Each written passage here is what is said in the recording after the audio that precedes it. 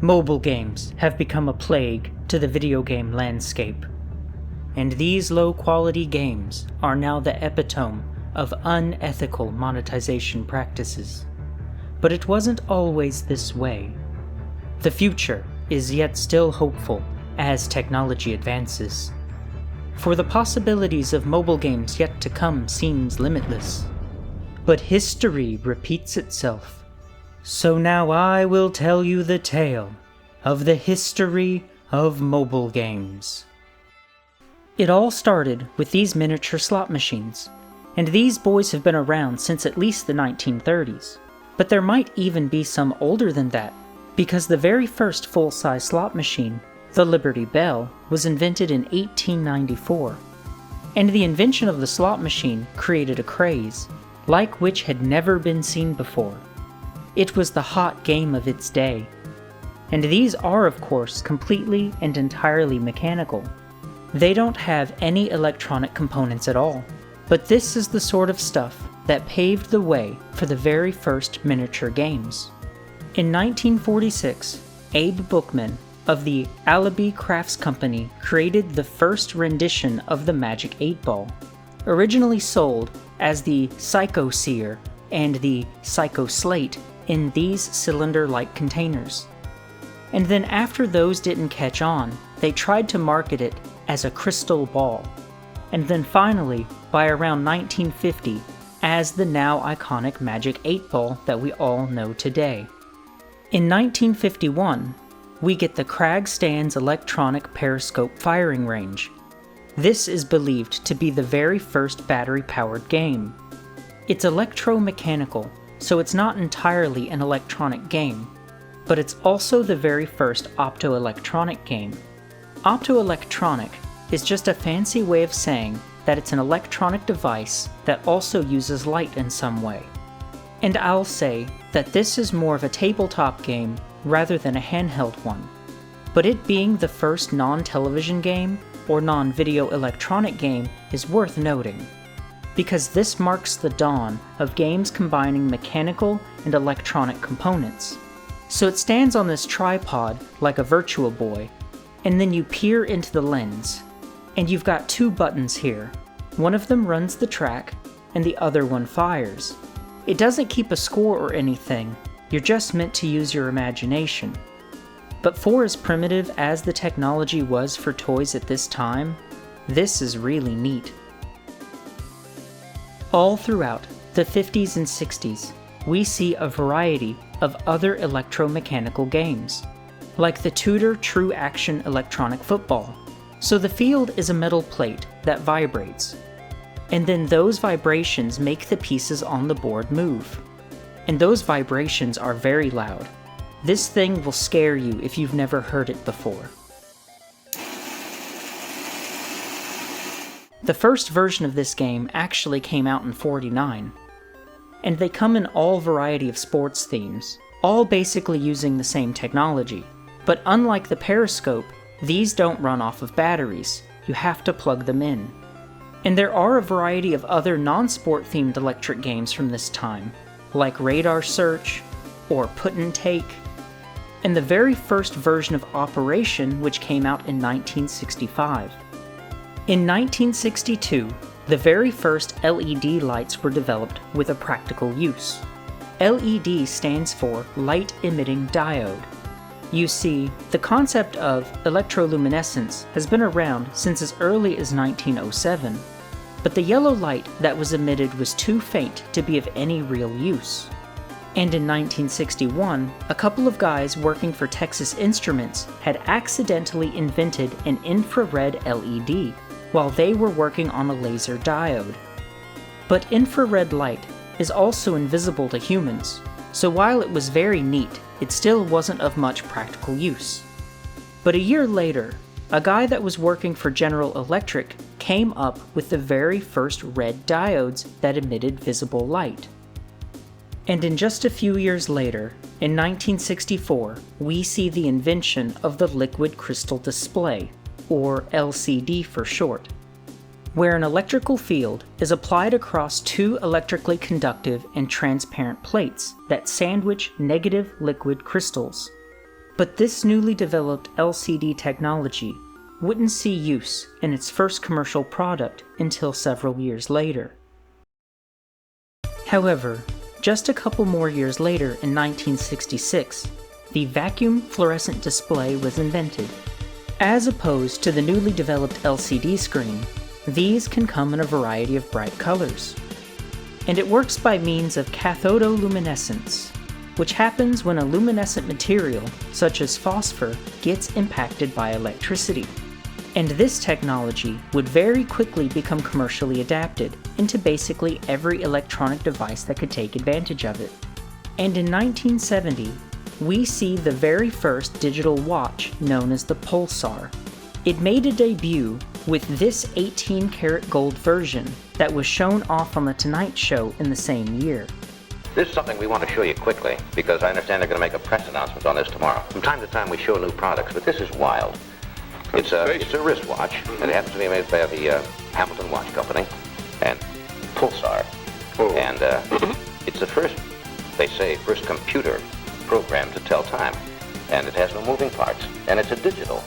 You've seen a digital alarm clock, right? Yes. Now watch the monitor. I'm going to have to hold this up. And I'm going to have to shade it so you can see. Okay, now take a close look first. Okay, you see that? Now I've got to shade it. You see this little button here? Now, watch what happens. What? It's upside down. Oh.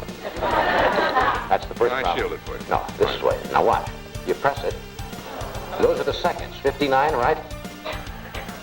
Oh. And now it goes dark. You press it again. 6:49, 0, 1, 2, 3. Oh, that's counts great. off the seconds. If you take it off, it goes blank. 6:50 and 9 seconds. 10, right? Is that wild? Oh, that's going to sell. That must be big. That'll sell.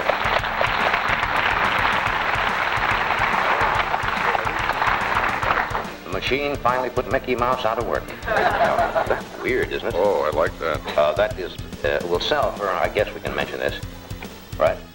It will be available to consumers next year. Will sell for $1,500.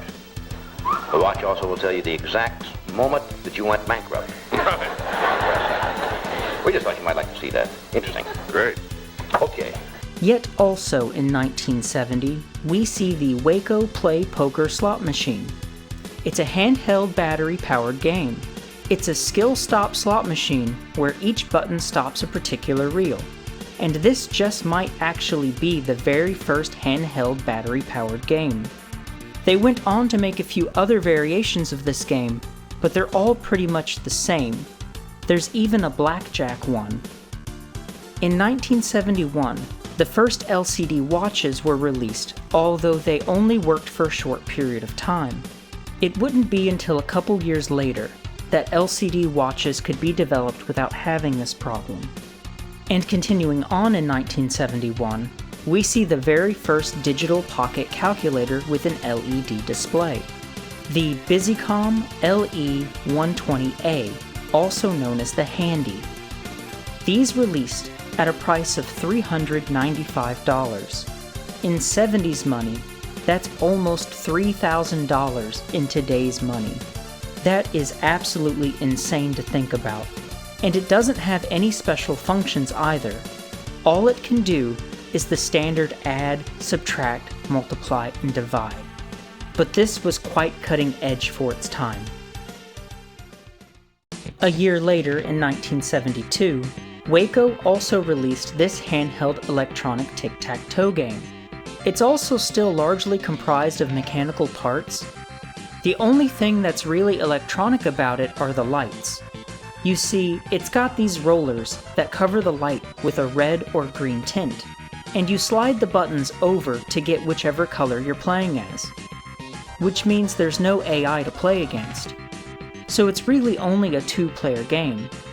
And then they made a second version of this game that has like an egg timer built into it. Waco also made this electronic horse racing game, and it's also another battery-powered slot machine type game. And then next, we got the Computer Derby horse racing game, also made by Waco in '73, which is also battery-powered. And again in '73, Waco developed the Compute-A-Dice. It's an electronic dice roller. You push in the button, and then that mechanically spins these two lights around to light up whichever dice they land on. Also in '73, the very first LCD pocket calculator was developed, the EL-805 from Sharp Corporation. Another and far more impressive technological breakthrough also came in '73, when the first handheld mobile phone was demonstrated by Martin Cooper from Motorola in New York City. But what's really interesting is that a mobile radio telephone service was envisioned ever since the early days of radio. And in 1917, a Finnish inventor filed a patent for a pocket-sized folding telephone with a very thin carbon microphone. The early predecessors of mobile phones included analog radio communications between ships and trains. But World War II prompted the big race to create a portable telephone device. So people around the world had been working on it for a very long time coming. And surprisingly, the first pagers were commercially in use since the 50s. With the very first telephone pager system being patented in 1949 by one Mr. Alfred J. Gross, with one of the first practical paging services rolling out just a year later for physicians in the New York City area. For $12 a month, you could get a pager that would receive phone messages within 25 miles of a transmitter tower. This system was manufactured by the Reeve Sound Company and was operated by Tel-Answer Phone.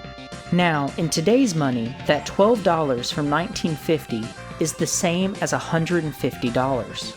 That sounds like a lot, but if you're a physician, you probably got it like that, especially for what would have been a cutting-edge technology at the time.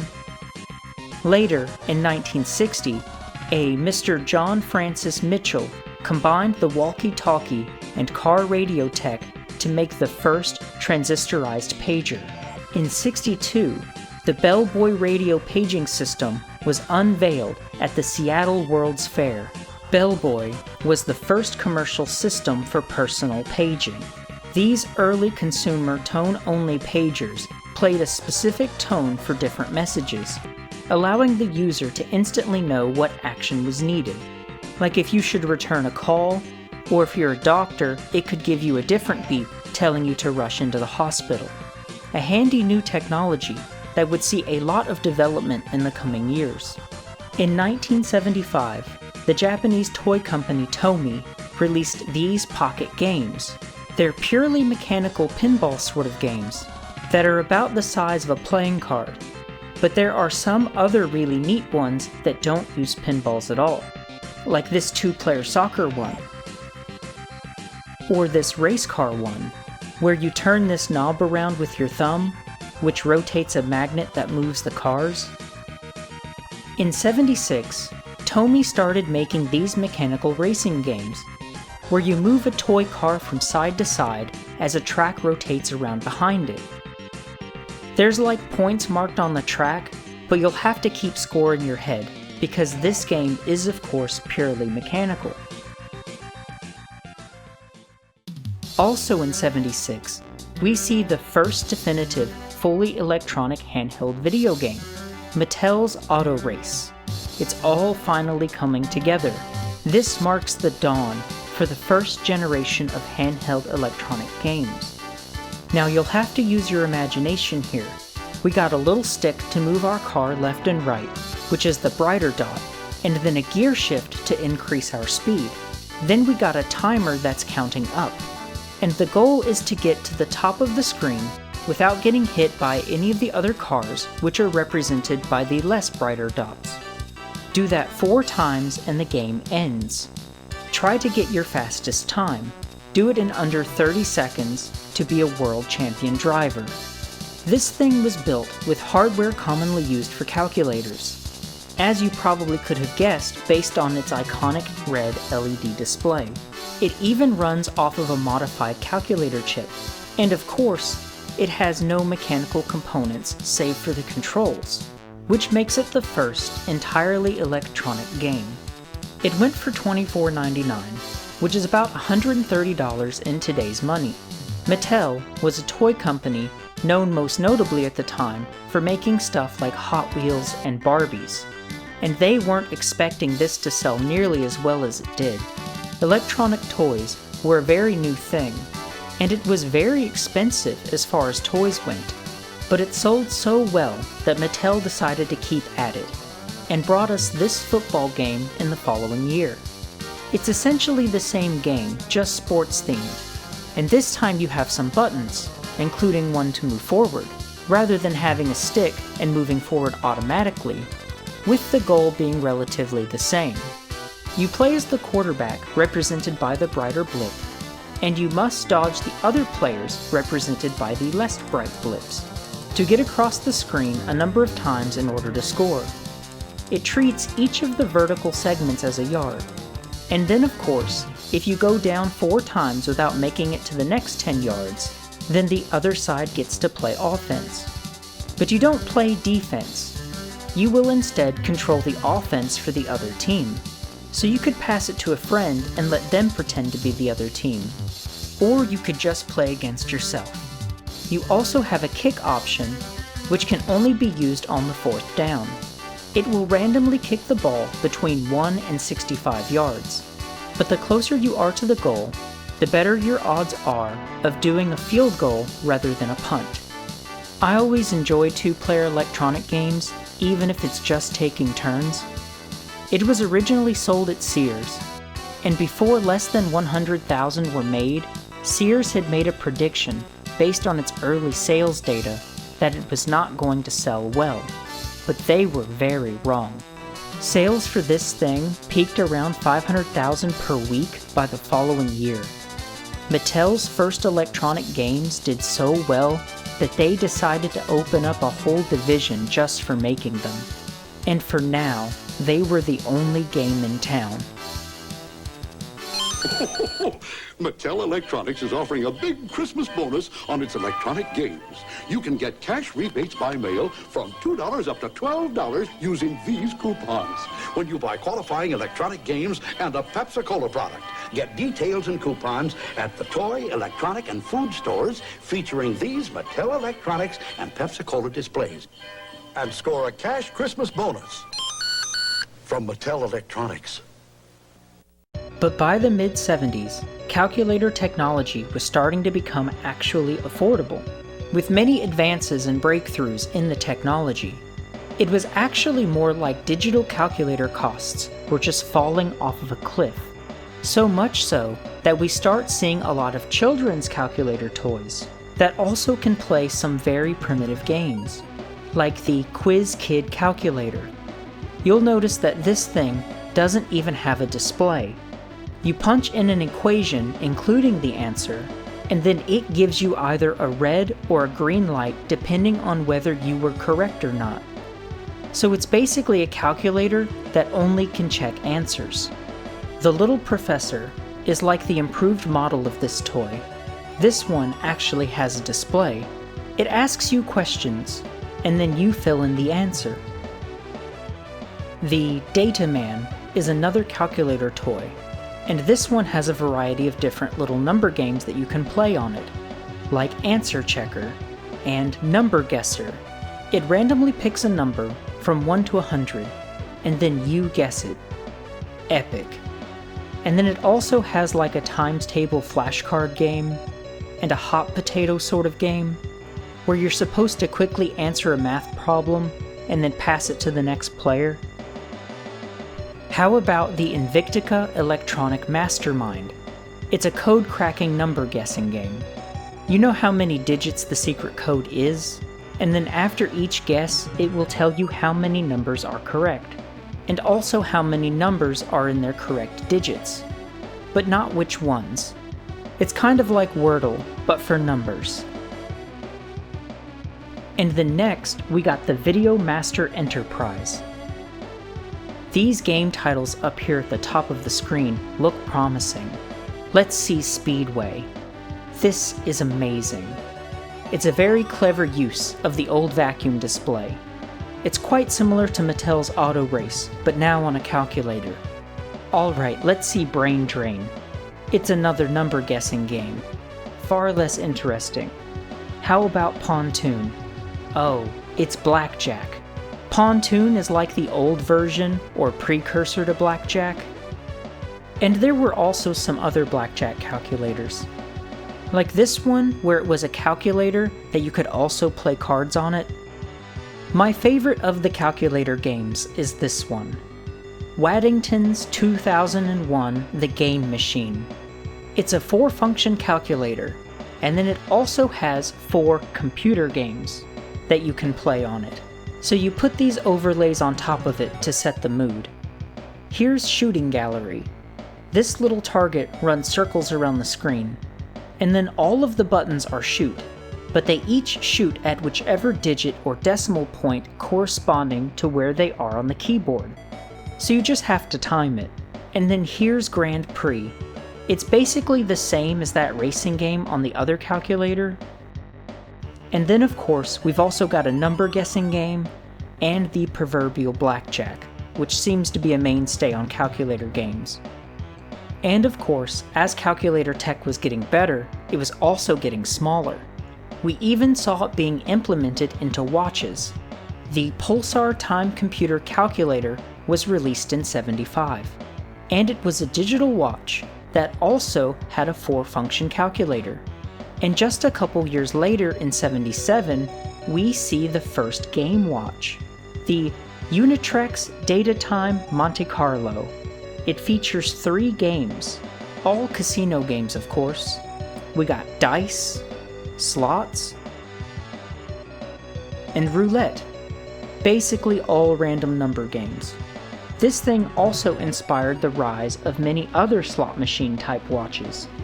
Calculator technology was rapidly becoming more and more affordable, but it still wasn't cheap necessarily.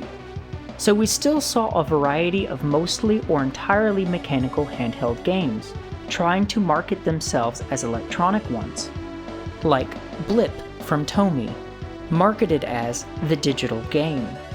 The name of this one is really funny because it's entirely a mechanical game. It's quite impressive actually. Somehow they made a mechanical version of Pong, but it's got an automatic scoring. And you can play it by yourself against the machine. And I say it that way because you're not playing against an AI. The LED that's under the hood just goes around in a predetermined path, and you're supposed to push the corresponding button that it's going to stop on in order to return the ball. And then it's got one of those egg timers that you have to wind up. The only thing really electronic about it is the light. Blip was released in '77 and sold for about $7, which is about $30 or so in today's market. So the mechanical games were still far more affordable than the electronic ones. Tomy also released another one of those mechanical racing games the following year with Digital Derby. Unlike the previous games they made, this one actually has other cars that you can collide into, but the premise is basically the same. You control a little car and move it side to side as the track spins around the back. But this one actually keeps a score. Try to get as many laps in as you can before the time runs out. And then you've also got a gear shift to go faster. If Blip is like a mechanical Pong, then this is like a mechanical version of Mattel's Auto Race. And of course, they also had to market it as a digital game when it is in fact entirely mechanical. In '77, Mattel's newly formed electronics division developed Missile Attack.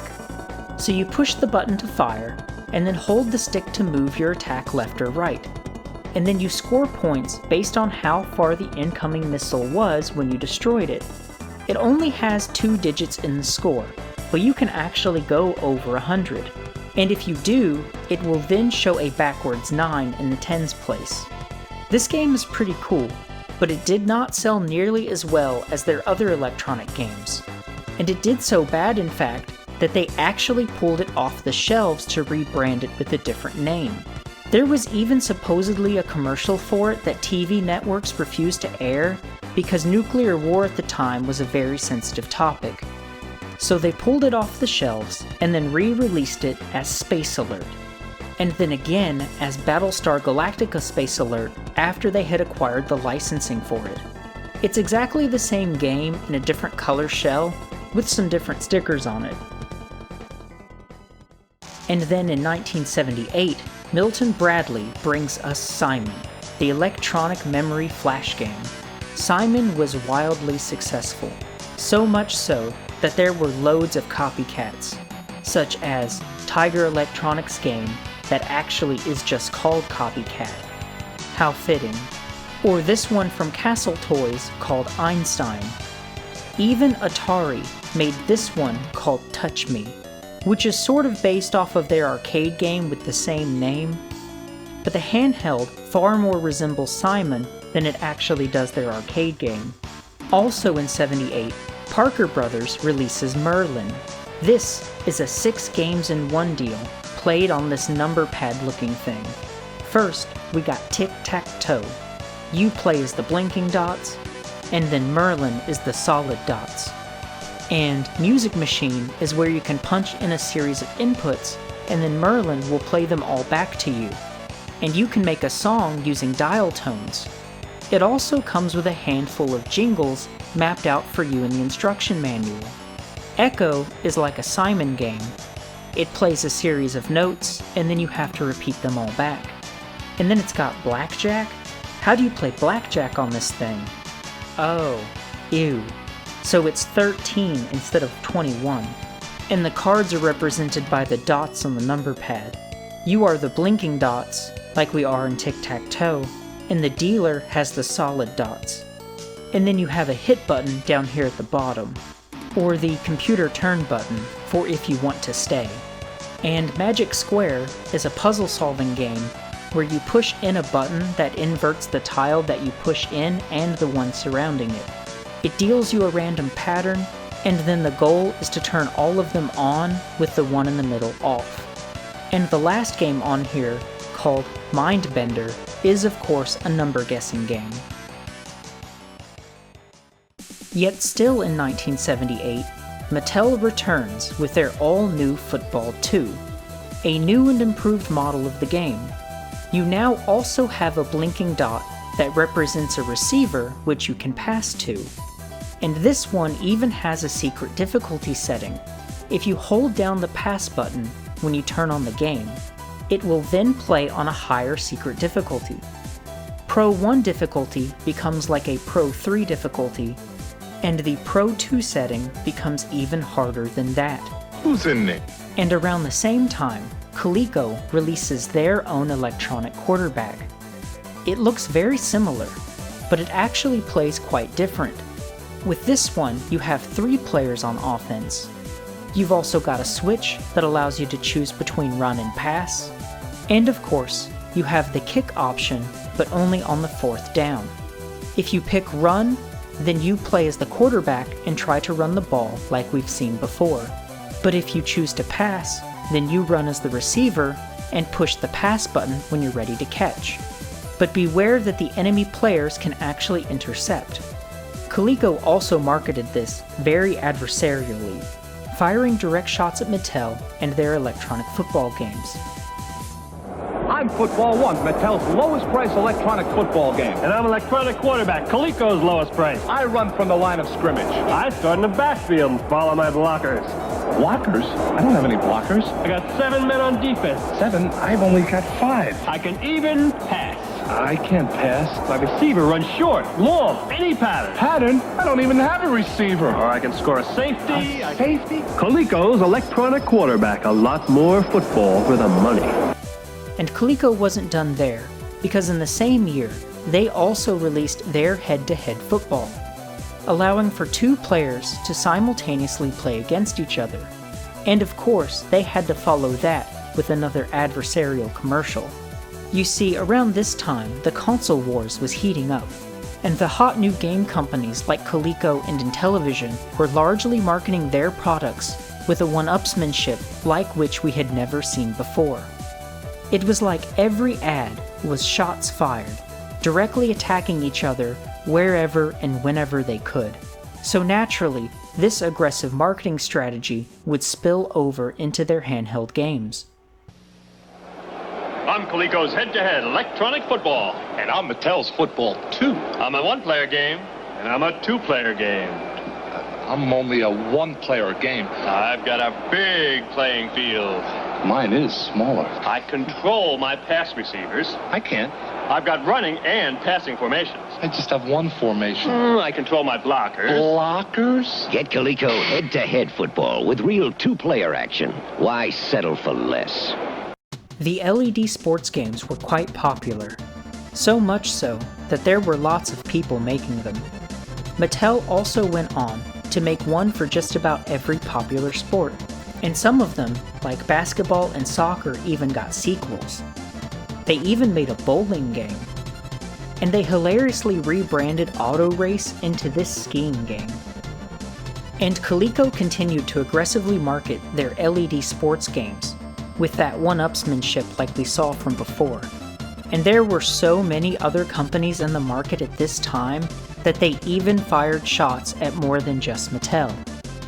Let's check the scoreboard and see how Calico's head-to-head electronic baseball stacks up against the competition. Sure, some games have base stealing and pitch selection, but for real two-player action, only head-to-head baseball has computed batting averages for each player, hitting for average or for extra power, 16 pitching variations, including a pitch-out, extra inning scoring, and more. It's no contest. Get head-to-head electronic baseball by Calico, now that you know the score. Here's Entex Baseball. It's about what you would expect, and then this is the Epoch one. But Epoch also made another baseball game that's entirely mechanical. And Epoch Football looks a lot like a clone of Mattel's football, but Entex went the Chinese bootleg route and called theirs Football 3, which is really funny because Entex never made a Football 1 or Football 2. They called it Football 3 to make it sound like a successor to Mattel's Football 2. But Football 3 also has a two-player head-to-head thing, and then Entex also made a Football 4. But a lot of toy makers were moving in on this growing market. Bandai was making these, Tomy was making these, the now infamous Tiger Electronics was making these, and there were lots and lots of off-brand companies making these or licensing and rebranding the pre-existing ones. But there were also lots more electronic games from this era that weren't based on sports, like Mattel's Subchase. You move a dot around the playfield, and then you have to listen to the sonar to find the invisible enemies. The closer you get, the faster the game beeps.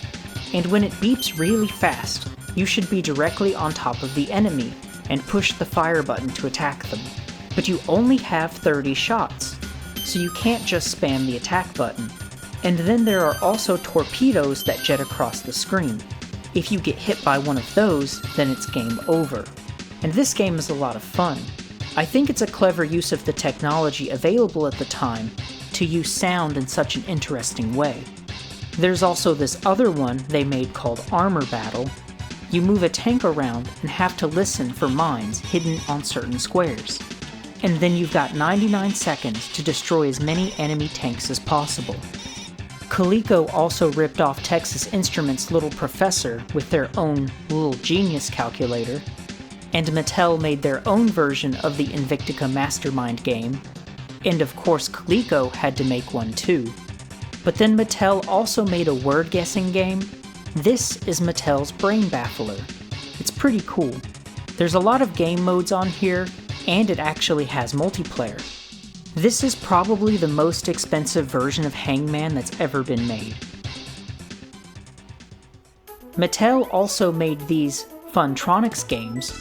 They're all two-player games, still just using the LEDs.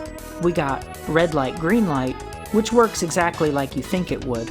Both players race to the finish by hitting their arrow key whenever the light is green. And of course, if you hit the button while the light is red, then you lose all of your progress. This one was also rebranded as Hot Wheels Drag Race. In Jax, you push this round button to pretend to bounce a ball, and then quickly hit all of the buttons that light up to represent the jacks you need to pick up, and then hit the ball button once again to finish before time runs out. And this game also has a two-player mode where you take turns. Tag has a sort of similar idea. Lights come up all around one at a time, and you have to quickly hit the corresponding buttons. There were also a variety of these LED pinball games that were quite popular, like Wildfire Pinball. Parker Brothers made this. This is really cool, considering that the entire game is just lights. And it's got a super hype commercial for it too. You played a lot of pinball, but here's the ultimate pinball challenge.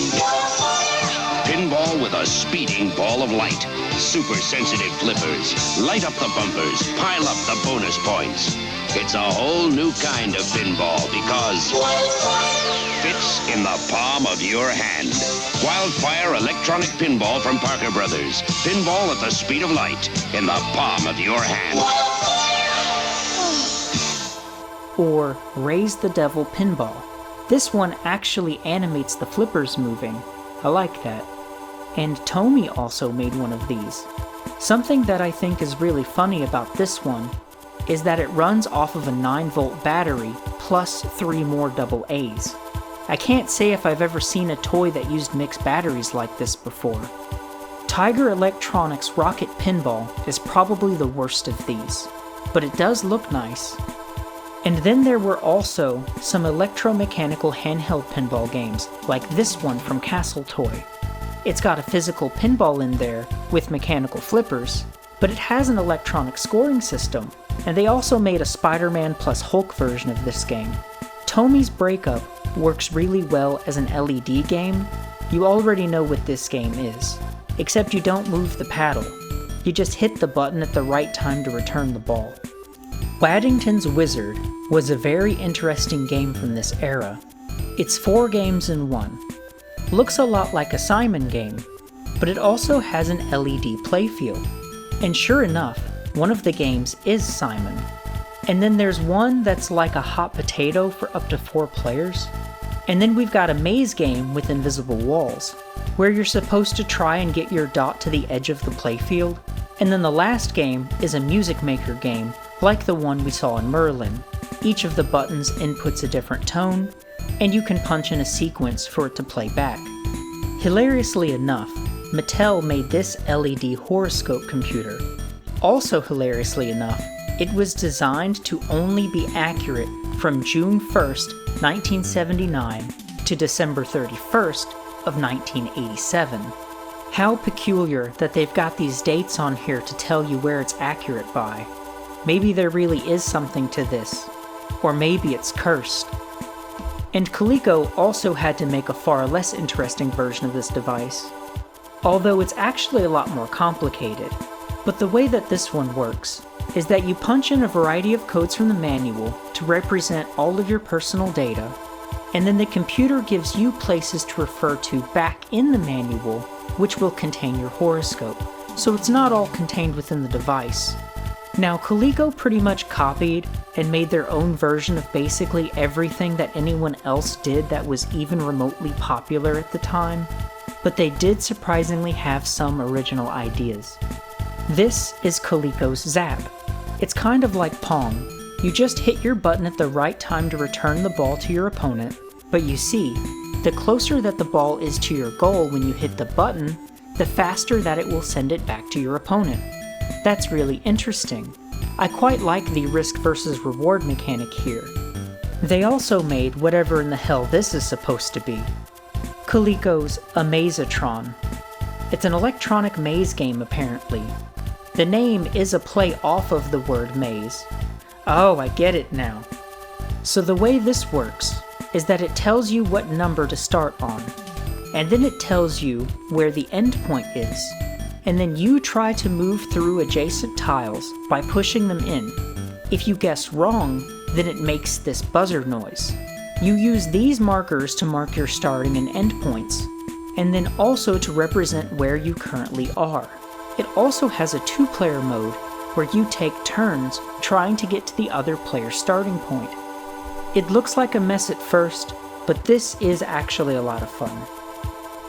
They also made this Space Blaster game. It projects the game onto a wall, and it gives you moving targets to shoot at. Your cursor or crosshair is the blinking dot, and then the circle thing that's moving is the target. This is super cool, especially for the time. Very interesting. Coleco also made this fine piece, Coleco's Race Through Space. This is an electromechanical game, where you control a little ship inside the view, and then it runs a track in the background with some meteors in the front for you to avoid. And it also actually tracks your score. This is probably the coolest version of these mechanical driving games, and they are very rare by today. And it's even rarer to find a working one. So if you've got one of these, they're worth a small fortune. Towards the end of the year, in November of '79, LCD screen technology finally was ready to see implementation in what is regarded as the very first handheld video game system, known as the Microvision. It was developed by Jay Smith, who happens to be the same guy that developed Mattel's first football game, and it was published by Milton Bradley. So the way this works is that the games are built into these interchangeable faceplates, with each one coming with their own screen overlays and button layouts.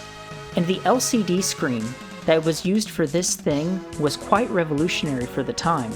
So it's got a 16 by 16 pixel screen, and it has the ability to light all of the pixels in an entire row at once. You see, this was sort of a technological marvel, because other LCD screens at the time could only use up to about 3 rows at once. This thing launched at $49.99, which is about $200 in today's money, which is really about as much as handheld systems have always gone for. It launched with 4 games, and then 3 more were released before the end of the year. Something else that's really neat about the games is that the system itself doesn't contain any kind of processor. The CPU is in each of the individual games. And as revolutionary as the Microvision was, it was heavily flawed, causing it to be short-lived. The first thing was that the screen was prone to rotting. The manufacture process for making these was likely leaving many of them contaminated. There's a lot of layers to making screens like these, and even just a single misplaced particle or contaminant can lead to the whole thing being ruined. And these are also speculated to have poor sealing as well, which causes the liquid crystal to slowly leak and darken until the entire screen becomes solid black and unusable, even though the game could still be running. Another way that you can very quickly destroy an LCD screen is to leave it out in the sun. If it gets really hot, that will also instantly ruin it. So the screens of the Microvision were prone to going out. But the next thing is that the buttons would wear out super quick, because all of the buttons were only covered up by a very thin layer of printed-on plastic. The button overlays could be stretched out and torn very easily, and if you had long fingernails, you could find yourself touching the exposed buttons underneath of the cover very quickly. And a very strange design choice is that many of the games were programmed to give feedback when the button was released, rather than when it was pressed in. So if you didn't know any better, you might push the button in harder and harder, trying to get the confirmation and satisfaction that a button has been pressed, which would also just wear it out faster. And if that wasn't enough, the games contain the CPU, and they are built right into the interchangeable faceplates. And they also didn't feature any kind of static discharge protection, so every time you took the cover off, you would be exposing the cart of whichever game you took off to potentially game-destroying static discharge. And you could even destroy it with a static discharge just by using it properly while it was all together. Because a person could easily build up enough static discharge, which could get through the faceplate, and the amount that it would take to kill your game wouldn't even be an amount of static discharge that you could feel. It was so bad that somewhere around 60% of Microvisions were being returned as defective. So after a short-lived 2 years, they decided to pull the plug on it, but not before releasing a total of 12 games, one of which was exclusively released in Europe. And our champion engineer that designed the Microvision had also designed a Microvision 2 that would never be released. It had a backlit 32 by 32 pixel screen, which would have been absolutely insane back then. But it was denied because of how many problems the company was having with the first one. And to make matters even worse, they were receiving infringement lawsuits over some of the games that they had released for it. So in 1981, the very first handheld gaming system was put down.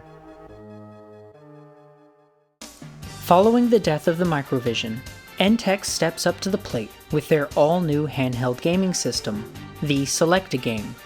This one opted to use a vacuum fluorescent display rather than an LCD, which also allows it to have these two bright vivid colors.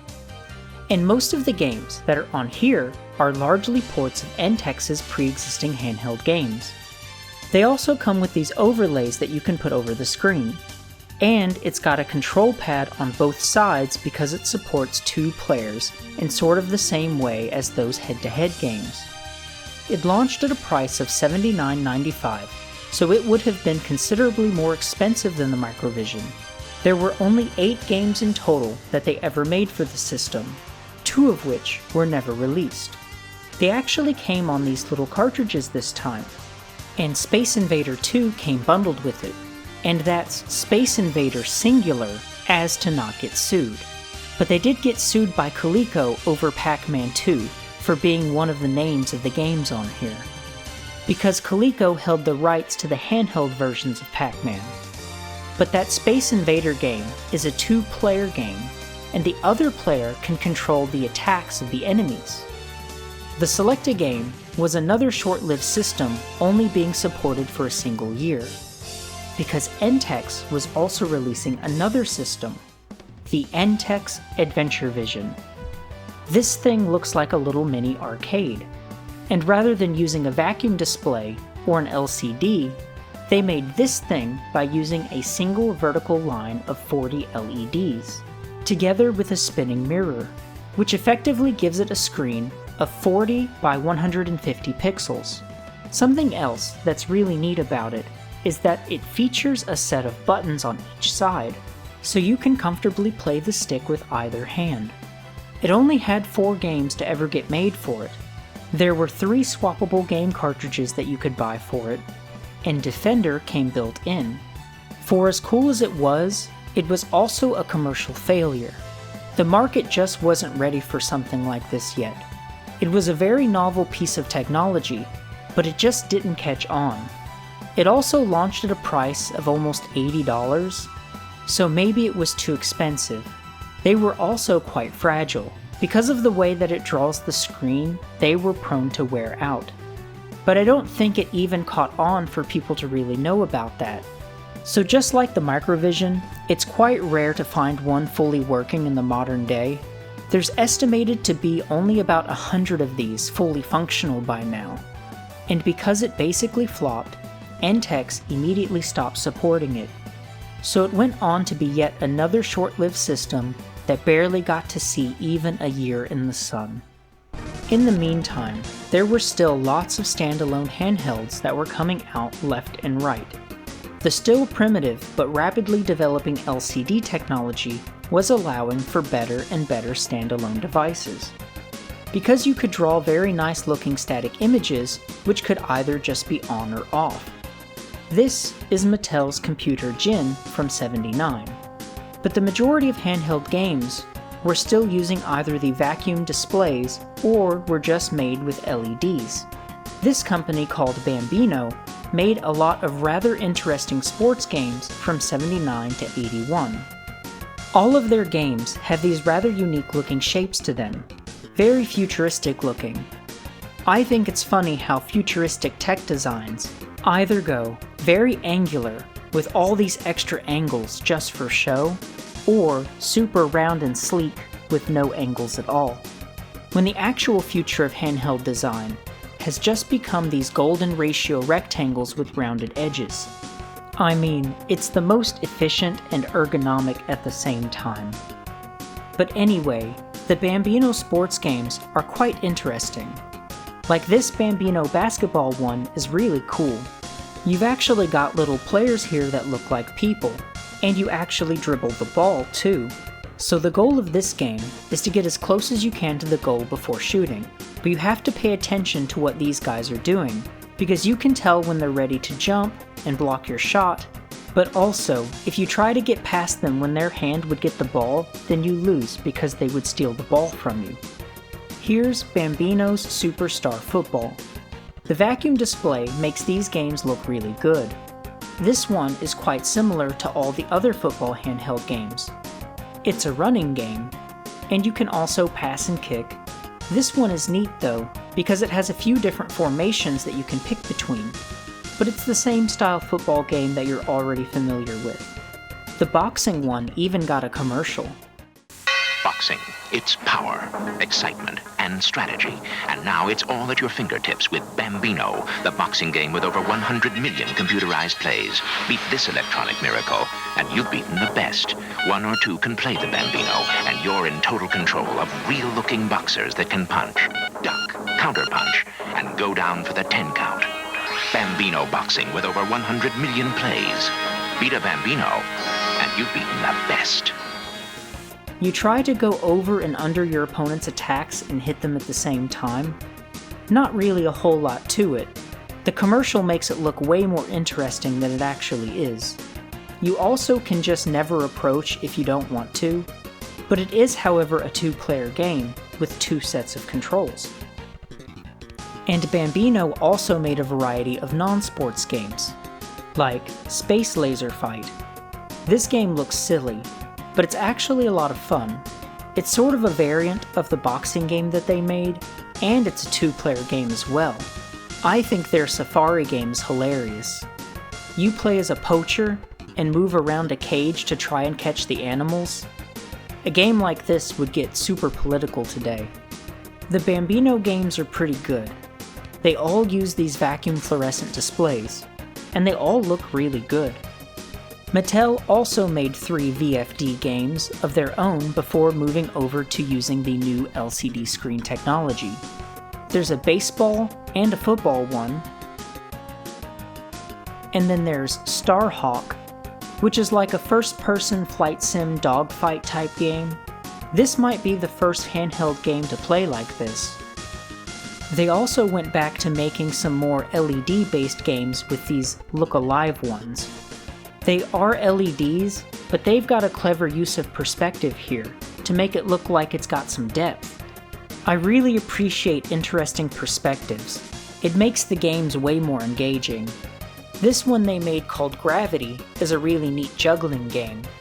It's got 3 games on it, and you can pretty much tell what the deal is just by looking at it. They also made another one of those games using a pretend radar. This is Ian, the Invisible Alien Neutralizer. It beeps in different ways to let you know when one of 2 different types of enemies are nearby, and then you shoot them. It's also a really complicated game for a children's toy. Basically, you build up energy as time goes on, and then everything you do spends that energy, and destroying aliens gets you back some energy. But it takes a certain amount of energy to destroy them, but you can also stun them by spending a different amount of energy. And if you don't at least stun them, then they can attack you and steal your energy. You've also got some different frequencies that you can search on, and then you've also got a repel button. There will be 4 encounters in each playthrough, and after they've all been neutralized or run away, then your final energy count is your score. And you can refer to this chart in the manual to see how good you are. Want to play Electronic Dracula? You'll go bats playing this game. To find my gold, you must battle Wolfman. Then my vampire bats. They're tricky, aren't they? One of those coffins contains the gold. Take the wrong one and I fly out to stop you. It's so much fun. It will make you smile. Electronic Dracula by Epoch. Coleco also went on to make some more LED games as well, like the Bowltronic, an LED bowling game. I also like how this boy is really long to make it more resemble a bowling alley. This thing is like 15 inches long. And they also made some more of these head-to-head games, like hockey, soccer, and boxing. The boxing one is a lot more fun than that Bambino game. This game is fast-paced, and you can move all around the ring. It's exciting. I really like this one. And then they also made a system with swappable games similar to their head-to-head series. The way this one was sold is a bit goofy though. So it comes with football, but then the other 3 games just come all together in a separate package. And that's all the entire library. They didn't even come individually either. So why not just have it all in the same package? I wonder if they had intended to make more games for this and then just never did. But another quirk about it is that the games are not cartridges at all. They're just overlays that when plugged in tell the machine which game to play. So they probably couldn't have even developed more games for it even if they wanted to. Anyway, it's called the Total Control 4. And it does have 4 games in total. But it's called that because it actually supports 4 players, with each player controlling their own dot on the field. So that's really cool. Man, listen up!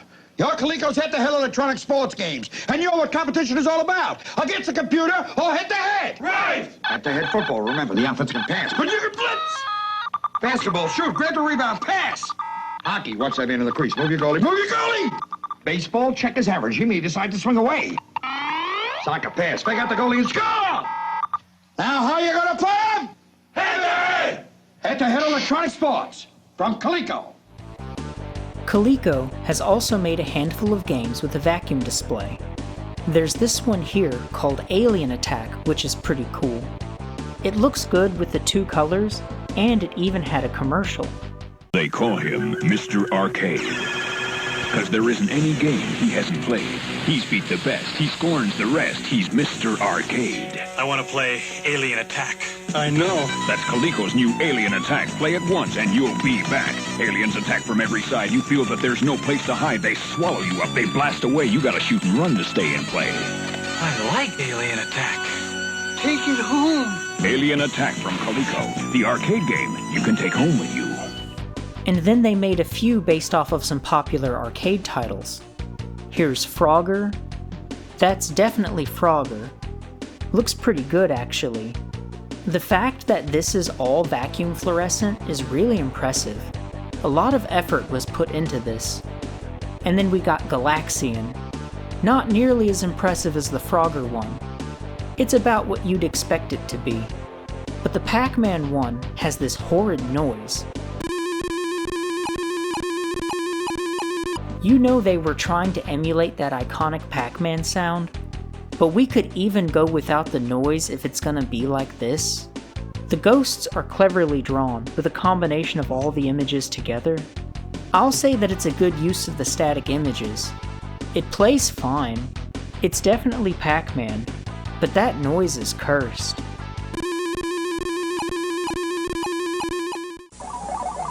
Hey, that's Frogger! Yeah, it's the official tabletop version of the arcade game. It plays the same. Where'd you get it? Mr. Arcade is here. Galaxian, it's mine. Pac-Man. You want to take it home? Yeah. My own Pac-Man. Mr. Arcade, could you? Donkey Kong? Donkey Kong, the official tabletop version. Frogger, Donkey Kong, and Midway's Pac-Man and Galaxian. The arcade games you can take home with you from Calico. Entex was also in the market of making some cool new VFD games. There's a few with the mini arcade sort of design, like this one called Crazy Climber. A lesser known arcade title made by Taito. Here's what the arcade game looks like. So you can see that it's pretty well represented in the vacuum display. This game has a rather unique control style, so it's a one-player game, and you climb by alternating up and down at opposite times with each hand. In this handheld version, your character is just a dot, but when you see the arcade version, it makes a lot more sense. This is a really cool game, and they made a really fun VFD version of it. And then they also made one for Spiders, another lesser-known arcade title. The arcade version of this game is sick. I love the aesthetic and the trippy visuals, but the handheld version that they made for it looks like a generic version of Space Invaders. Handheld technology at this time just wouldn't have been able to do this game justice. But they did make a Defender game in this style. It looks good, and it plays just fine. I love how when the screen blows up, that it lights up everything. It looks crazy. Something about Defender that always bothered me is that you have a control stick, but it only goes up and down. And then you essentially have a gas button to move forward. And then you have a separate button that turns around. And all of that could have just been consolidated into the stick. But in like fashion, all of the nuance of the traditional control scheme is represented on NTEX's mini arcade version. Also, Stargate is the sequel to Defender, but sometimes you see stuff titled as Defender 2 instead, and that was largely for legal reasons. Home console versions mostly had to go with Defender 2, so it's neat seeing this one called Stargate. NTEX also made a VFD Defender game in a traditional handheld style, now featuring a game speed knob. I really appreciate the design of this device. I appreciate this far more than the oddly shaped stand-up ones. They also did a Super Cobra one in this style. I think this game translates really well into a VFD game. It looks sharp. But my favorite of the VFD NTEX games is this one called Galaxian 2. When you see it this way, it sort of looks like there's buttons on each side for both of your hands, but you don't hold it that way. The buttons on each side are actually for separate players. And this one's got 3 colors. It's really cool to be able to have a second player to play as the bad guys. Adding an extra color just to represent some stars in the background is a really nice touch. It actually feels like it's scrolling too. And it's the little stuff like this that makes a good game great. Also around this time, Parker Brothers was still pumping out their electronic party games. First, we got Split Second. It's got 5 race against the clock games, and after you complete whichever game you picked, then it will display your time, down to 1/10 of a second. So the idea is that you would pass it around and see who could get the fastest time. And the games that you can play on here are pretty alright. First we got Mad Maze. Just move to the goal as fast as you can. It's also got a mode where it shows you the maze briefly before going invisible, and then another setting where the maze is just completely invisible from the start. And then we got Space Attack, where you've got to chase around and line up a crosshair on an enemy ship. And this one has a second mode where the ships try to avoid you by moving in random directions. Next is Autocross, where you pretend that this dash is a car. And you've got to quickly navigate through a series of gates and around some poles. And then Stomp is a reaction and reflexes game where you push the correct directions as they appear on screen. And lastly, we got Speedball. On this one, you control the snake, and you've got to encircle the ball to capture it. This device has a lot going for it just being an LED game. And the sounds are also rather satisfying, unlike that horrid Pac-Man game. But it also released at around $40, which would have been a lot for a game like this. That would be almost $150 in today's money. This game is really cool, but I don't know if it was worth that even back then. Next we got Bank Shot Electronic Pool. You can pretty much tell exactly what this is from the commercial. It's also got a few different modes, but it's still all pool of course. The way that you get to choose your angle and the way that it handles angles is really neat for an LED game. And then when you go to shoot, you hold in the button as you hear a note rising in pitch. And when you release the button, determines how much power you put behind your shot. So now we've even got an LED pool game. And surprisingly, Parker Brothers was the only ones to ever do it. Next we got another quick reaction based game from Parker Brothers with Reflex. One look at this and you already know what the deal is. But it's also got some different modes. First, we've got a juggling game where you just hit the ball back and forth. And then we've got a 2-player heads-up version of that game. Then there's another 1-player game where the ball spins around and you've got one button, if timed correctly, speeds up the ball, and another one that launches the ball for your final score, with of course the goal being to get it as fast as you can without missing. The next game that you can play on here is trying to find the spot where the two spinning lights converge. And then there's also a 2-player version of this game where you take turns guessing to see who is the most accurate. The reflex definitely makes for a fun novelty item. Probably not something that you'd hardly much play by yourself, but it does make for a good party game. And then following up the reflex, Parker Brothers also released the all-new and improved Master Merlin. It's basically the same device. It's got a total of 9 games this time, but you already know how this thing works. There's only so much fun to be had with an LED number pad, but I will say that the box it came in makes it look very cool. Parker Brothers wasn't the only one making electronic party games. Castle Toy brought us this party trick called Name That Tune. It comes with some play money, and you're supposed to take turns to place bids on how few notes you can guess a popular melody, and you can program your own as well.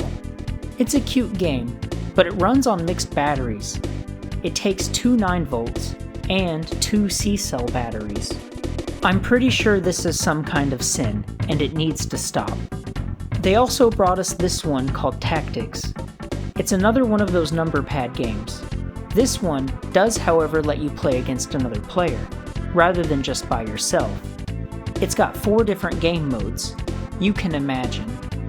But something really neat from Castle Toy in the early 80s is this racing game, the Newport 500. It's an electromechanical game where you turn a little steering wheel to move a toy car from side to side in order to dodge these other light-up cars, which are lit up by LEDs.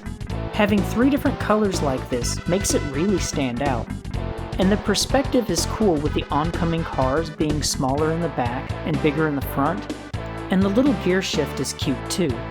So we were still seeing a whole variety of different types of handhelds, but it was like from here on out, Mattel would pretty much only make games using the rapidly evolving LCD screen technology.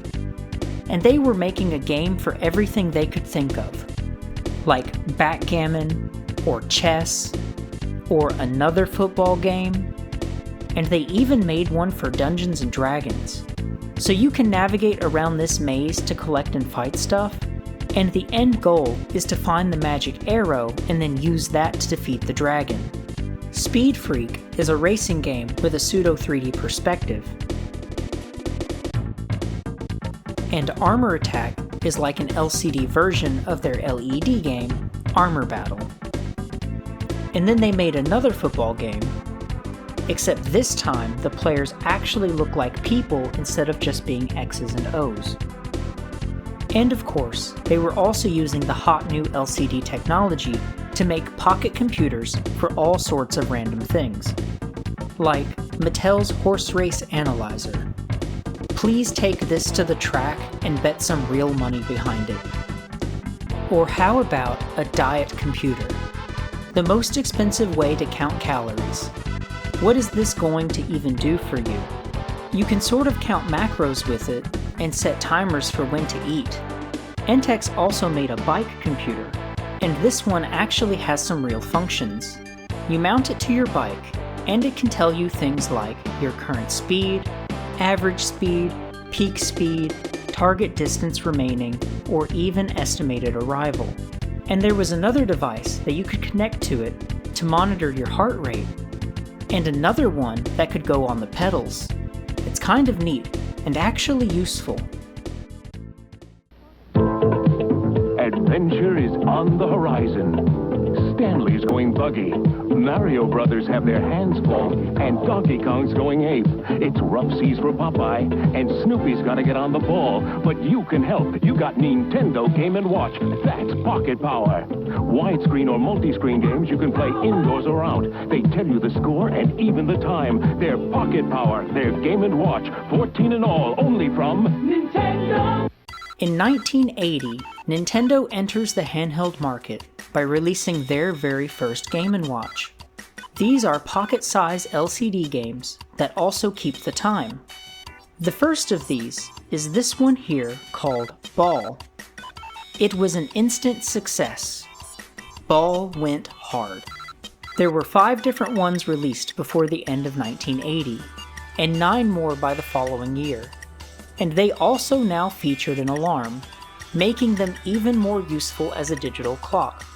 And by '82, they were starting to make Game & Watch versions of popular titles like Mario Bros. And Donkey Kong. And many of these would have 2 screens built into a foldable case. And the iconic D-pad was specifically designed as a means to port Donkey Kong as a Game & Watch.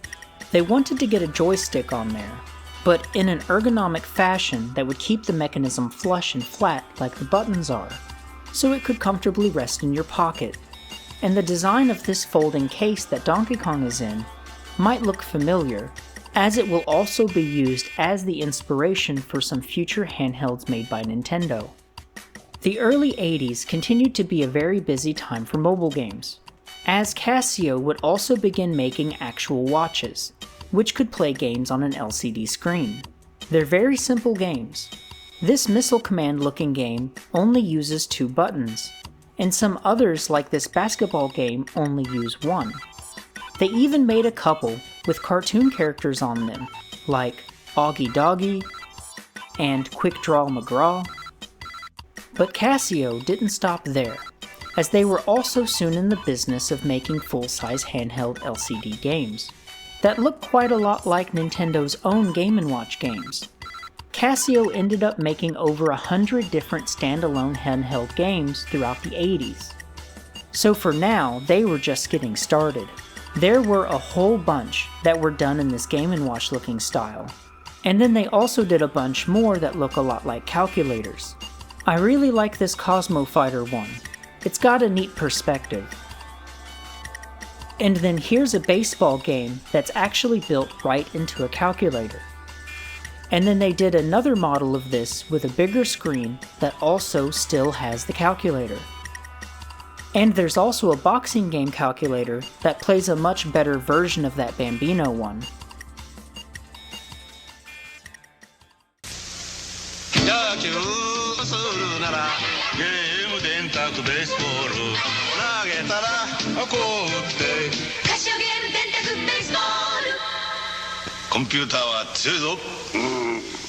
In 1981, Entex made this really cool first-person maze game on an LCD handheld.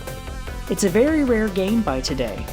They had also planned to release this game using the D&D license as Treasure Quest, but Entex thought that D&D was just going to be a passing fad, and decided not to acquire the license for it. And in the same year, Entex also released this LCD racing game that features a little steering wheel as the control. It's got some great scrolling effects too, and you actually get a sense of speed while playing it. It all goes to show that a good perspective can really do a lot for a game. Makes it look like there's way more going on than there actually is. And continuing on, in 1981, Radio Shack breaks into the handheld market. They may have made some of their own, but the vast majority of the Radio Shack games were redistributed, relicensed versions of pre-existing games. Radio Shack worked together with a company called Tandy that was also in the business of redistributing handheld electronic games. And this is how a lot of foreign-made electronic games would see their way into the States. They licensed a lot of games from companies like Gawken and Bandai. Pretty much all of the Gawken games that got released were re-released by a different distributor under different names, but Bandai actually did publish and release a lot of their own games in America. And Bandai was also making LED games similar to the Mattel ones since the late 70s. And then they also made a handful of VFD games too. But Bandai really took off on making lots and lots of these LCD handheld games. Even ones with licensed properties, like Ultraman or Gundam. And American developers would also soon start following that trend, like Mattel's Masters of the Universe handheld. Meanwhile, Coleco also started making these mini arcade tabletop games with popular arcade titles, like Berserk, or Donkey Kong, and Donkey Kong Jr. They also did one for this lesser-known arcade game called Omega Race. We also got Miss Pac-Man and Sega Zaxxon. Parker Brothers also decided to make a Q*bert game in this style. It's so odd seeing Parker Brothers publish electronic games, but they're always really good.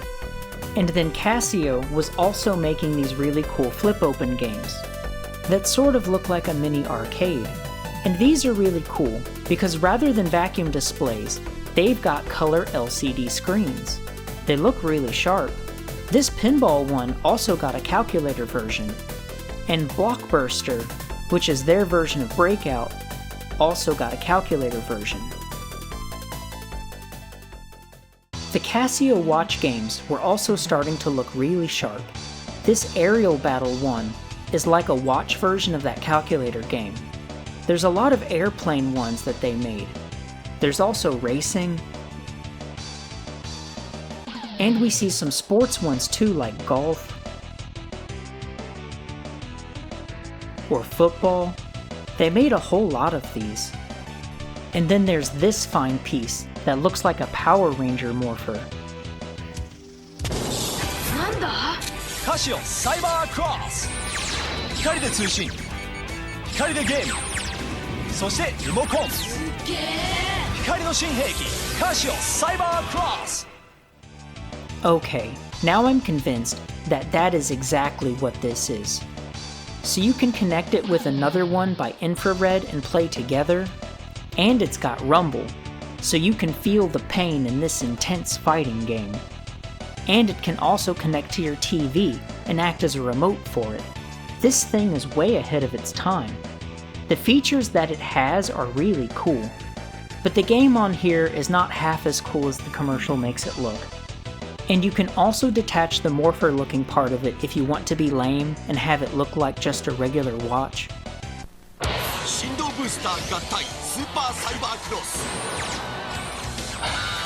感じる光ゲーム光トーク持ちリモコンビビッと感じる光の新兵器カシオスーパーサイバークロス And Casio kept on keeping on with their regular electronic games. And they started to use a template like this one throughout the mid-80s. They made a whole lot of games like this. They're all decent enough games. But just as soon as Casio got a taste for making handheld games, they very quickly flooded the market with them. Something really cool that they did, though, was they had made a series of handheld games that could run off of solar power like the way that calculators do. And it would make sense that they'd be the ones to do this, because a lot of these electronic handheld games would run off of similar hardware.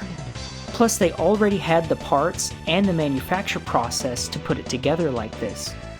And they made quite a lot of solar power ones as well. It's a really cool idea. It's too bad that more brands didn't do this. And then towards the mid-80s, Casio games started to use a different template that looked more like this. And none of these ones are solar powered. And they also made some that had really unique looking cases, like this one that has a flip open lid, or this one with a 3-part fold. And then Casio also made this really cool thing in '83. It's a fold-out LCD game, but it's also a fully functional radio. Very cool. Starting in '81, and all throughout the '80s, VTech needed to get their hands in the cookie jar as well. And of course, the vast majority of all their games are like rip-off versions of other stuff. Like these games are all obviously trying to look like Game & Watch games. They even called these time and fun games, if it already wasn't obvious enough. And then they did some that look more like a stopwatch called Sporty Time and Fun. And then they also did some with the 3-part fold-out design like those Casio ones, which also were probably heavily inspired by Nintendo's Game & Watch fold-out games. Although I don't believe that any of the Game & Watch games have a 3-part fold. There's the ones that fold up like a laptop, And then there's the ones that fold open like a book. But I don't think there's any Game & Watch games with a 3-part fold. VTech was also making some calculator games like this one. Now I wonder where they got that idea. They were even making LED games that look a whole lot like the same ones that everybody else was doing. VTech calls this one Invaders, but just about everybody that made handheld electronic games had made one like this before. They must have really liked this one because they made another one called Sonic Invader. They also did some mini arcade-style games that look suspiciously similar to popular arcade titles. I mean, one look at this, and you can immediately recognize it as Donkey Kong. Or this one that's basically Pac-Man. VTech's Chicky Woggy is my favorite one because it's like reverse Pac-Man. You gotta go around and lay eggs to fill up the map instead of clearing it. They even ripped off Talking Baseball. But they took that idea and ran with it to make a talking pinball game, which is actually kind of cool. Welcome to the Pinball Wizard.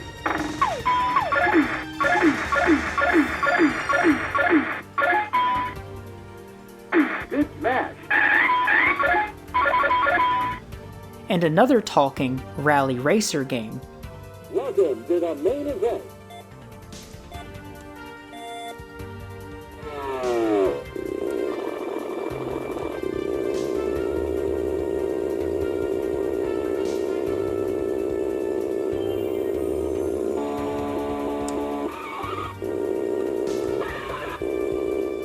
All the sound effects, and not just the voice samples, sound really good actually.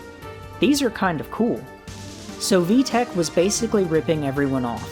But in '83, they made a handheld system with swappable games, called the VTech Variety. The system itself is pretty much just the buttons and a place to put batteries, with the screens being built into each of the game cartridges.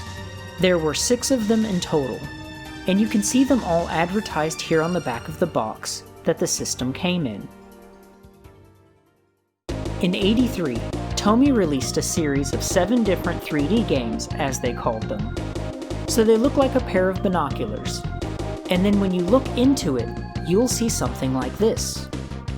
They're all using color LCD screens, featuring a dynamic perspective to try and sell it as a 3D game. I think the racing one looks the best. But this one where you fight sharks is probably my favorite. So you obviously shoot the sharks as they come up from the bottom of the screen, and then any of the ones that you miss circle back around to the top, and then you have to avoid them. The colors on these games are vibrant and striking. The Tomy 3D games are a pretty good time. Nippon Telegraph and Telephone launched the world's first cellular network in Japan, with the Dynatac 8000X as the first commercially available handheld mobile phone, at the enormous cost of $3,995. That is almost $12,000 in today's money. Exorbitant, to say the least. And that massive price came with a battery that only lasted for 30 minutes. But you gonna look super cool talking into one of these. A year later, in '84, Palmtex released the Palmtex Portable Video Game System, later renamed as the Super Micro, and it was yet also marketed as the PVS Command Console. It's got 3 games in total, and one of them could come bundled together with the system itself in a deluxe pack, and it wasn't always the same game either, but it was also repackaged and rebranded a handful of times. Now the very first thing about this system is that it is very fragile and made quite cheaply. So the games themselves plug into the top of it, and they each also have their own screen. The system itself has a fully black LCD matrix for a screen, and you see the graphics by it not blacking out certain segments where graphics would be shown, and then it's also got a separate light compartment that snaps onto the top of it, to shine a light through it all so that you can see it. But this light compartment was made not with LEDs, but with just regular light bulbs. So most of them either don't work at all or only hardly work. And even brand new back in the day, it wouldn't have been very bright. But you could also just hold it up to a window or something and see it probably better than the light compartment would let you. Also, both the system itself and the light compartment require separate batteries. And the backs that cover the battery slots are super fragile and are prone to break every time you open or close them, because the whole thing is just made of this incredibly cheap plastic. Okay, so let's have a look at the controls on here. So those big concave square-shaped buttons are actually directional pads. And they're 8-way directional pads. Very interesting. And then these lettered buttons here in the middle, on the top row of each of these letters respectively represent reset, music, and pause. And then the bottom row, those A, B, and C buttons are the action buttons. Then that white strip right besides the letter buttons is the on switch. Being in a spot like that, I could see where you might accidentally turn it off while in the middle of a game. But anyway, here's what the games look like. Nothing special. It's really hard to see them because of the way that it displays the graphics. And they're just like all the LCD games that you've ever seen before. The Super Micro did not sell well for obvious reasons. It was just not a great product. And it also didn't help that right around this time in America, video game sales in general were falling off of a cliff. Palmtex had probably intended to make more games for it, but all we got are these 3. Continuing on, in '84, Bandai releases the Digi-Kase, but only in Japan. It was eventually released in Europe a couple years later, but I don't believe it was ever released in the States. There were 10 games in total that they made for it, and it came with 2 packed in. And it also had some different packages. So the 2 that it came with depended upon which deal you got. And as far as I know, they weren't sold separately either. So I guess you're only meant to play it with the 2 games that it comes with, unless you want to buy a whole nother set. They slide right into the top of it, and the games themselves each have their own LCD screens built right into them. The Digi-Kase also has a different button layout between the Japanese and European releases, probably to make it look more modern and appealing to Western audiences. I really like the design of this. Of course, the games on here are just the same style LCD games that we're all familiar with. Also in '84, Epoch returns to bring us the Epoch Game Pocket Computer, also known as the Pokécon. There were a total of 7 games that were made for it, 2 of which were built right into the system. This one is really cool because it actually draws graphics with a dot matrix. The game cartridges slide into the side here, and the system comes with a blank dust cover cart plugged into it. The controls have an 8-way directional pad, and then we got 4 action buttons. The 2 games built into it are a puzzle game and a drawing game. The graphics are the coolest part of this thing. It's got some sound and even plays a bit of music, but it's nothing special. It's only got 1 audio channel. But the sound it makes is charming.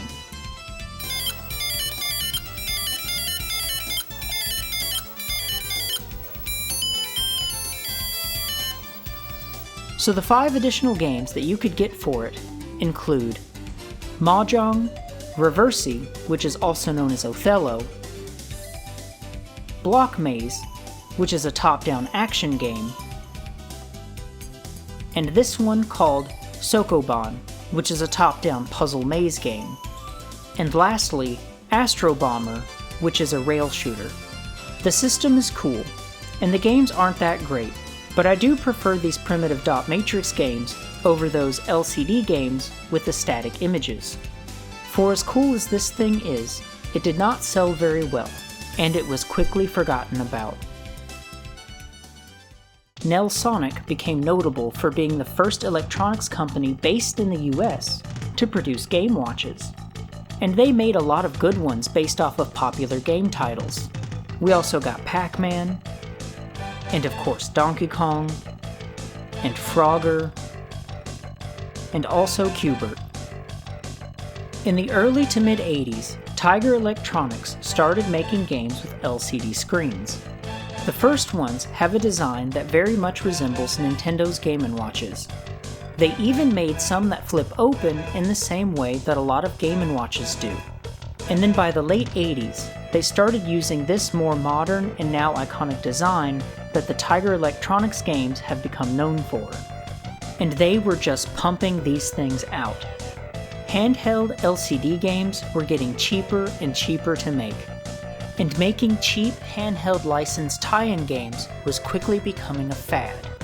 Tiger made one for basically every Disney movie that came out. But nothing was safe. They made one of these for basically any property that they could get their hands on. They even made a bunch of these with popular game titles, like Gauntlet or Golden Axe. Casio also started making LCD games in a very similar style to the Tiger Electronics ones, although they didn't make any with licensed properties. But Bandai was all about it, everything from Gundam to Sailor Moon. The market was getting absolutely flooded with these sort of cheap LCD handheld games, and it wouldn't be long before just about any TV show or movie you could think of probably also had a tie-in handheld game. All that stands between Gotham City and the forces of destruction in the Batman Returns handheld game from Tiger. What do you want? To destroy the Penguin's evil army. The time has come to punish all! Defeat the Catwoman. Face the Penguin in 5 levels of skill. You don't really think you'll win, do you? The Batman Returns handheld electronic game, now playing in a pocket near you. In '86, Parker Brothers came back around to bring us another one of their one-off creations, with Ghostbusters Dodge in the Dark. It's a projector game, and what's neat about it is that it's customizable. So you punch out these ghost boys, and then you stick as many of them as you like onto this wheel here that will get projected onto the wall. So you can make the game as easy or as hard as you like, and then you slip that into the machine. The projection doesn't look very good. I think the aesthetic of the device is fun and helps to build immersion, but this game really sucks. But it is neat how it has sort of a 3D perspective. Because of the way that it's shining the light through the disc that you put in there, it at least actually keeps your score so you don't have to pretend. And you can also control how fast it goes. And if it wasn't out of style yet, Parker Brothers also randomly made a 2-player LED baseball game. And then in '88, Acclaim even got in on the action and started making cheap LCD games with titles based on their own games. And they even did a few with movie and TV tie-ins, like The Terminator, or Rambo, or Knight Rider, even The Simpsons. And in the late 80s, Tiger even made a bunch based off of popular NES games, like Castlevania, or Ninja Gaiden. There's even a Mega Man 2 game with that beloved American cover art on it, and another one for Mega Man 3. And they also started making some watches with really cool properties, like this Ninja Gaiden one. There's also this really cool Altered Beast one, and they made a handheld to match it as well. Aside from their very formulaic handhelds that all look more or less the same, they made a variety of more creative LCD games, with some rather interesting peripherals. Take control of your own F-14 jet fighter and experience all the thrills of real battle action with Tiger's new electronic tabletop arcade game, Afterburner. Destroy enemy planes with your machine gun or missiles. Lock on. Enemy in sight. Fire. 18 stages of play make Afterburner a true test of a skilled jet fighter. Also new from Tiger, Outrun, the electronic auto race game. Tiger called these their tabletop games. This is the one that we just saw in the commercial called Afterburner. It looks way cooler than it actually is. It's just their handheld version of this game, but in this big hulking case.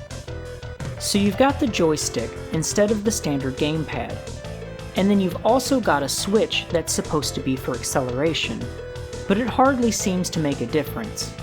You do go a little bit faster, but it's not by much.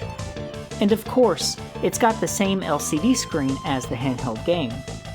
But this one has a red light behind the screen for when you destroy an enemy plane.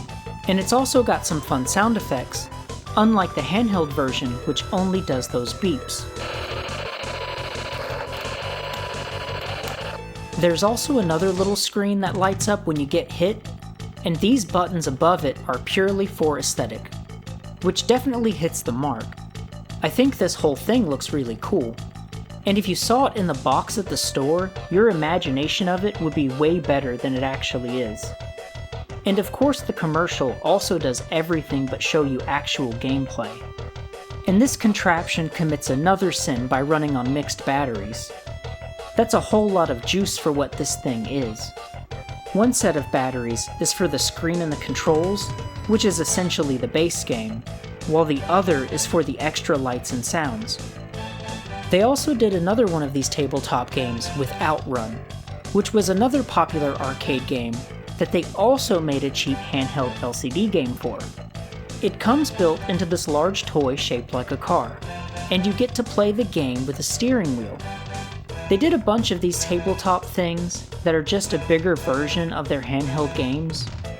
They even made a Duke Nukem one, but I'm not sure what this is supposed to look like. It doesn't really look like a gun. It's just a joystick with a screen built into it. It's got some cool sounds at least.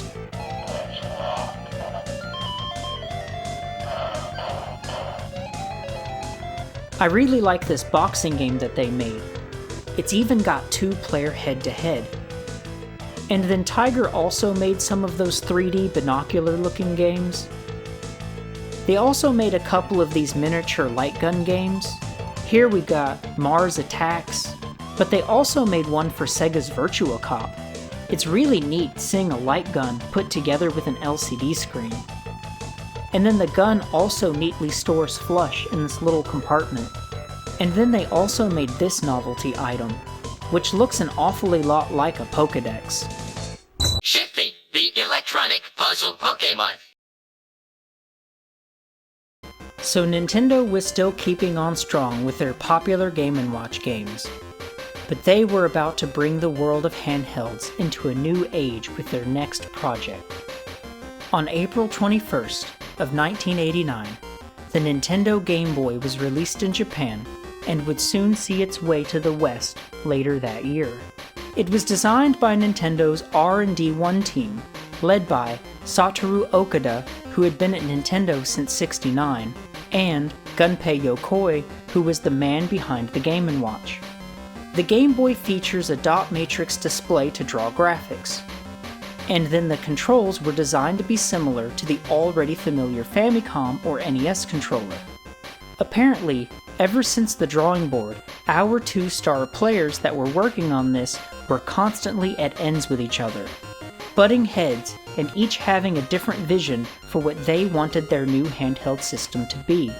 Yokoi wanted to make a much simpler system that would be a lot more similar to their already popular Game & Watch games, but Okada wanted to make a more powerful device with interchangeable cartridges, and be more similar to the Famicom. Tensions were high in the R&D1 team. And to make matters worse, because there hadn't been a handheld system to see any real success in the market yet, many of the other employees at Nintendo were skeptical if it was even worth it for them to make one, giving their new project the nickname of Dame Game, meaning hopeless game. But the president of Nintendo at the time, Hiroshi Yamauchi, was hopeful of the project and encouraged them to pursue it. The real codename of this project was the Dot Matrix game, and would even be abbreviated as the final product's model number, DMG-01. The Game Boy was originally intended to have a larger screen, using the same LCD technology that was commonplace at the time. But Yamauchi wanted something better for their new system, and the Sharp Corporation, who was the company that was already providing Nintendo with the LCD screens, which were used for their Game & Watch games, proposed the hot new Super Twisted Pneumatic Display. So the Twisted Pneumatic Field Effect, or the TN effect for short, was the main technological breakthrough that made LCD screens practical. TN cells don't require a current to flow through them at all times for operation, and can be used with very low voltages, which make them applicable in devices that use batteries. Basically, the way it works is that the very precisely twisted order of liquid crystal molecules can realign into another particular molecular order when an electrical field is applied, so that when it's in an off state, it goes into a twisted configuration, which makes it sort of transparent so that you can't see it. And then in the on state, when an electric field is applied, the crystal aligns itself with the electric field and makes the image become opaque. And the amount of opacity can be controlled by controlling the voltage. Now, the standard LCDs that were common in devices at the time twisted the liquid crystal molecules at a 90-degree angle, but the hot new super twisted ones were going at a far greater angle, usually between 180 and 270 degrees. This allows for a sharper image and a simpler way to control the pixels in an LCD screen. It makes the on and off states a lot clearer too, but they also allow for an even lower power consumption, and they can also be made purely reflective for sunlight reading. The Game Boy would feature a screen with the ability to display 4 shades of green.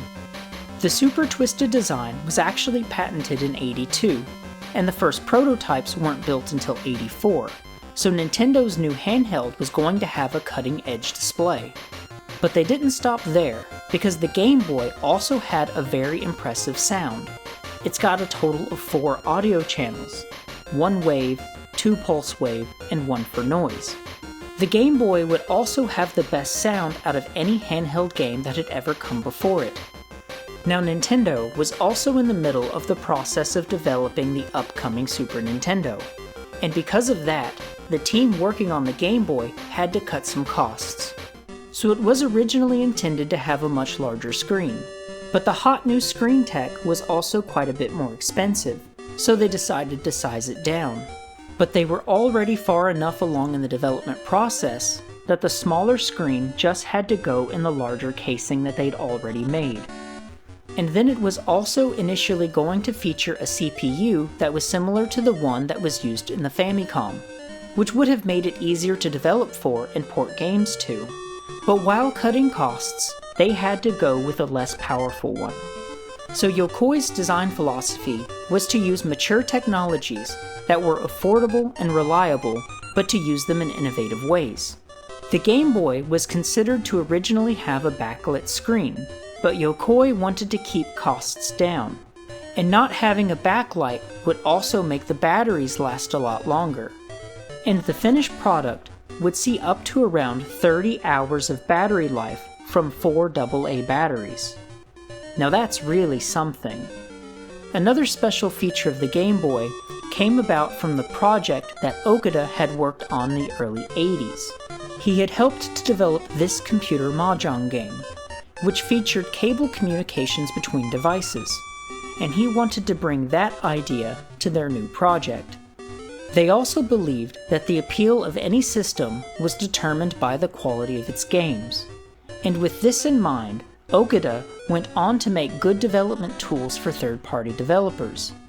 And Nintendo also continued to still make Game & Watch games until 1991.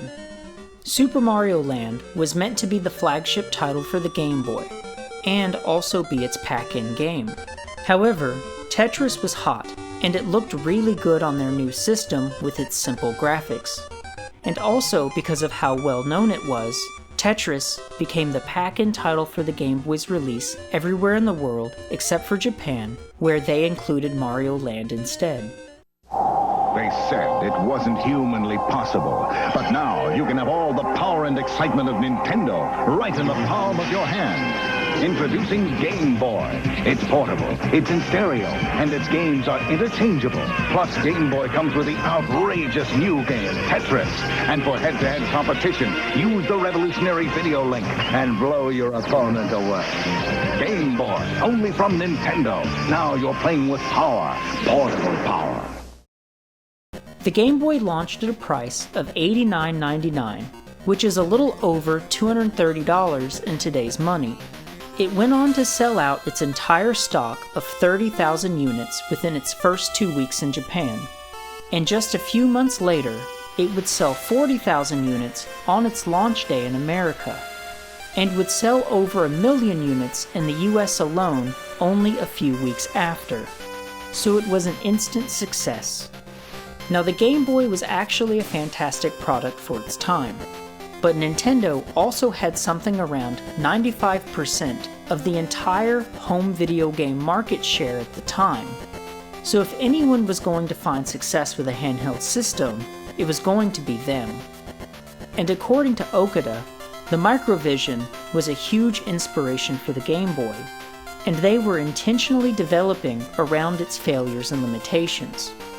With the popularity of the Game Boy rising and very quickly becoming a cultural icon, Nintendo thought it no longer necessary to continue developing Game & Watch games.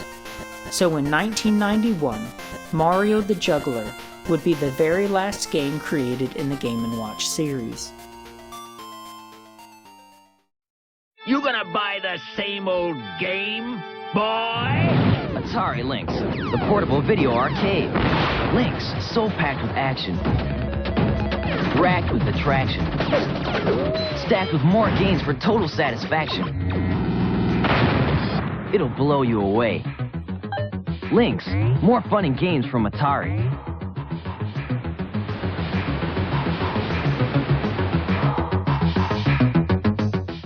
Just a couple of months following the release of the Game Boy, Atari brings us the most impressive handheld system that the late 80s could have ever dreamed of.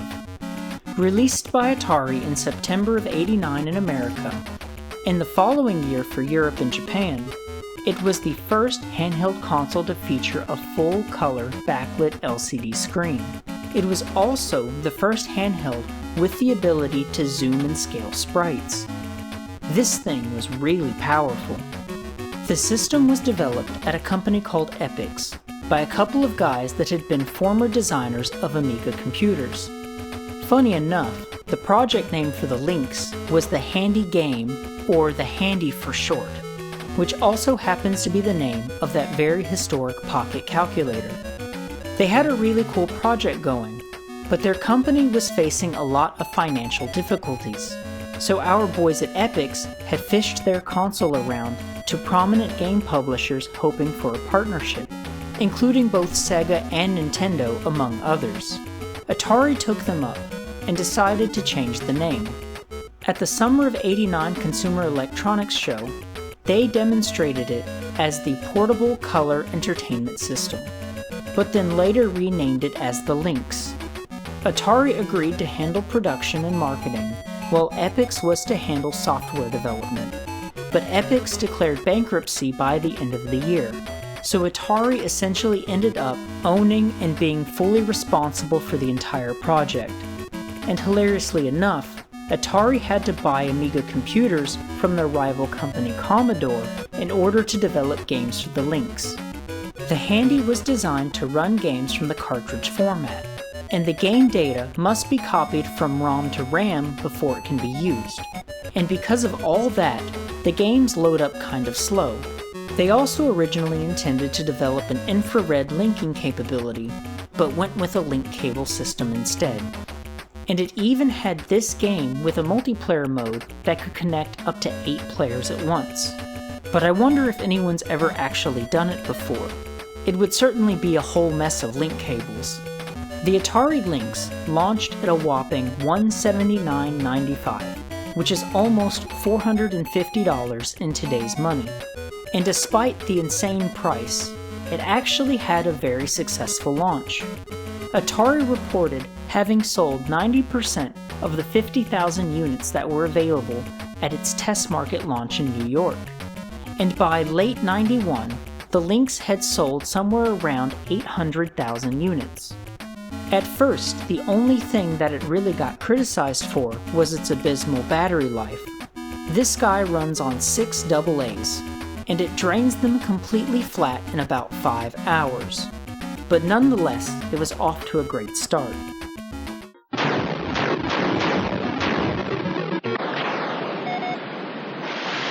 Atari Lynx has an option switch, so you can play at twice the speed. Atari Lynx, the portable video arcade. It swept the country like a plague. Thousands of helpless teenagers trapped in a dull, drab world of colorless video games. But there is hope. Color? Introducing Game Gear from Sega.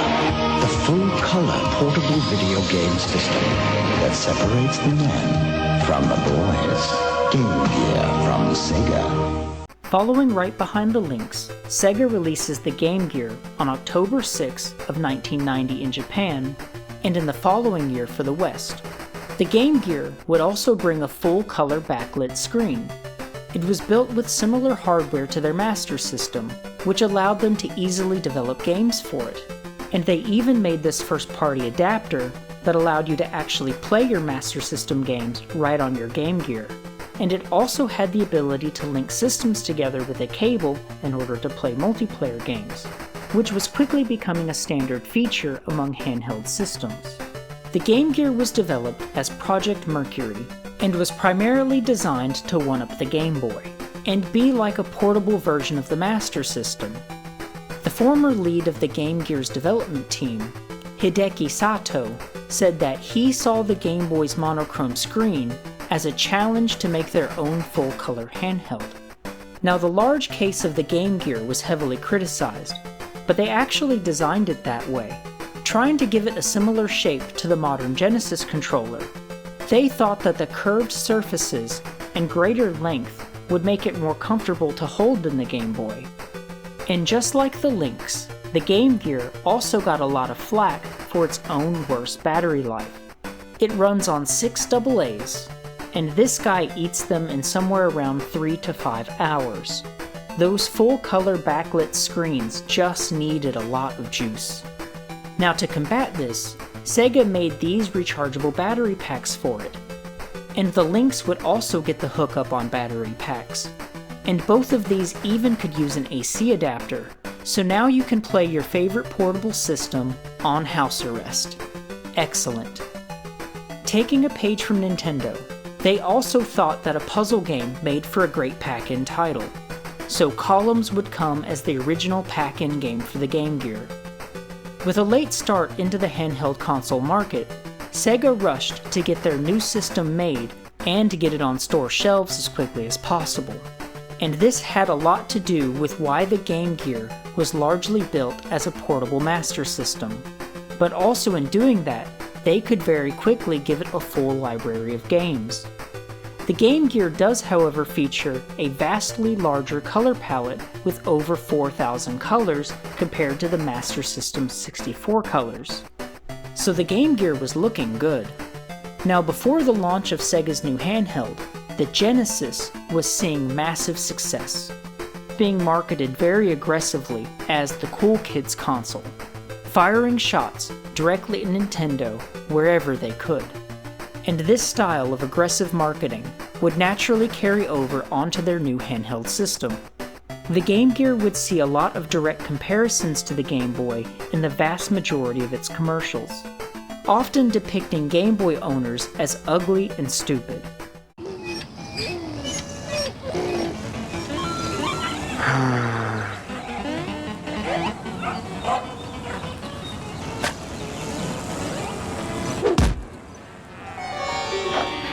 Whoa. Color. Hey, there's an easier way to get color. Get a Game Gear, the full-color portable with over 150 games, like the new Echo, Mortal 2, and Sonic Triple Trouble. Sega! I really like how in this one, they call the Game Boy's display creamed spinach. I also think it would have been really funny if Nintendo did sort of a reverse of this ad. So the Sega kid comes up to make fun of this other kid's Game Boy, but when he tries to flex his Game Gear, the batteries are flat. That would have been great. The Game Gear was no doubt a far more impressive system than the Game Boy, and it even had this really cool accessory called the TV tuner that would allow you to watch TV on it. Now that's really cool. The Game Gear launched at a price of $149.99, which is somewhere around $350 in today's money, compared to the Game Boy, which was about half its price. But the Game Gear did really well on its release. It was even selling so well at first that they initially had difficulties producing them fast enough to keep up with the demand. And the Atari Lynx was also facing a similar issue. But the Game Boy was so much easier to produce that they were always in stock, and the availability, the much lower price, and also just coming out first, gave the Game Boy an enormous head start in the next generation of handheld consoles. And while Sega would soon break off a large piece of that home video game market share, for now, it was still like Nintendo just had a death grip over it. They were holding on to around 95% of total home video game sales before the release of the Sega Genesis, which had just released a year prior. But for now, the future was bright for everyone, and the ever-growing interest in handheld game systems would continue to attract other game developers to soon enter the market. And NEC was the next big company that was eager to develop a handheld system. Continuing on, in 1990, they released this piece called the Turbo Express Handheld Entertainment System, also known as the PC Engine GT in Japan, as to pair it up with the TurboGrafx 16, which was also known as the PC Engine in Japan. And just like their home console, they were giving it everything they had to make it the strongest and most powerful handheld that they could. And this one also has a full-color backlit screen, and it was designed to play the same game cards used by the TurboGrafx home console, so it already had a nice library of games upon release. And it also had a TV tuner that you could get to turn it into a portable television. It launched at $249.99 in America, which is just shy of $600 in today's money. So while it was an absolute beast of a handheld, it would have been just way too expensive for hardly anyone to want it. Because of the super high price tag, people were also calling it the Rolls-Royce of handhelds. But then the price of it briefly spiked up to $299 due to higher costs for its display. And then it also had some faulty capacitors, which commonly caused sound failures, even in brand new ones. But that wasn't all, because the screen it had was also such cutting-edge top tech, the rate of pixel failure was really high. So you could get one of these brand new with no sound and dead pixels. And also because it was just playing the same games that were meant to be played on a television, good luck reading any of the text on this tiny screen. The size of the screen is fine for a handheld because it's about the size of a Game Boy screen, but certain games designed for a TV would just be really difficult to play on that. Another lesser issue is that the TurboGrafx home console has an internal memory built into it for save data, and the handheld does not. Now, a lot of games also used a password system to continue your game progress, but not always. It did, however, also feature the ability to link systems together with a special cable, in order to play a select number of multiplayer games. The Turbo Express was just way too expensive, and together with all of its other problems, also including a short battery life, this guy barely gets 3 hours on 6 AA's. So needless to say, it was off to a very rocky start. But 1990 would continue to be a hot year for handheld systems, as this thing, called the Game8, would soon be developed by the Taiwanese company Bit Corporation, and then would be distributed by various local distributors all around the world. Bit Corporation developed original games for the Atari and for the ColecoVision, and they even made a handful of NES games.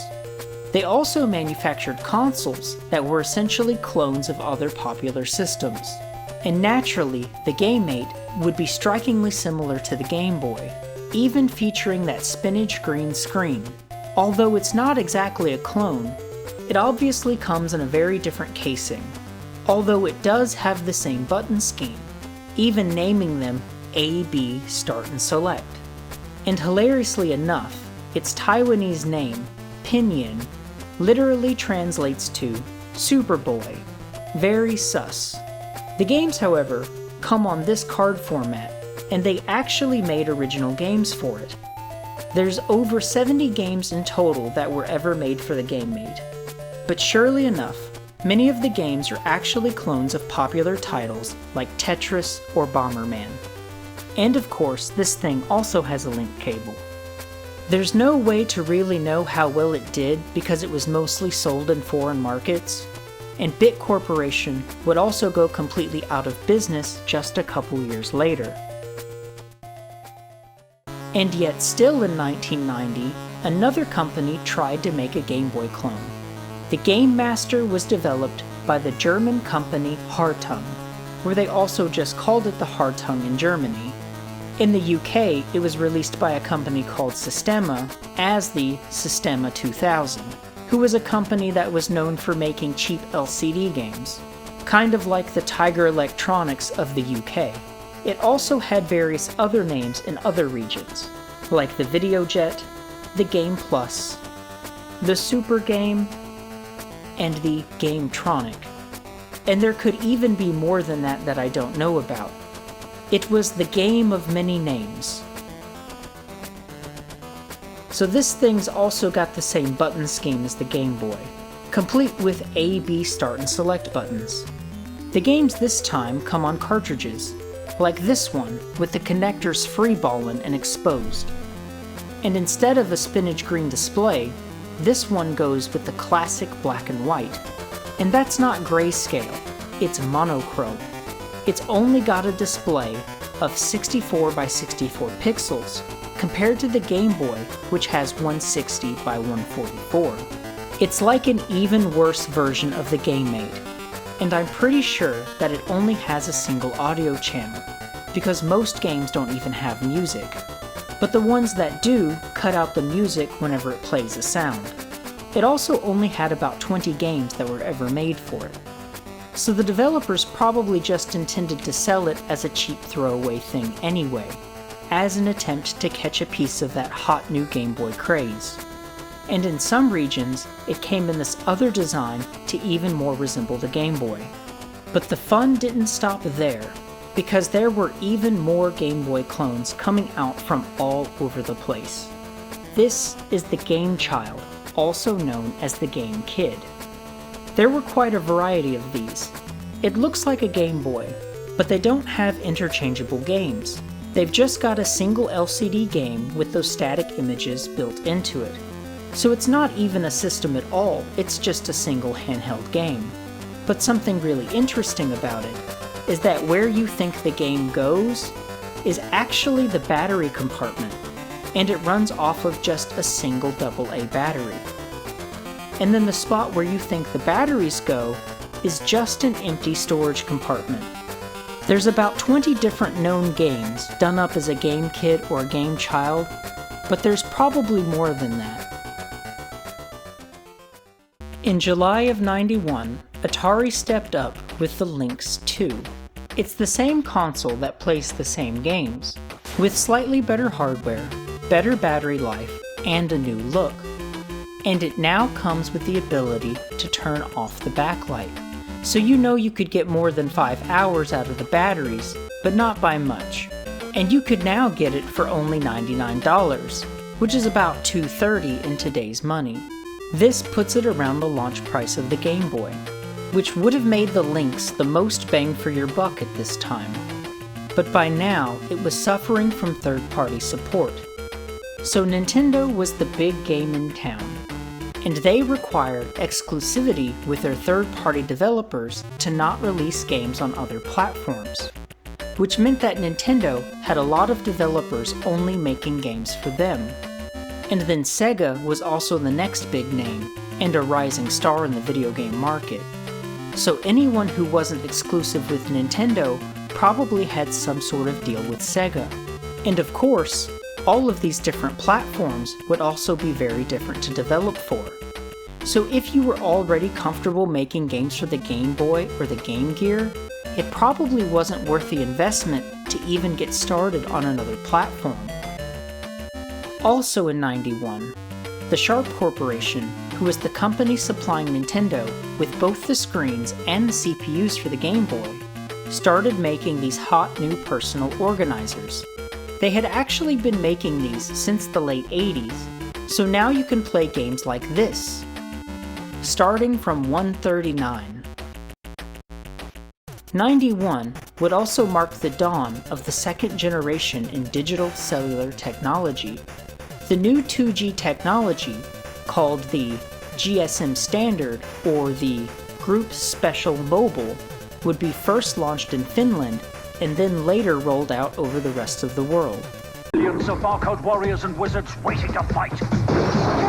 Waiting for barcode battler to free their awesome power. But be warned, nobody knows what's really out there. The battle has just begun. Barcode battler, free the power! Still in '91, Epoch made this really cool piece called the Barcode Battler. It scans barcodes off of trading cards, and you can play a game with them, and you can even go heads up against another player. It also can scan any random old barcode that you can give it, like coupons for magazines, and you can play with those too. And a year later in 1992, there was a second version of it that could connect to either your Famicom or Super Famicom and play a couple of special games made for it. Here's Barcode World for the Famicom made by Sunsoft. And it also came with a deck of cards featuring a variety of characters from other Sunsoft games. This game has two modes. First, we got the Pokemon Stadium equivalent of the Barcode Battler. It's just the game you play on the device, but on the TV.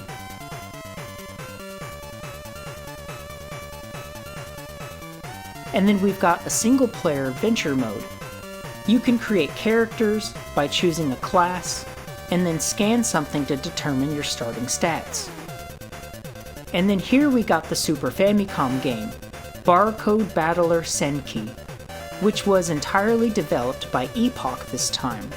Of course, it's got the standard 2-player heads-up battle mode, but the single-player mode has this really neat tactics game, where you can battle with the characters that you scan in. There was also a variety of other Super Famicom games that had extra content you could access with the Barcode Battler. And then they also got their hands on a lot of great IPs from companies like Sega and Nintendo. We got Mario and Zelda cards for this thing. It was really popular and stirred a craze in Japan, so much so that Bandai even had to get in on the action with their very own Super Barcode Wars game. And they also got some really cool properties to tie in with it, like Gundam, or Dragon Ball, and even Mega Man. There's also Street Fighter cards that got made for both systems. Even though these devices would still see Western releases, it largely was an unnoticed fad in the West.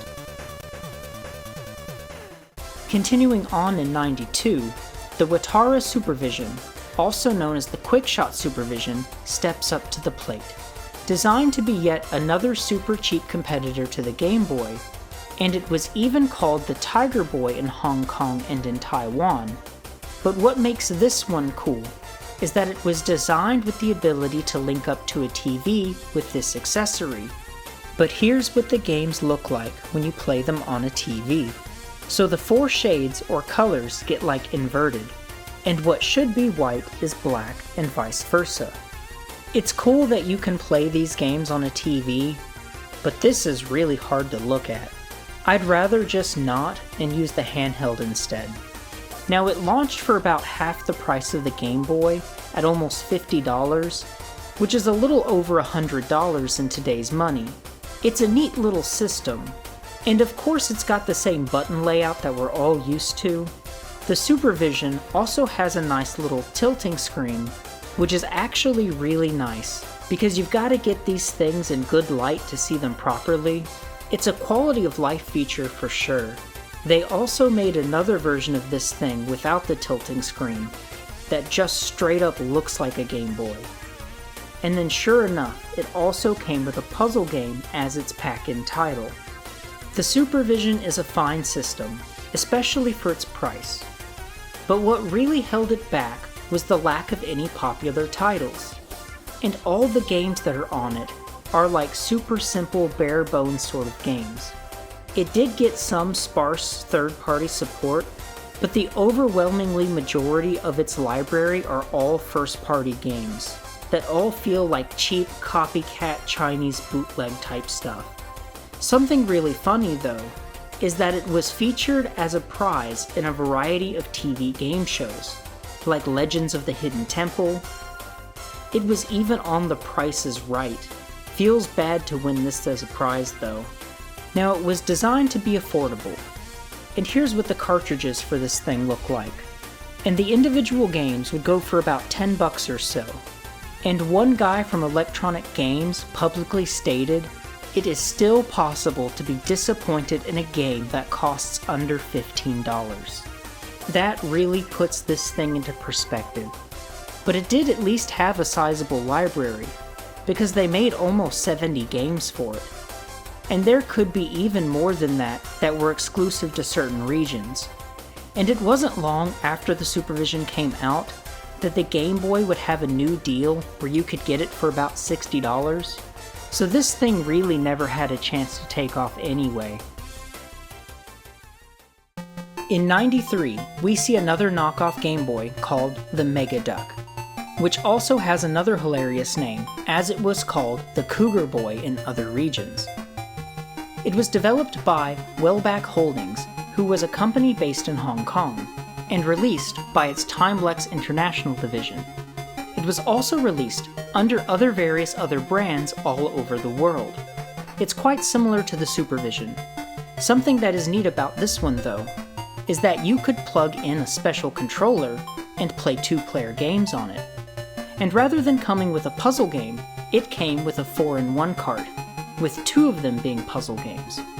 The cartridges for this thing look a lot like Supervision ones. They both did that awfully sinful thing, where the connectors are just completely exposed. You already know that since it's another Game Boy clone, that it's going to have a very uninspired control scheme. We have all the same buttons again, but this time we got one of those awful 4-point D-pads. They're very satisfying to press down, but quickly become uncomfortable. The Mega Duck had about 40 games made for it. There's a lot of choice art on some of these too. I'll have to do another video that spends more time just on these knockoff games. They also made another version of it that was released in Germany by Hardtongue as the Mega Duck Super Junior Computer, complete with a mouse, and a printer, and even a piano. I love how it still has the itty-bitty Game Boy screen though. By the end of '93, Atari decided to shift its focus away from the Lynx in order to prepare for the launch of their new home console, the Jaguar. A few more games would get released, but support for the Lynx would formally be discontinued by '95, and it would be considered a commercial failure. It was a great handheld with a lot of great potential, but it was too expensive. And then when they finally dropped the price, they couldn't get enough third-party support. So the Atari Lynx would top out at just having a little over 70 games officially released for it. And while the Game Gear was successful, the Game Boy was still outselling it 10-1, as Sega was also ready to slow down on its support for their Game Gear in favor of focusing on their home consoles. And Sega just really had too much going on all at once. They had the Genesis with its Sega CD and 32X attachments, running side by side with the new Sega Saturn, and while not discontinuing the Game Gear, they also released a new handheld, the Sega Nomad, to run alongside it. The Nomad is basically a portable Genesis. It's just a handheld designed to play Sega Genesis games, Its design was also based off of this other handheld thing they made called the Megajet.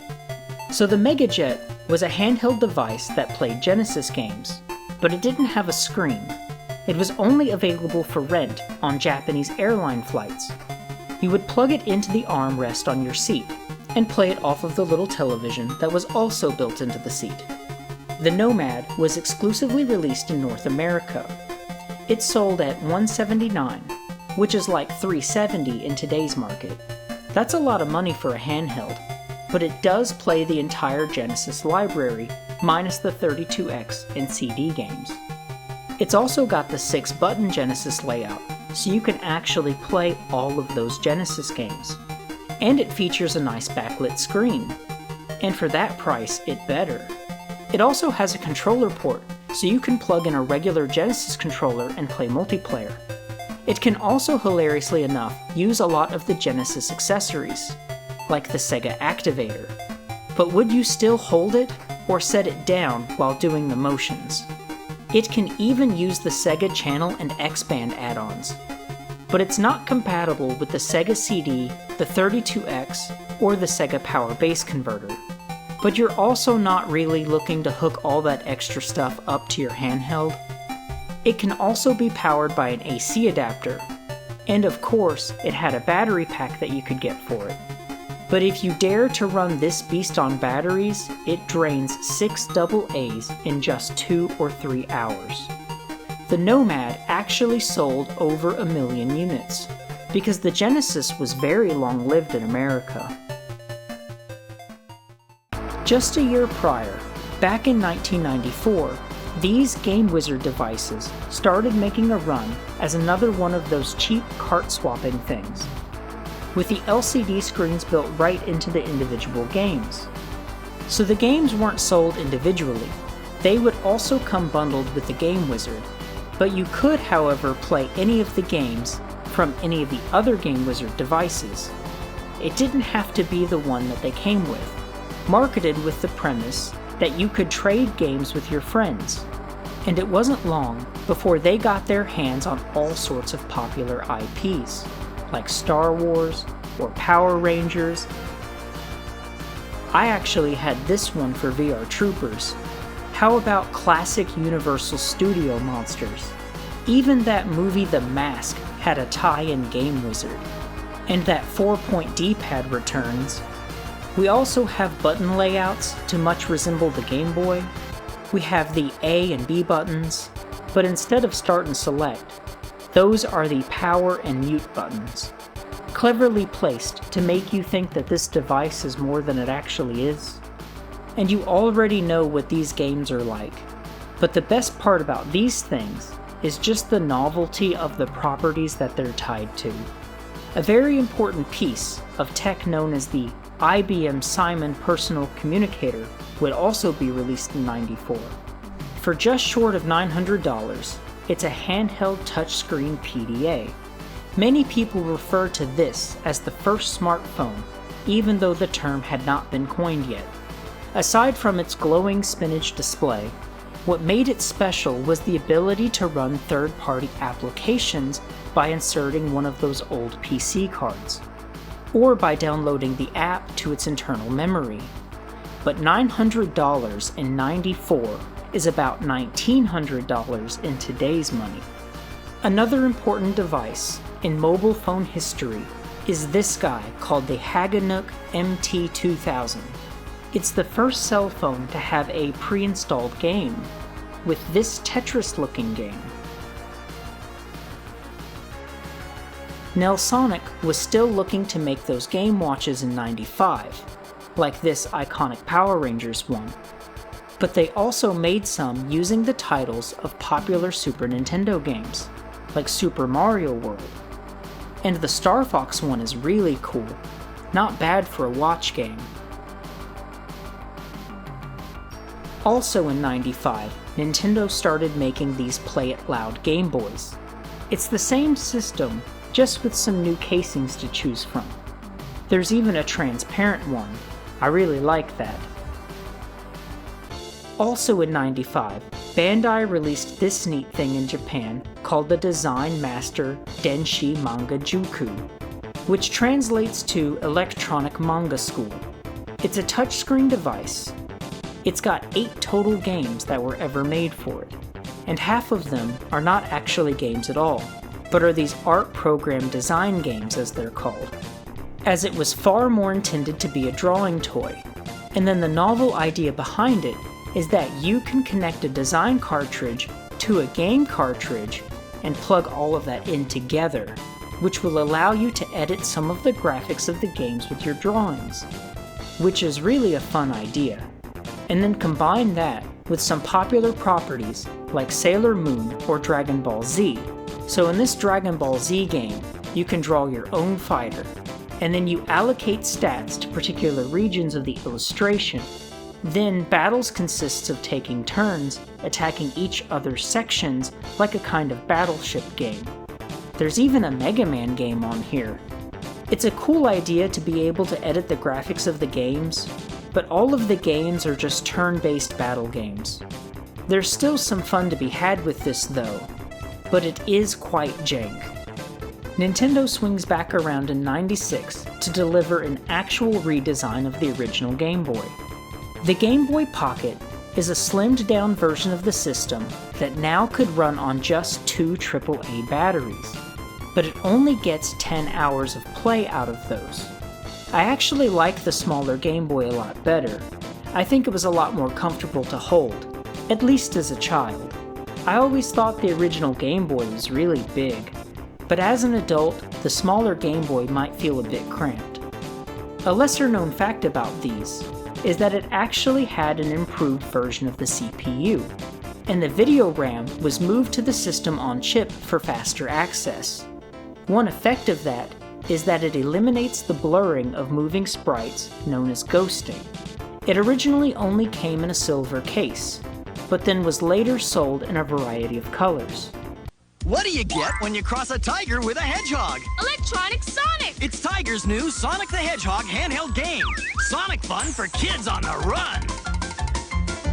Energize yourself with power sneakers and the invincible cube.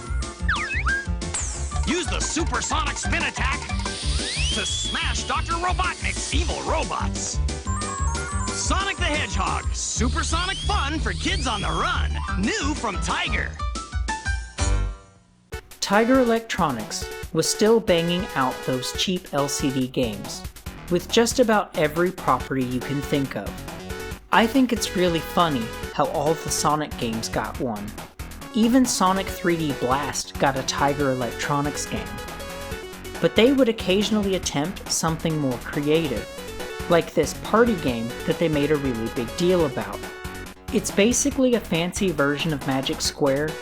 The goal is to get all the lights off, and pushing a button inverts itself and the adjacent squares. They also made these Super Data Blasters. They're a line of sports-themed handhelds. They come preloaded with a bunch of player stats, but you can also update and record new stats. And it also works as an electronic organizer. And it's got a handy calculator, making it the perfect tool for teaching children how to sports bet. And there's also a little game on here for whichever sport it's based on. Also in '95, there were these really swell personal organizers with all that high-end fancy stuff, with its main thing being a personal translator. And its name means play and translate. Not only did it have games that you could play, but it had interchangeable carts with individual LCD screens built into them. Although the only games that I can find for it are the 8 games in one cart that comes with the original model, and then this Pac-Land one. There might be more games for it. If you know of any, please let me know. Are you ready to run Daytona? Vanquish a Virtua Fighter. Dispense some justice in Virtua Cop? Then it's time for some fist-in-your-face reality as all 3 rip into the R-Zone. Blast your way through Virtua Cop. Here come the bad guys! Tear up the tar at Daytona. Checkpoint, checkpoint! And prepare to meet your virtual master. It's Giraffe! All R-Zone cartridges play on the R-Zone and the R-Zone Super Screen. Are you ready? Tiger Electronics would also release their very first game system with interchangeable games, the R-Zone. Of course it's gonna have those games with the LCD screens built into the cartridges, but this one straps to your head, and then you look through this little mirror to see the game, with only one eye though. The commercial makes it look really cool, like this is something that I really wanted until I had it. I tried it once and then never again, but I want you to appreciate this controller design with me. I've never seen face buttons quite like this before. It's like a weird D-pad but for the face buttons. And then they're not all on one pad either. They're coupled together in a way that the two buttons each share a pad. And then look at all these function buttons in the middle of the controller. It's ridiculous. Okay, so we have an on button, plus start and select, a sound button because it's one of those cheap LCD games, and then also a pause button even though we've got both start and select already. Can one of those not also pause the game? And then we also have a separate off button. And we conveniently placed it right next to the action buttons, so you might just accidentally save yourself from this nightmare and turn it off by accident before it's too late. And then the controller also has a slot built into it to house another game cart, however it's purely for storage. You still have to swap the cart with the one in your head, and it's got this trendy belt clip so you can wear the R-Zone to take it anywhere and look like you're out scouting power levels. The games also have these little background screens that you can connect to them to give it some more flavor. Naturally, this thing flopped, but they tried to repackage the failure in a few different ways. This is the R-Zone XPG, which stands for Extreme Pocket Game. It's a handheld version of the R-Zone, but you still have to look through a glowing red mirror to play it. Somehow, this is actually worse than the standard Tiger Electronics games. Next, we got the R-Zone Super Screen, which would almost be nice, except there's this really obnoxious light bulb behind the screen. It would be so much better without the light. I'm pretty sure it has to be there though, because it's using the light to project the tiny screen from the game cart onto the bigger one that you look at. These games are already barely playable, and the R-Zone Super Screen is truly awful. But they still weren't done with it, because they also made this beast, the R-Zone Data Zone. It's a personal organizer that can also play R-Zone games. The R-Zone was so bad that critics were already bashing it before it was even available for sale. The Chicago Tribune called it a waste of time and money, and the R-Zone should be dumped into the trash where it belongs. It was really bad, and it also had a lot of promising titles for it to excite your imagination if you didn't know any better. All sorts of cool stuff.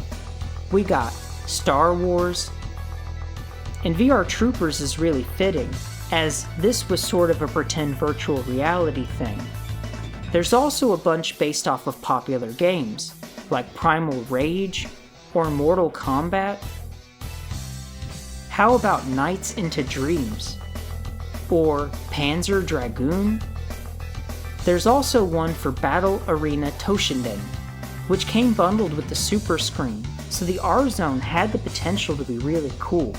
But as we all know, Tiger Electronics specializes in cheap throwaway gadgets. It commonly got called a bad version of Nintendo's Virtual Boy, but the R-Zone actually came out first. From out of the R-Zone comes something so big. It glows. It's humongous. It's the R-Zone Super Screen, the biggest tabletop cartridge game screen you've ever seen. It magnifies the battle for a face full of arcade action, and it plays all the hottest R-Zone game cartridges, like Indy 500, Virtual Cop, and Virtual Fighter 2. The R-Zone Super Screen comes with Battle Arena Toshinden. All cartridges play on R-Zone and R-Zone Super Screen. Are you ready? It came from the third dimension. with its own brain, its own voice,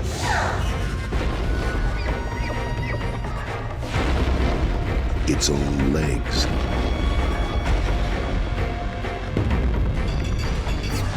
There's only one problem.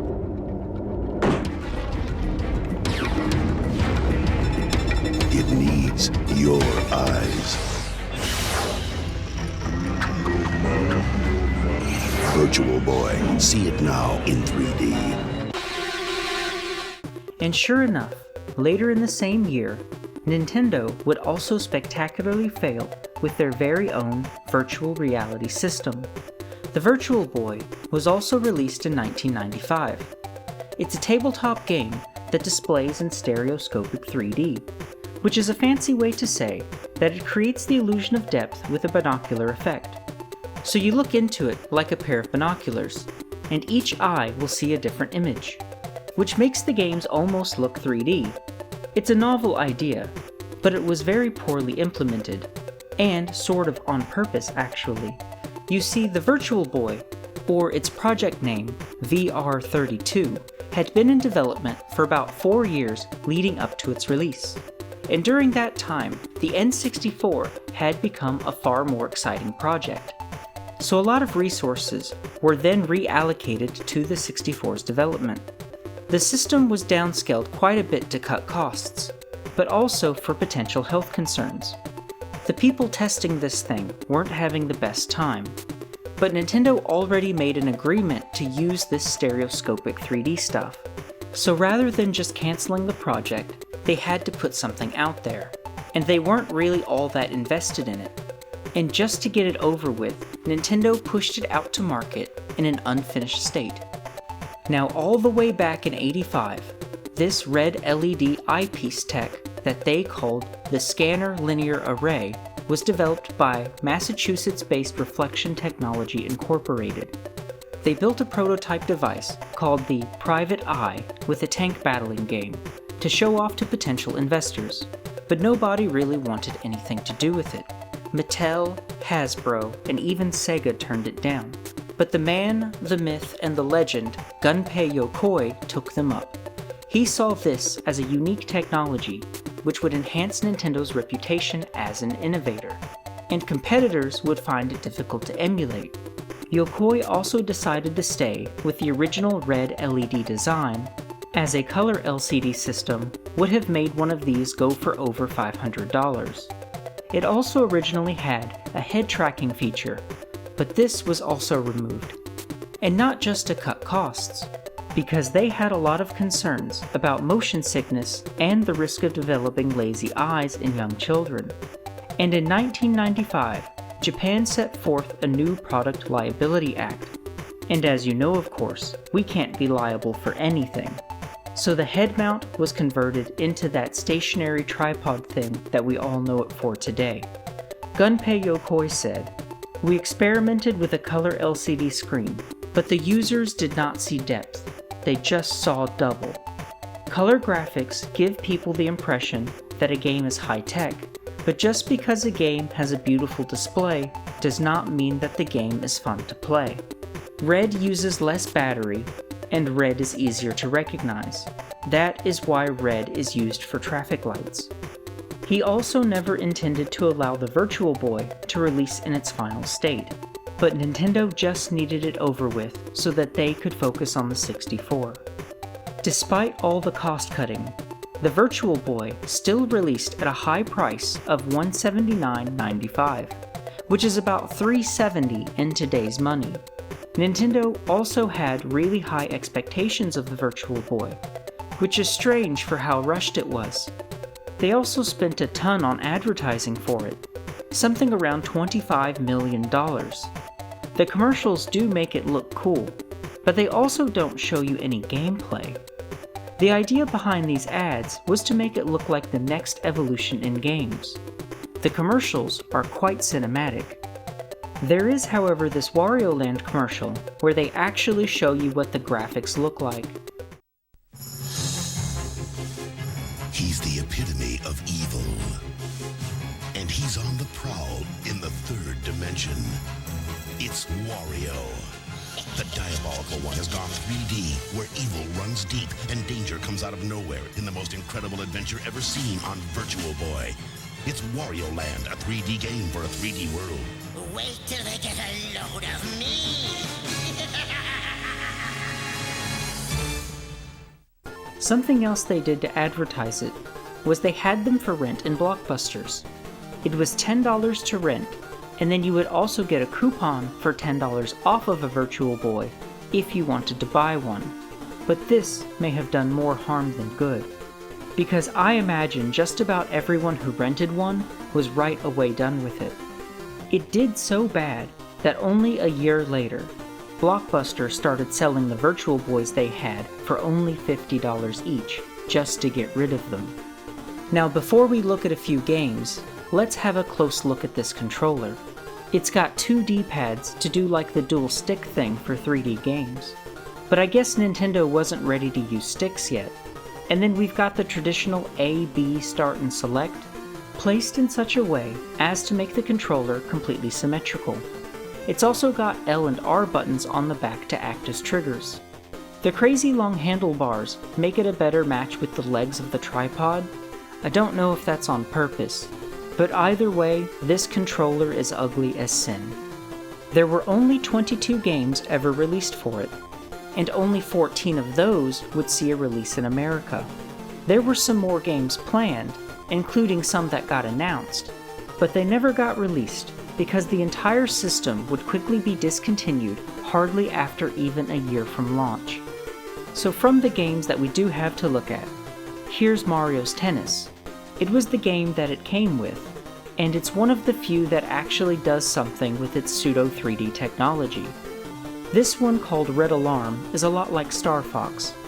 I really like this game, but it's a mess to look at. I wish there were more textures or something, to make objects more distinct from each other.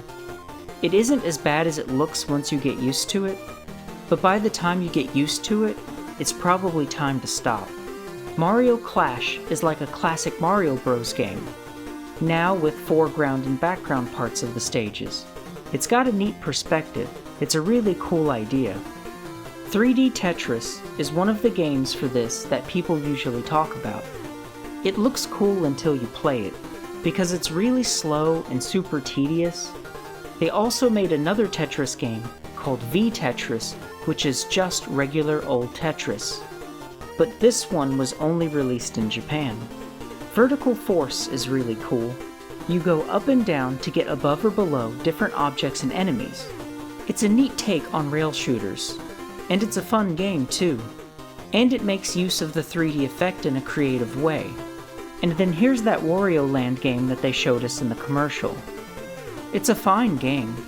It also does that foreground and background thing to try and squeeze some 3D out of it. And the last game that I want to show you for this thing is Mario Kart Virtual Cup. And it really puts into perspective how unfinished the vision for the Virtual Boy is.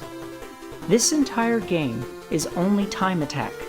No items, no opponents, it's just you on the empty tracks. A sad death for what could have been. The Virtual Boy was a disaster, and shortly after its release, the legendary Gunpei Yokoi resigned from Nintendo after 31 years of service.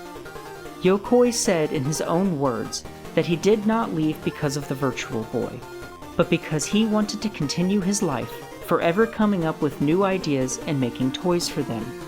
He wanted to continue tossing around ideas based on Nintendo's original policy for making cheap toys.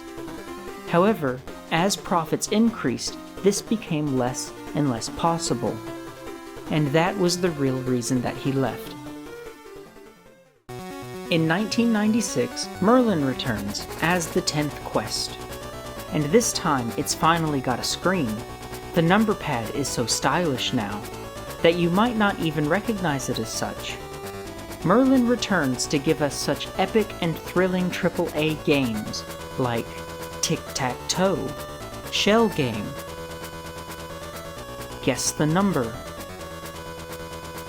Magic Square, and 6 more LED games now playable on a liquid crystal display. Do you have what it takes to face the challenge and become the ultimate master? Enter and face the challenge of Merlin, the 10th quest. First, you must conquer 9 challenging games. Do you have the skill? Quest 1. Seek the Grail. The absolute power. Quest 5. A sharp mind. Try again. Quest 9.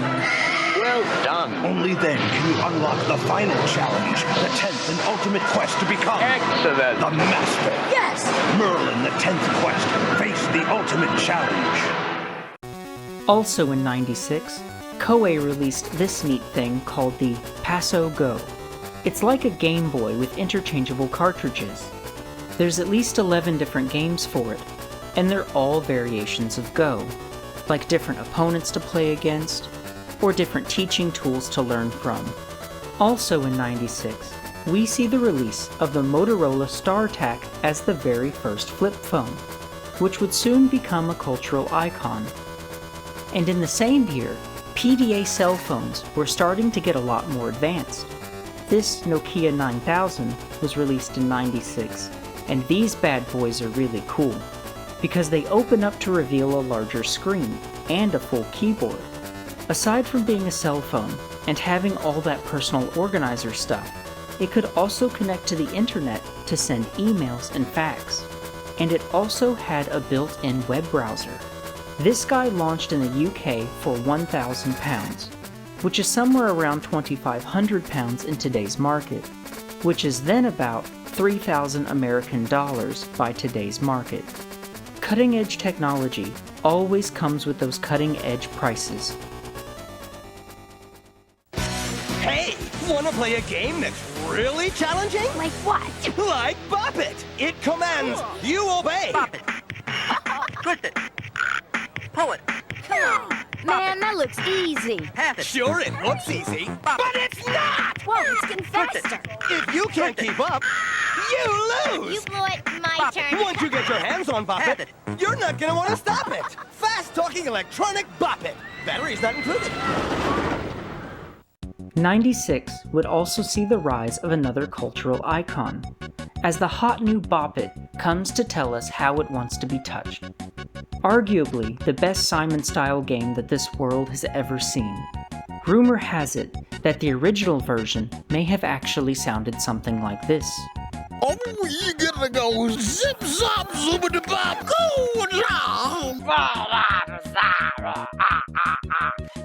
Continuing on, in '96, we would soon see the birth of yet another cultural icon, as the Tamagotchi would quickly become one of the biggest toy fads in Japan, and then in America in the following year.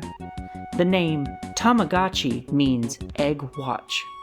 It's a keychain-size virtual pet game, and as the name would suggest, it's also a clock. You feed and play mini-games with the digital pet, and then you also have to clean its poop, and if you don't, they'll get sick. And depending on how well you care for your friend will affect how they grow up, and change into different forms.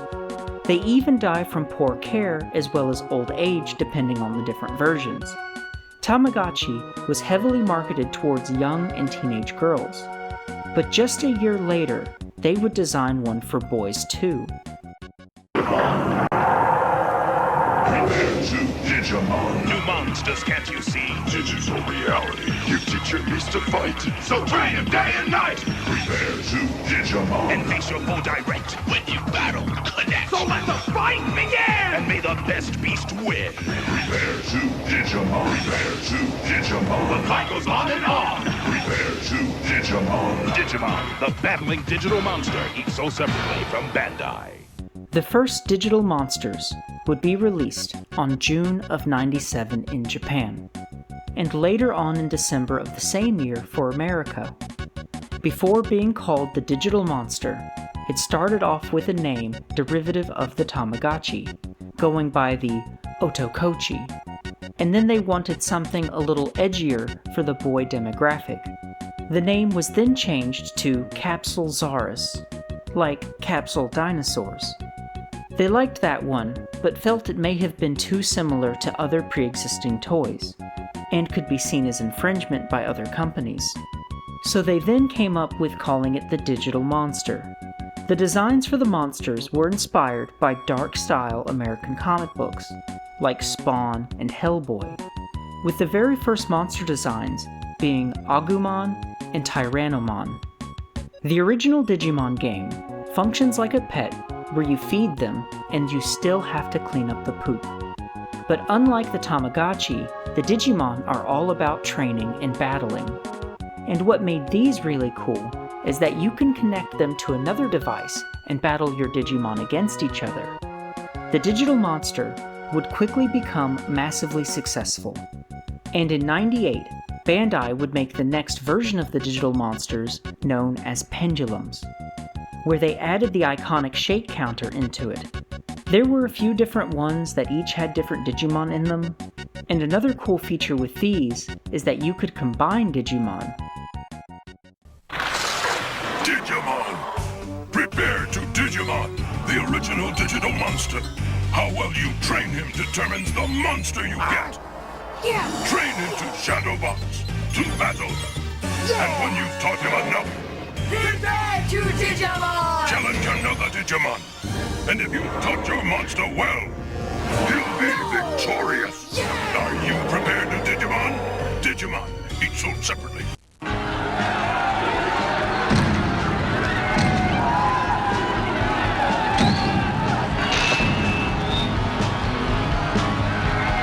Tough guy.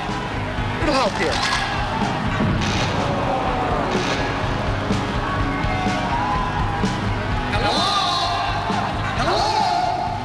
I have a surprise for all the slackers, but nothing better to do than play games and surf the net all day. Game call! Bring those bloodshot eyes on these babies! It speaks! Let's rock. Begs to be touched! Wires you to the internet! And it plays more games than you idiots have brain cells! Any questions? Does it play? Idiot! Next question! How about compatibility? Question! How much does it cost? Let's get 'em!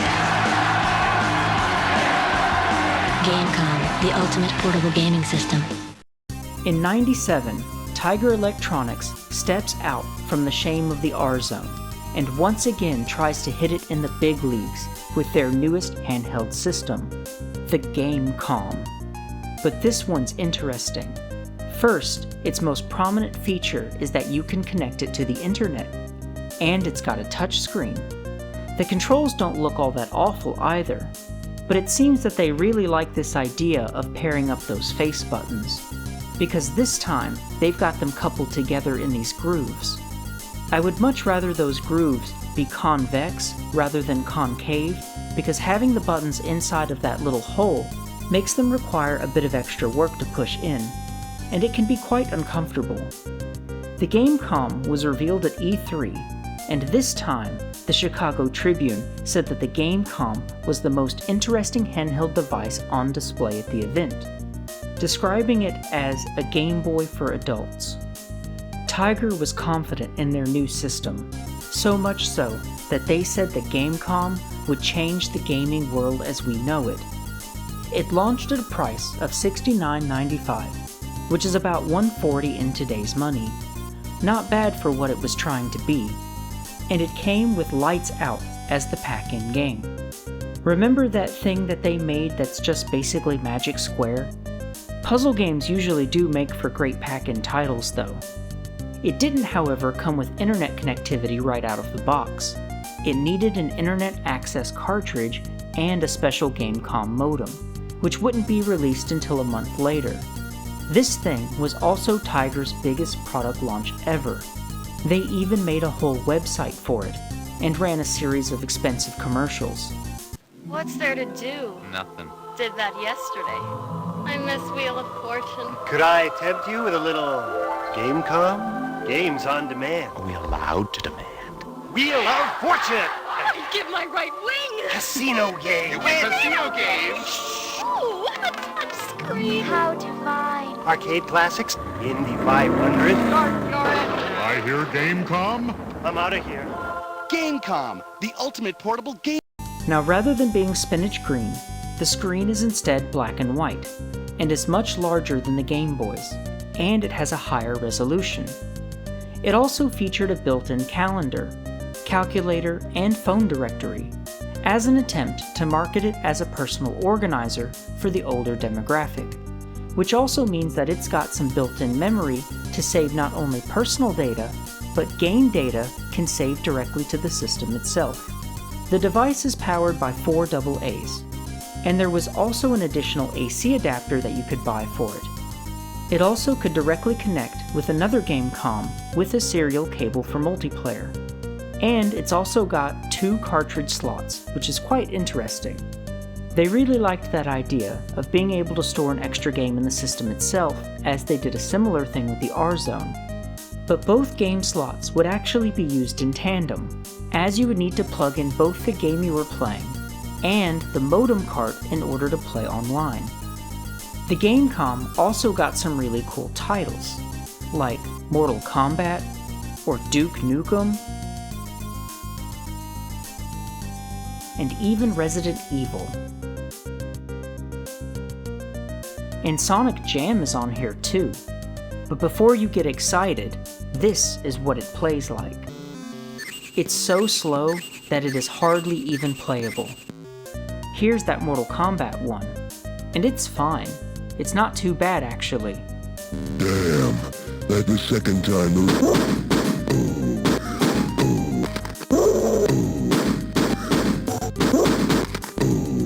The Duke Nukem game looks really good, although it feels like it's lagging a bit. The sound effects are playing late most of the time, but it's also pretty okay. Mortal Kombat and Duke Nukem are the cream of the crop for Gamecom games, however, so this is the best that the system has to offer.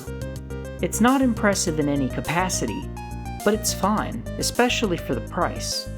And despite being both affordable and revolutionary with the internet access features, it didn't sell well. The Gamecom is really cool, but I don't feel like the time was right for an online handheld system. That voice in the commercial does sound awfully familiar though. Gamecom, the ultimate portable game. Gee, it sure is boring around here. My boy. I just wonder what Ganon's up to.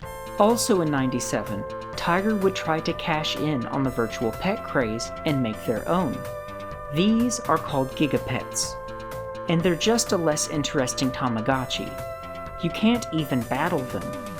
But in like Tiger Electronics fashion, they made a whole lot of these, with every IP that they could get their hands on, like Rugrats, or Looney Tunes, or Star Wars. But then they actually did make some that can battle, called Gigapet Fighters, and those got some choice properties to tie in with, like Mortal Kombat, Batman and Robin, or Men in Black. The lineup for these looks a lot like the Multiverse's roster. But don't forget to feed and clean your Will Smith. Even Nintendo had to get in on the pet craze, as they also made this Pocket Pikachu thing. And this one is nice, because you don't have to feed it or clean it or any of that. And instead, it's got a step counter. And after every so many steps, you get points that you can spend to buy Pikachu gifts. Nintendo would be busy in '98, as they would also release another version of the original Game Boy, called the Game Boy Light, which was a Game Boy that finally had a built-in backlight, but it was only released in Japan. And then following that up, they released the Game Boy Color in the same year, a much-needed upgrade that now had a full-color screen, although it wasn't backlit, even though they just made a Game Boy that finally had it. Anyway, aside from having new full-color games, some old Game Boy games would now have color support, where the 4 shades of spinach would translate into 4 specific colors. This also got utilized by the Super Game Boy during the transition. There were some Game Boy games that came in these black carts that were color supported, but still playable on the original Game Boy. And these would have more than just 4 colors if you played it on a Game Boy Color. The Game Boy Color also now has an infrared emitter and receiver.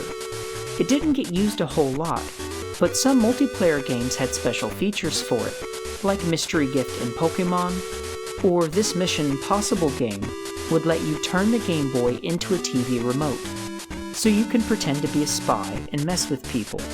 But in order to do this, you also need the original TV remote to program and map the buttons, so you can't just hit any TV with it. But you might get lucky and find a TV in the wild that's the same brand as the one that you programmed in.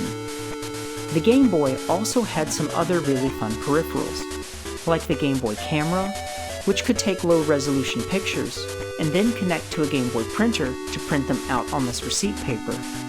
There's also a couple of games that you can play with it, like drawing on the pictures that you take, and there's some games that you can put a face on, like this juggling one, or this running one.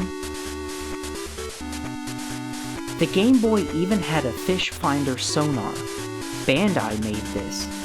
It's a sonar that you toss into the water, and then you connect it to the Game Boy, which basically only accesses the screen. But it is hilarious and novel that this even exists at all. The Game Boy Color didn't get a built-in light, but there were a variety of creative third-party solutions to solve that problem. This one is both a light and a magnifier to make the screen bigger. These things usually needed their own batteries, but I had this handy little thing that plugged into the link cable port of the Game Boy Color and drew its power from the Game Boy itself. There was also this crazy contraption for the original Game Boy called the Handy Boy, and the Handy Boy gives it the works. We got the magnifier with a light, plus stereo speakers, and joystick and button overlays. And then it also comes with this handy strap-on so you can wear it like a handbag.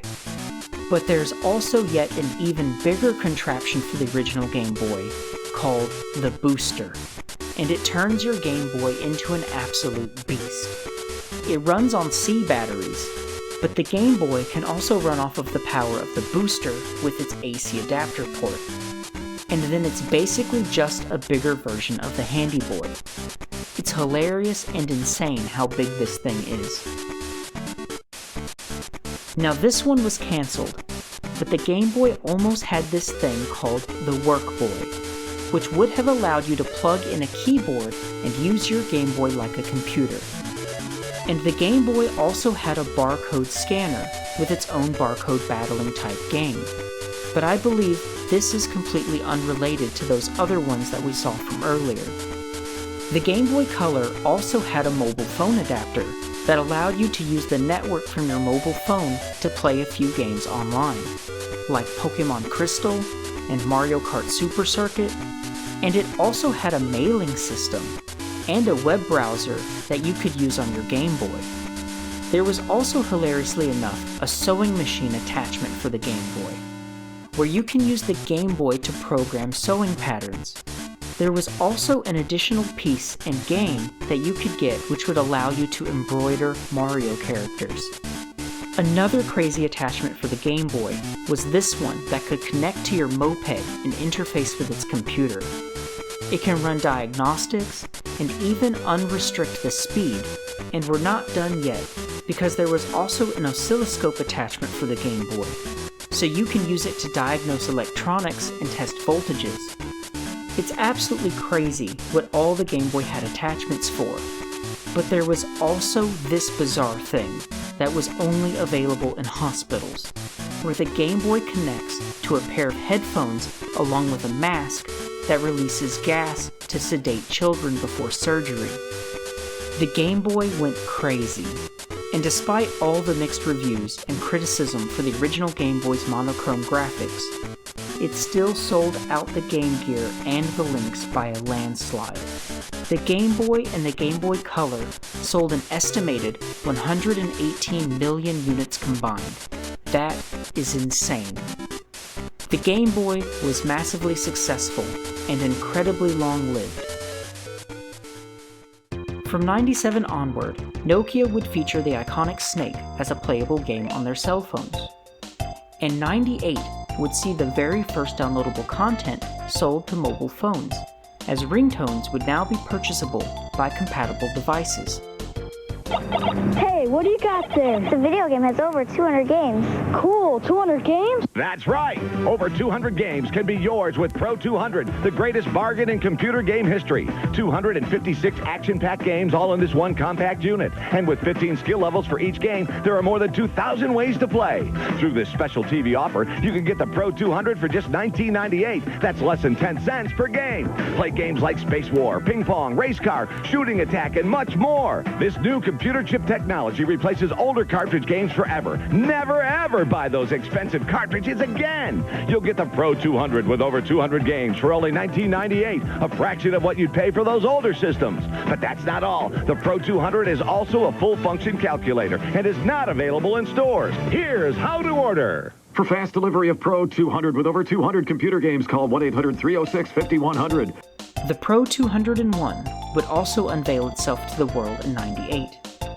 Please go and throw away all of your expensive cartridges so that you can play these cheap LCD dot matrix games.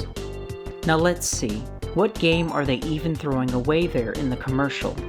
I couldn't readily identify it, but our boy Retro Game Player 8000 pinned it down as Street Fighter 2. Alright, so let's see what we're throwing away Street Fighter for. They told us what all the best ones to play in the ad are, so let's see a few of them. If you thought Ping Pong was gonna be like Pong, well, it's actually Breakout. And Shooting Attack is like graphically impaired Space Invaders. But one of the variations is something in between Tetris and Bust-A-Move, where your shots will fill blocks rather than destroying them, and when you complete lines, you clear them out. And naturally, we've got several variations of Tetris. I actually had one of these, and the thing that I remember the most about it was that jingle that would play every time you start up a game.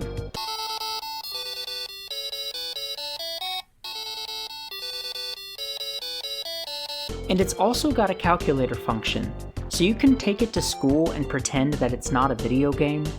I mean, it doesn't really take that much pretending. It's hardly a video game anyway. Continuing on in '98, Sega released the Dreamcast, which used these memory cards that also doubled as little LCD games. And the screen on the device could also function as an auxiliary display while it was plugged into a controller. And these little guys can also connect to each other directly without needing to be plugged into a controller. A lot of various Dreamcast games all had something extra that you could do or download to play on your memory card. But of course, the best thing to do with it was to care for virtual pets. Because you can transfer the Chow eggs to it, which are the virtual pets that you raise from the Sonic Adventure games. It's a neat little gimmick. I appreciate how the memory card has a full D-pad and 2 action buttons. And it even has a speaker. Even though you probably didn't do much with it, it's all the little details like this that really shows off the polish and quality of a product. I'm not the boy. I'm not the boy. I'm not the boy. I'm not the boy.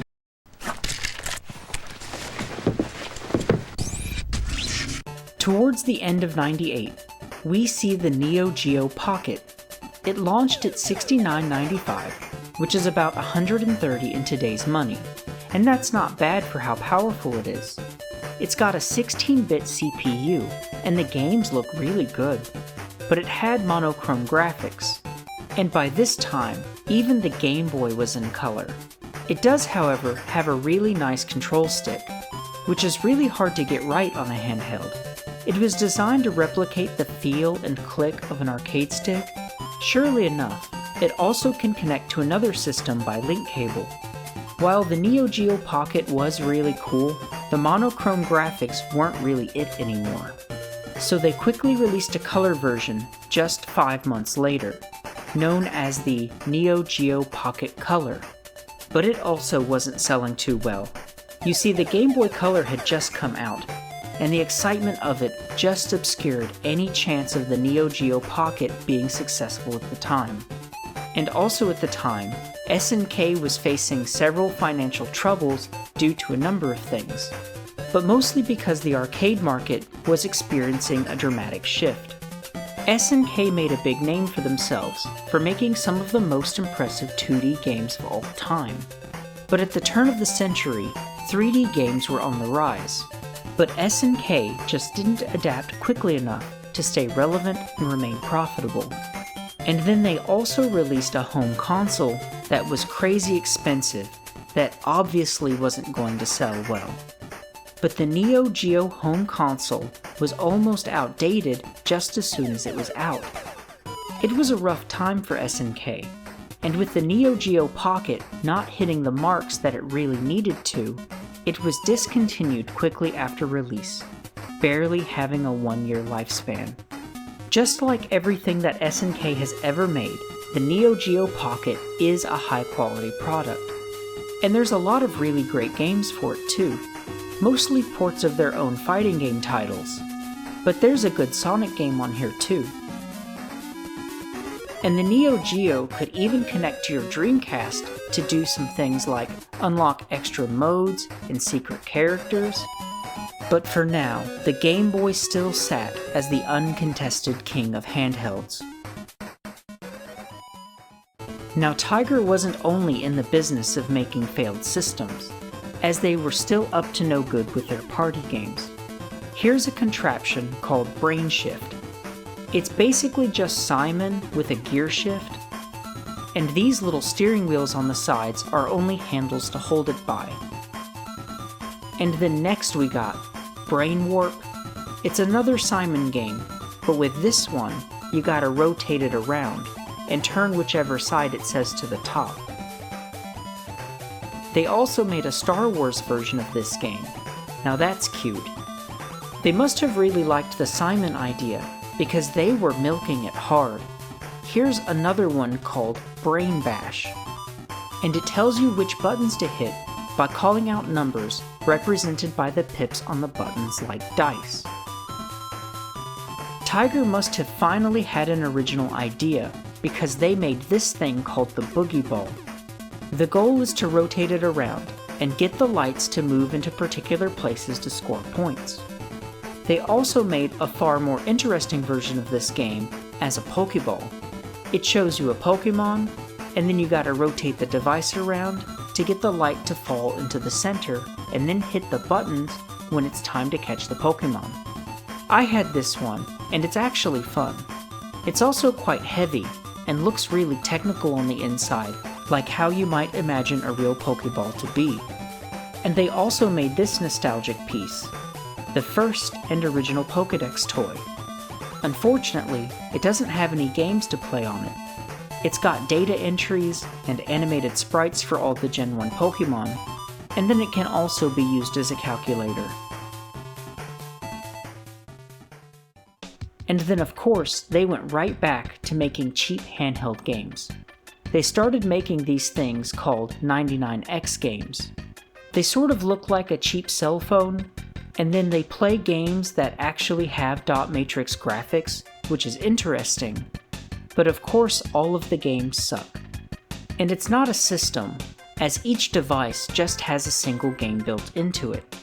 But if you have two of the same one, you could connect them together for certain two-player games. Like this one they made for Street Fighter.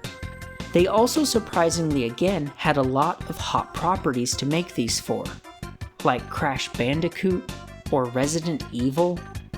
It's crazy how Tiger Electronics keeps pumping out cheap throwaway stuff, and major companies still can't wait to give their best properties to them. People must have been buying a lot of this stuff, otherwise they wouldn't have kept making it. And they still hadn't given up on the Gamecom, as in '99 they would also release the Gamecom Pocket Pro. But of course nobody wanted that either. It was hardly different from the original. The Pocket Pro only has one game slot instead of two. It does however have this really poor quality light, so you can almost play it in the dark. But I am glad to see the face buttons come out of those grooves onto a convex surface. Finally, some less weird face buttons from Tiger. The Gamecom was a hard flop, but here's a list of known cancelled games, so you can appreciate all of the fantastic titles that were spared, like Castlevania Symphony of the Night, that had no business being tarnished by Tiger Electronics. I wonder what Metal Gear Solid would have looked like on here. Probably awful. But this is crazy. They almost made Sonic 3D Blast, even though the 2D Sonic game was already barely playable. And Turok? They were gonna put Turok on here. Tiger must have had a massive network. I mean, Acclaim would milk anything for anything, but I expect more from Konami. Not anymore, but back then I did. And then Sony made their own version of the mini memory card game, with the Pocket Station. It was only released in Japan, but it had even more games that supported it than the Dreamcast did. And even though the PS2 would be right around the corner, the Pocket Station didn't have any PS2 support. The Pocket Station can also directly connect with another one. The Dreamcast memory cards are designed like this as an integral feature of the system, but the Pocket Station comes across as an afterthought. The Hottest Digital Pet would return in the same year, together with a hot new show, as the iconic Digivice that we now all remember it by. Now, I'm a huge fan of Digimon, and I actually wasn't even aware of the Digital Monster games before the show was out, but the Digivices are really cool. And the new feature for this one is that instead of training the Digimon, you now have a pedometer to count your steps, and you pretend to be exploring areas by scoring up the step counter, all while periodically encountering battles. And as you progress through the game, you will unlock other partner Digimon in stronger forms. I like the step counter version of these a lot more, because I just can't be bothered to take care of a digital pet where you have to feed and clean them and do all of that maintenance stuff for them. These are fun because the game is there for you when you want to engage with it, and you don't get punished for ignoring it for any certain amount of time. In '99, we also see the first commercial camera phone. The Kyocera Visual Phone VP210 was released in Japan on May of '99. For 40,000 yen, or a little over $300, you could get the first mobile phone to feature a front-facing camera that could take and email photos, as well as make video calls.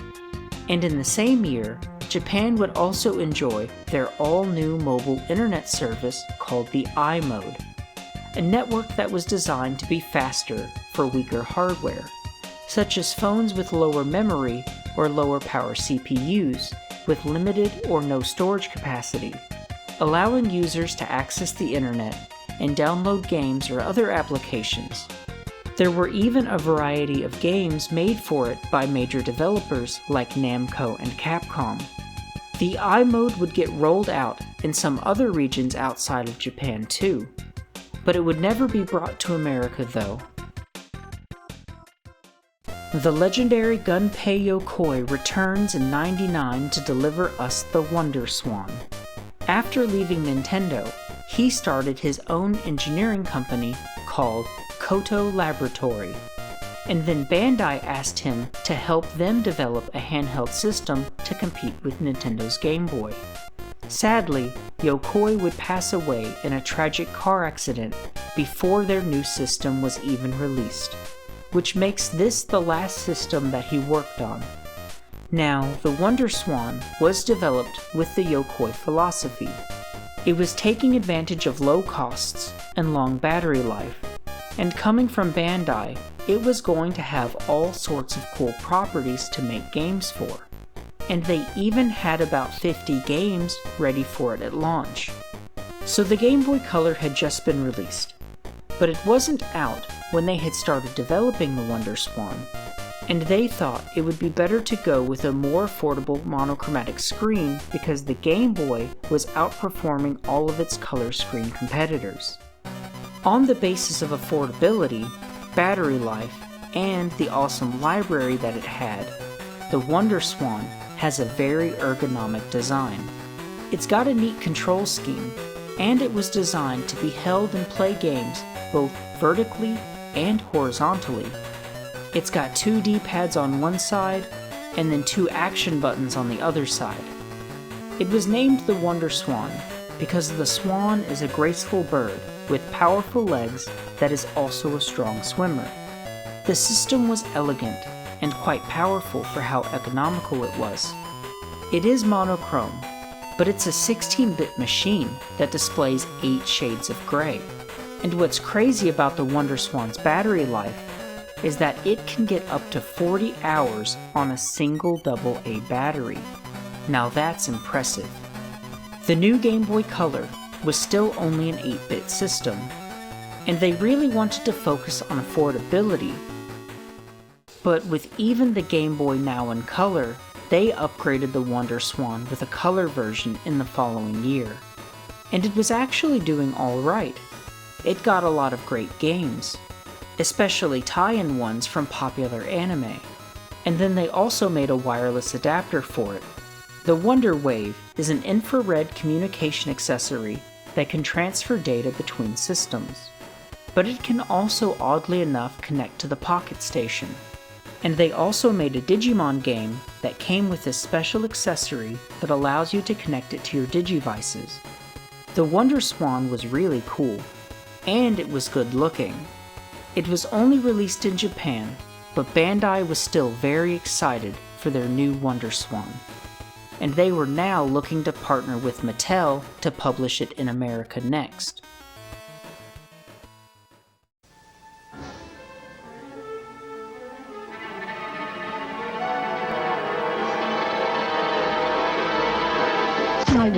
Cyberco. Wireless chat, email, interactive gaming, free downloads every day. Cyberco. Look into my eyes, it's just the 2 of us, you and me alone, sending messages. Cyberco. Wireless chat, email, interactive gaming, free downloads every day. Cyberco. Meanwhile, at the turn of the millennium, a startup company founded by one Mr. David Yang released their first in a line of digital personal organizers. The Cyberco was designed to be aimed at a teenage demographic. The idea is that it would serve as a way for teens to communicate and play games together, featuring a 2-way radio message system, together with the ability to download freeware games and apps.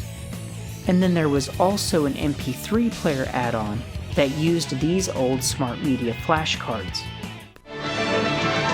With the barrage of wireless communications devices, your kids could be better connected than you. The Cyberco wireless entertainment system lets kids play games online, locate other kids within 300 feet that also have a Cyberco, as well as doubling as a day planner and internet hookup. And do you know how old Bailey is? She's 14. 14. Mm-hmm. Cybercos can directly communicate with each other up to a range of 330 feet, and multiple systems can join together in a wireless chat room. By the end of its first year, it actually sold 500,000 units. It did well enough that they upgraded it with a Cyberco Extreme model in the same year. There were a lot of games to play on it too, and new stuff would be posted every day on their website for you to download. Many of the games were multiplayer with automatic saves, which is really cool for the time, but also necessary in case of a connection loss. Of course, it's got monochrome graphics, and the games are all very lackluster, but the main appeal of it would have been the ability to connect with your friends, with the Cyberco being advertised as knowing what teens want. What am I supposed to make of that? And the Cyberco can also locate other nearby children within 300 feet. Luckily, the range that this thing has isn't actually anywhere near that, because that could have been a problem. It seems like these barely can reach each other from the next room, but it has an interesting feature with its range, because they all work as range extenders for each other. So it's also a personal organizer, and besides that, you can fill in a bio for yourself. You pick out a bunch of stuff that you like from some different categories, and when another Cyberco comes within range, it will notify you and then also notate how compatible your new potential friend is. by showing you up to 3 hearts based on how similar your interests are, as it was meant to work as some kind of a dating thing. Owners can put in the kind of kid they are and the kind of kid they want to meet. When compatible kids converge, their Cybicos vibrate. You hit it off with a 13-year-old girl. We were just talking. The Cybico had a lot of success right out of the gate, but it was very quickly outdated as cell phones were becoming more and more common. It also didn't directly connect to any kind of network. It emits and receives radio signals, and you need a special attachment in order to connect it to your PC at home. So it's not really online unless you're at home. It's very dependent on that weak range. The Cybico would come and go as a trendy new gadget that you probably don't even remember. It's a fun way to play with your friends. It's very easy to use. How many computer? Just like a pocket computer, I guess. This is the greatest impression ever. Why do you like it? I don't know, but it's fun. It keeps me busy. Download this. I'm getting so many of them. I'm going to fly to New York tomorrow. And whoever invented it, very smart. And it's pretty innovative. It's so cool. Do you take a look at this? This is good, man. It's great. I love it. Yeah. It's a good one. It's the bomb. Send email, go play video games. It's a Game Boy. It's online AOL. It's everything, man.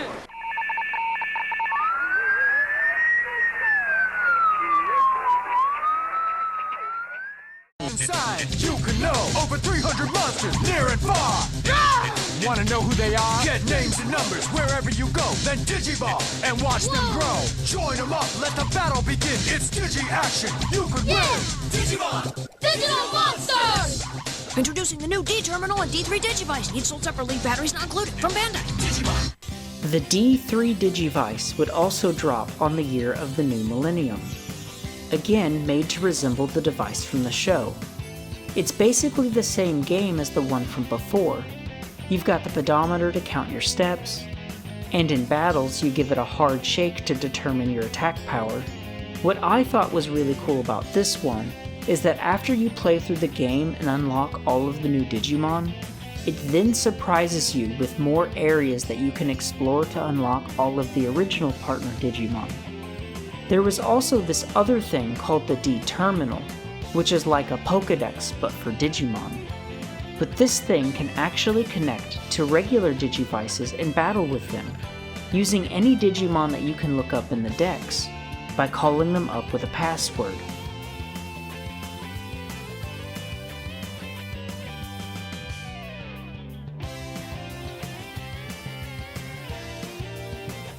The Nokia 3310 would come out to become an extremely popular phone in 2000, with that iconic ringtone. Something else that made this phone special was that it came with a chat app that would allow you to send longer messages than the usual 160-character text. It also came with a variety of other handy features, as these things typically do. But this guy came with a handful of games built into it, like Snake 2 and Space Impact.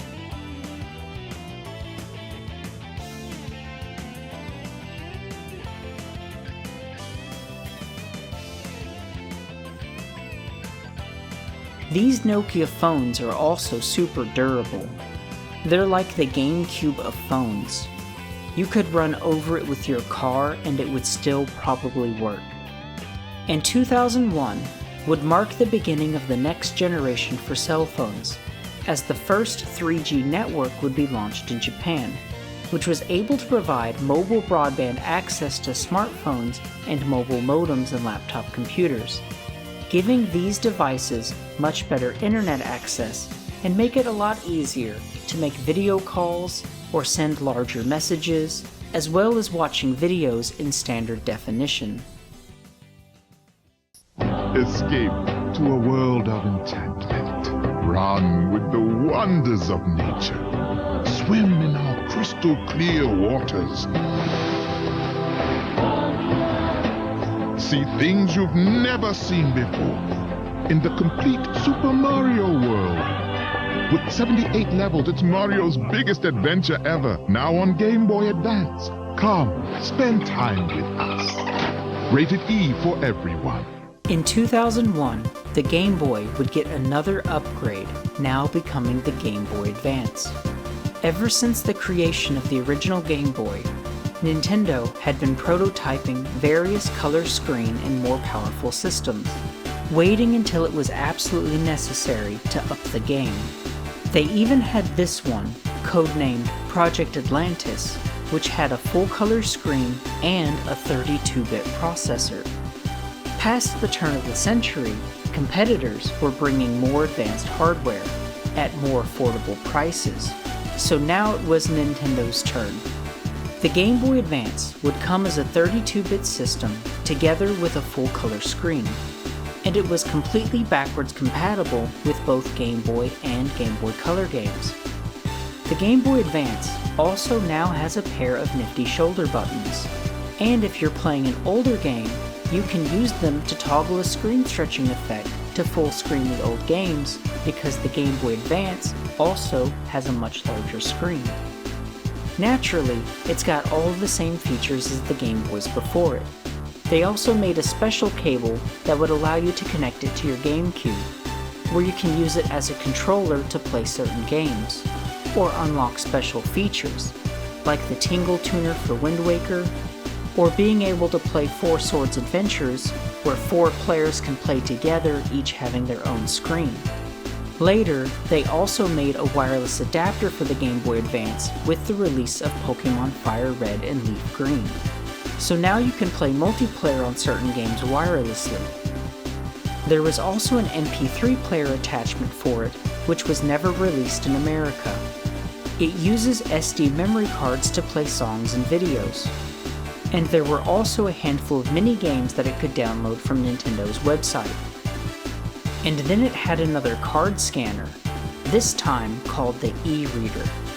It was an attachment that could read these special dot code cards to play secret games, or unlock bonus content in games.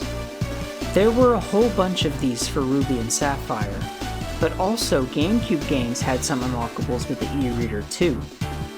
And the Pokemon TCG cards that were being released at the time featured these scan codes too, where scanning certain combinations of them would unlock minigames for you to play on your Game Boy. And there were also various card packs that would come with codes for you to play NES games. And they had also planned to make a whole series of Game & Watch game cards, but only the cards for Manhole were ever released. The Game Boy Advance sold 500,000 units within its first week, quickly becoming the fastest-selling system thus far. The Game Boy Advance launched at $99 and took the world by storm, smashing any chance for a competing system to remain successful. Do you think you're a hero? Things in the light are not the same in the dark. Help me. She's depending on you. The Legend of Zelda, a link to the past for Game Boy Advance, and now 4 can play. Next stop, Hyrule. Rated E for everyone.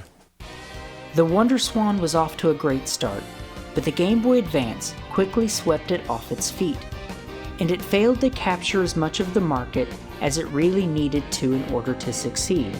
Thus, any plans for the WonderSwan to be released outside of Japan were then cancelled.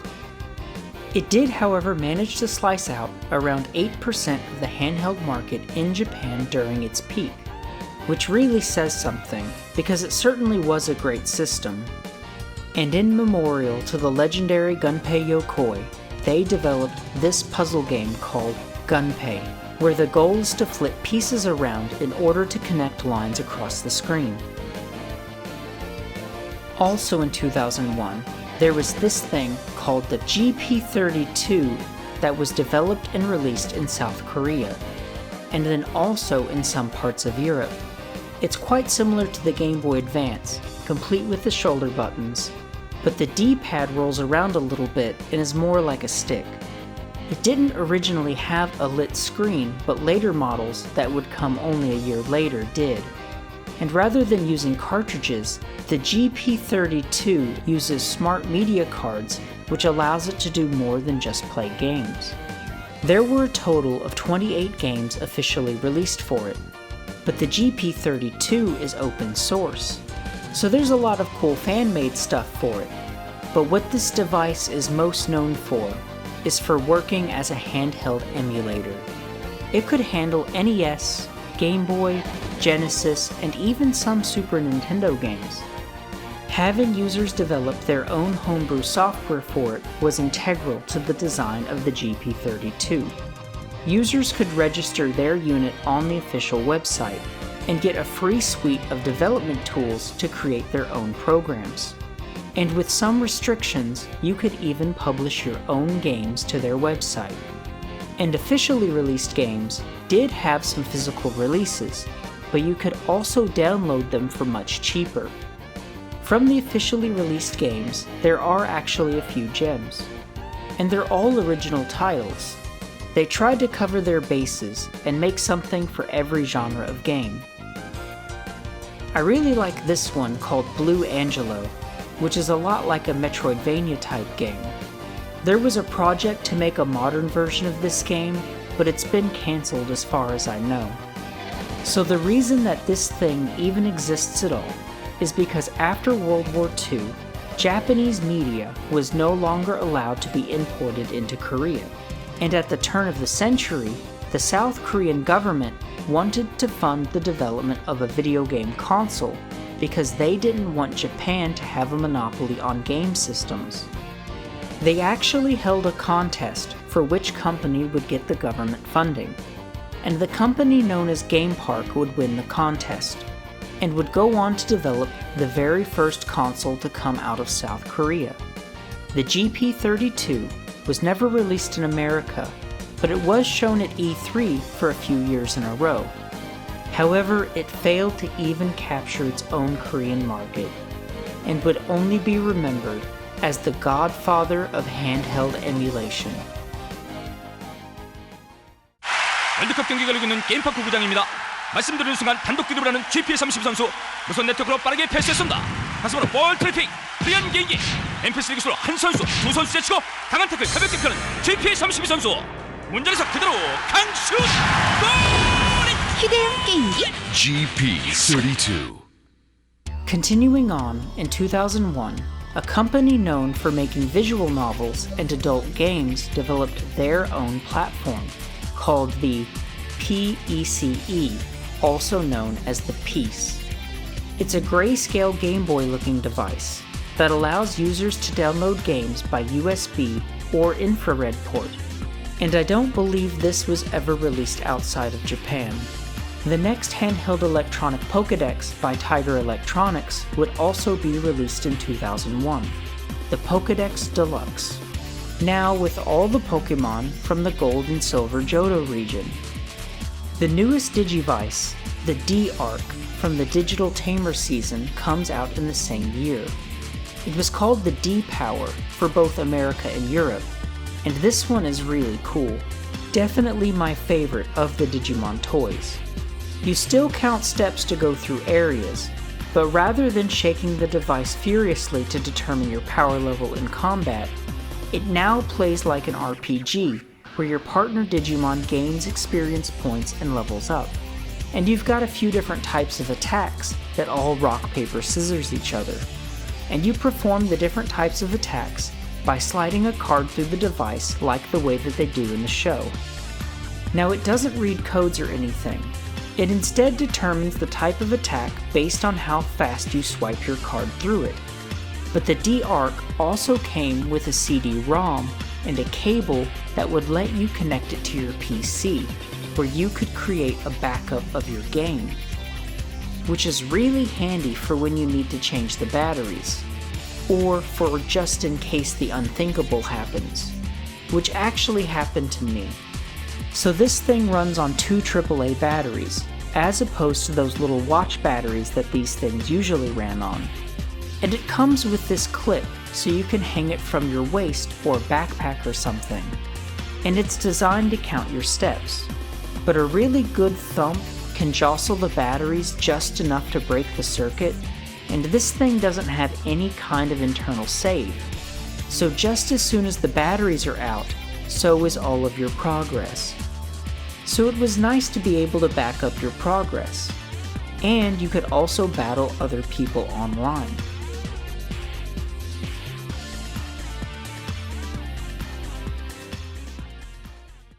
Pokemon comes right back around with the Pokemon Mini. It was released in 2001 and only at the exclusive Pokemon Center store and its website. So this little guy is actually a system with swappable games. It's designed to be more of a novelty than anything else, because all of the games for it are only mini-games. But it is really cute, and some of them were also playable as Easter eggs in Pokemon Channel for the GameCube. Just in, alien monsters from a distant galaxy have landed on Earth and are hiding in real barcodes on real products everywhere. Scanners time! Let's go get them! You can only capture them with scanners. Scanners let you scan any barcode on real products and capture the monsters. Then battle them on your own or play head-to-head to win. They're hiding in millions of barcodes everywhere. You can scan them, capture them, fight them with scanners. The more you scan, the more you fight, the more powerful you become. Scanners! Scan them, capture them, fight them. Cards and comic book included, batteries not included. Scanners arrives to help us capture those alien monsters who are now hiding in barcodes all around the world. It's time to dust off that old neutralizer and get busy. A fun spin on the Digivice toy, made by a Hong Kong company called Radica Games, who was known for making electronic casino souvenir type games, but would soon branch out into making toys. Whichever model device you had determined the tribe of aliens that you'll collect, and it came with a little comic book to help build immersion. And you also get a rather stylish pocket chain to wear it on your belt with. Very fitting for the early 2000s emerging Hot Topic style. So you scan codes in order to collect the monsters.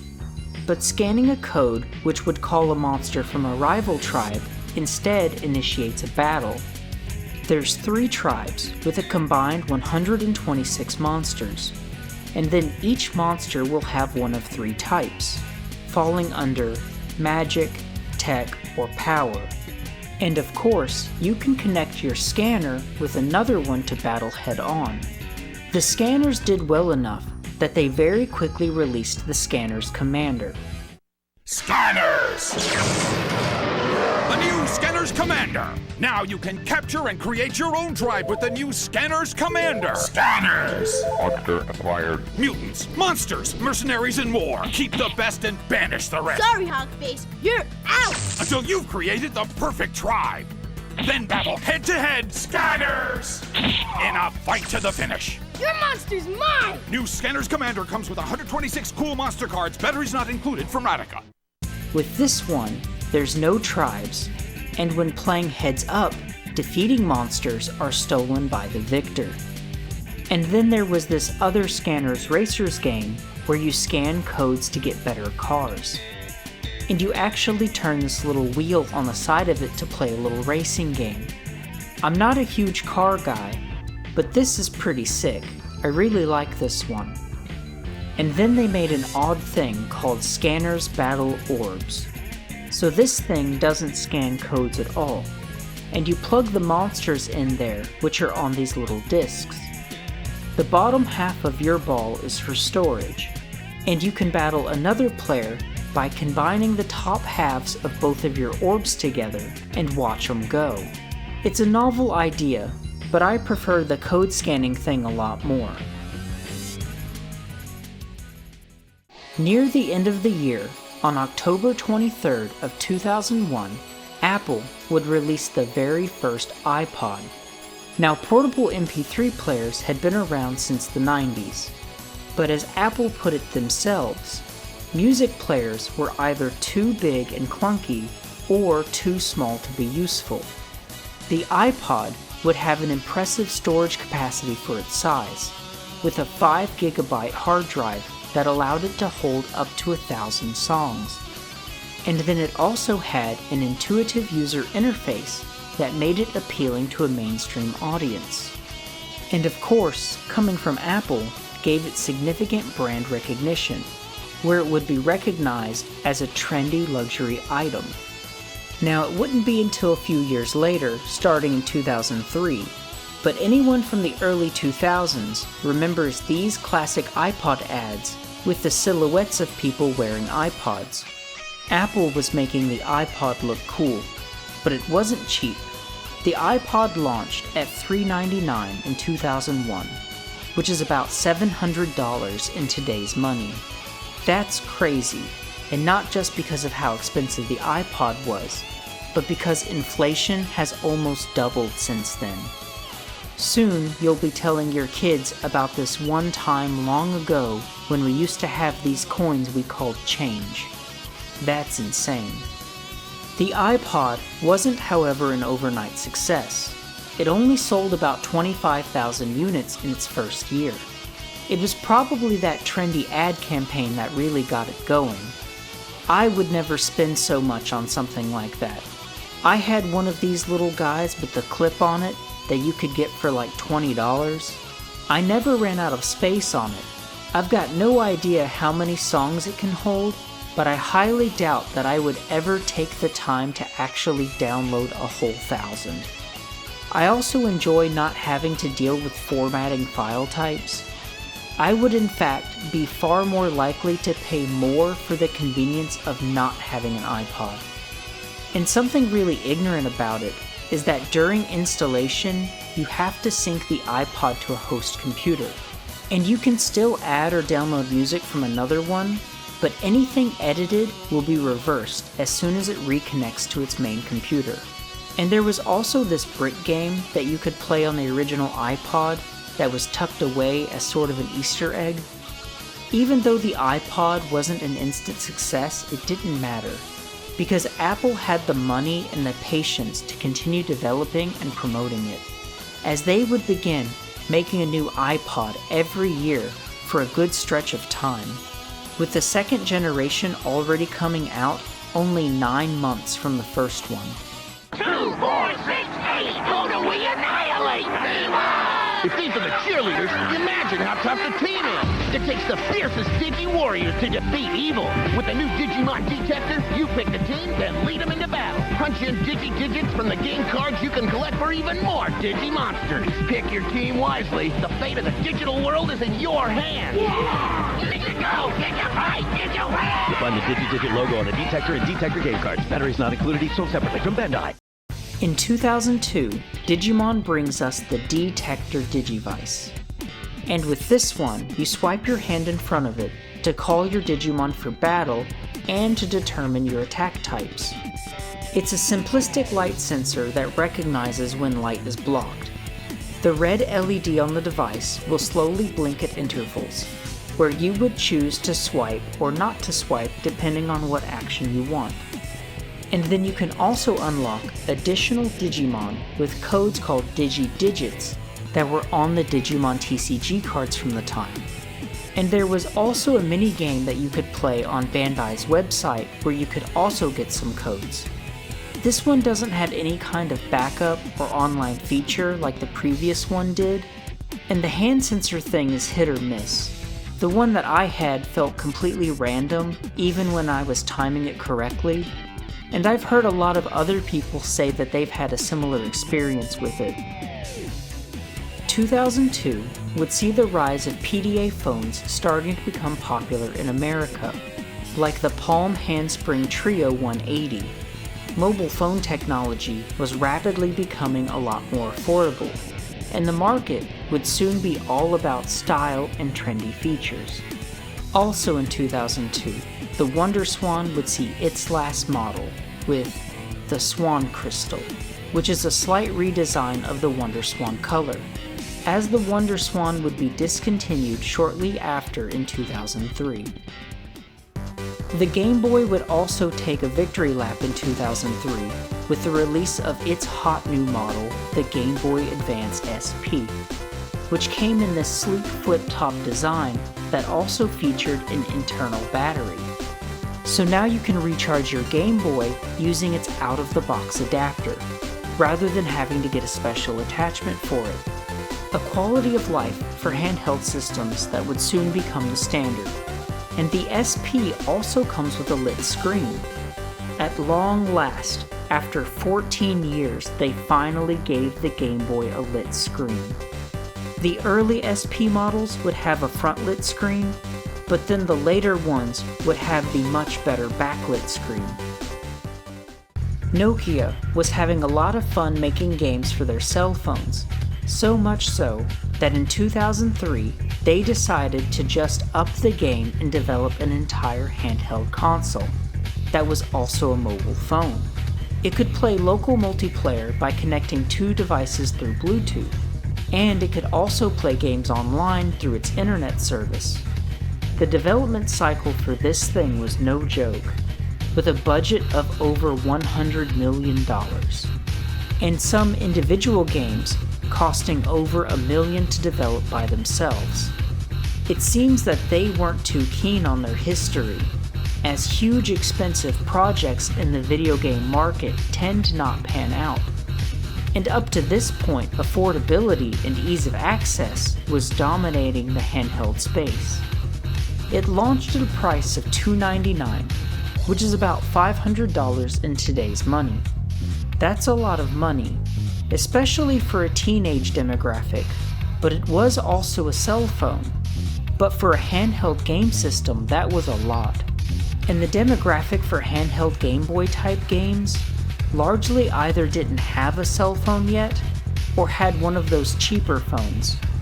The N-Gage was also bringing a really powerful system.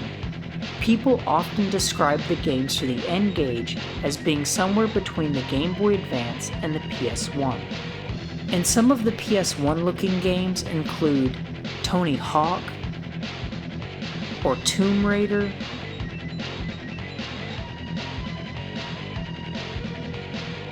and Call of Duty,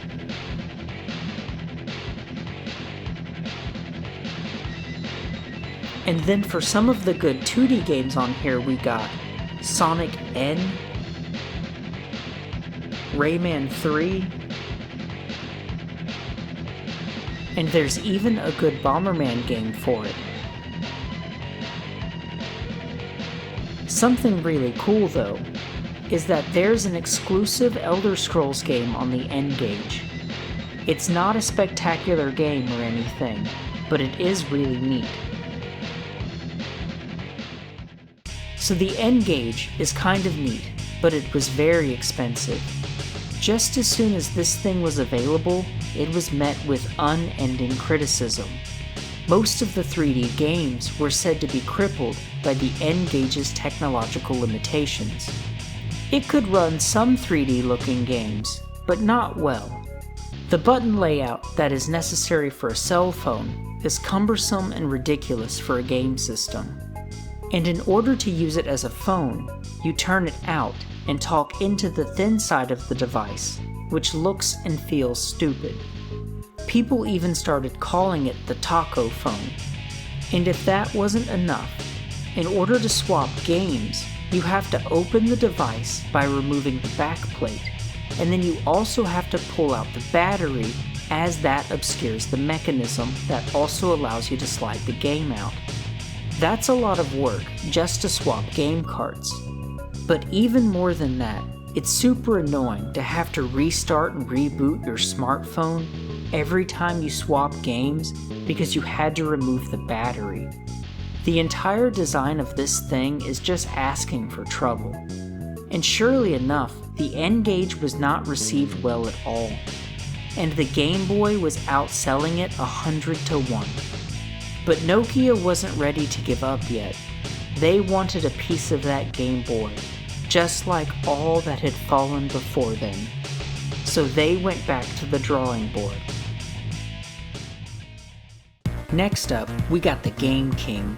It was developed to be primarily sold in Hong Kong, and naturally, that would entail a low-end bootleg copycat system.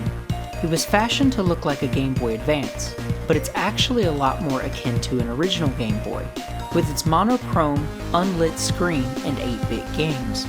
The game carts are also designed to look like original Game Boy games, except with those sinfully unprotected connectors. And of course, all of the games are shameless clones, like Duckman, which is obviously a Darkwing Duck clone. But the graphics on this thing are somehow worse than the original Game Boy. This thing has like no resolution, but it does have a rather impressive audio for how low end it is.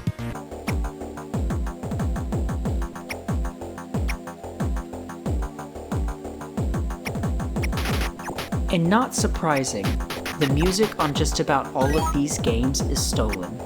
My favorite example of the stolen music is this game called Drifter. It looks a lot like a Wonder Boy and Monster World sort of game, but you're not ready for this hot soundtrack.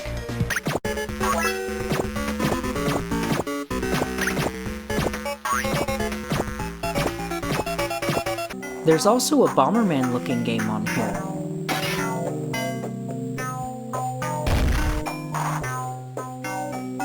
And the music stolen for this one is from this old Flash game called Spybot: The Nightfall Incident. How about Trojan Legend? Great song choice for this one, because that's definitely a Mega Man clone. Here's Adventure Legend Carlo, that is no doubt supposed to be a Mario Brothers game.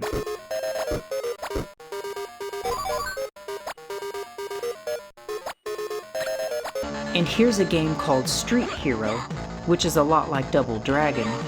I will say that the Game King is a lot more fun than I thought it would be. Shameless rip-off stuff is always so amusing to me. The significantly higher quality audio compared to the extremely low resolution graphics makes all of these absolutely hilarious. The Game King is amusing in ways that it shouldn't be, and all of the games play just fine. They're all half-decent games, as shameless as they are. The future is entertainment, mobile entertainment. The freedom to go, do what I want, when I want, to listen to my music, manage my life, and to game. To game! I'm talking 3D graphics, full motion video, analog controller, and Bluetooth. Yeah, Bluetooth for kick-ass multiplayer wireless gaming. I don't want a postage stamp display with washed out colors. I'm not a Game Boy. I seek no boy status. Wireless mobile entertainment. The future. Right behind the Game King, we see the Tap Wave Zodiac. For those who have outgrown a Game Boy and need a device that can help organize their life. So this was designed and marketed at an older game audience. It's a personal organizer, multimedia device that also functions as a game system.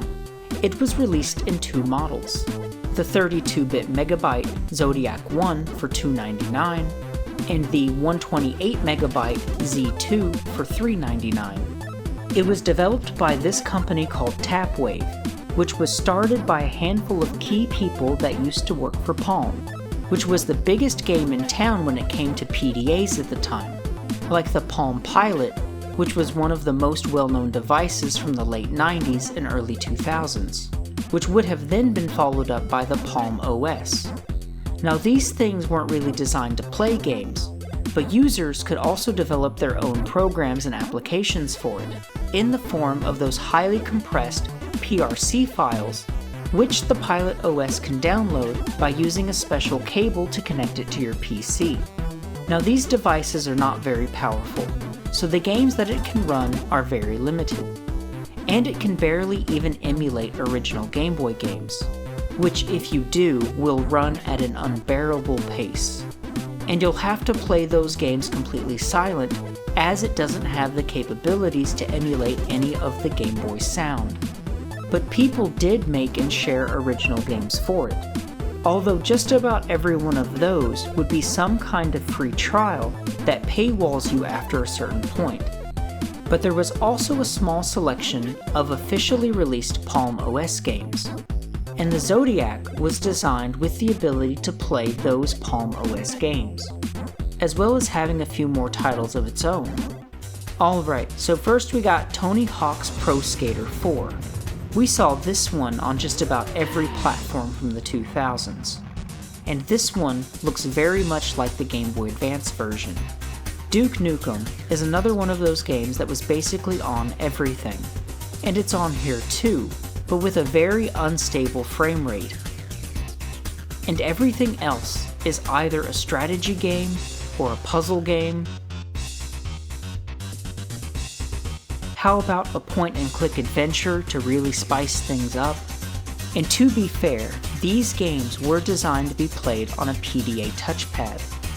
But there's also arcade classics and other similar type games if you really needed to play a Palm OS game. So there's not really a whole lot going on in the Palm OS library. Alright, let's see the hot new stuff the Zodiac has for us. The other Zodiac launch title, which isn't playable on Palm OS, was Doom 2. And it's fine. It plays crazy fast for some reason, and the controls feel a bit unresponsive. But Spy Hunter doesn't look too bad. This one's actually fun. Games on the Zodiac are fine. They're better than the N-Gage, but nothing in its short library is particularly impressive. And this thing does okay as an emulator. It can handle Game Boy and NES games just fine, but it struggles to run Genesis or Super games.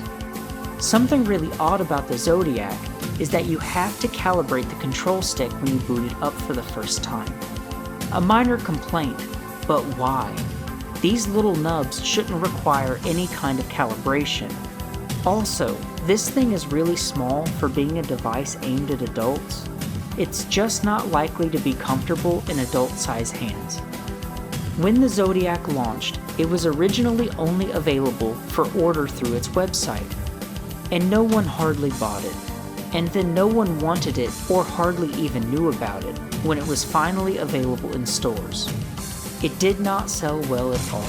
And at the same time, the PDA market was moving more towards cell phones, so there just wasn't a whole lot of interest for it.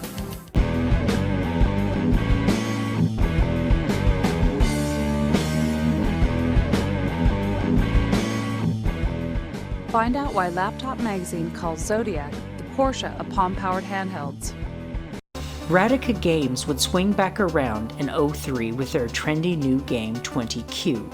It's a 20 questions game, but this time you pick the answer and it will ask you a series of yes or no questions, until it makes a guess at what you're thinking.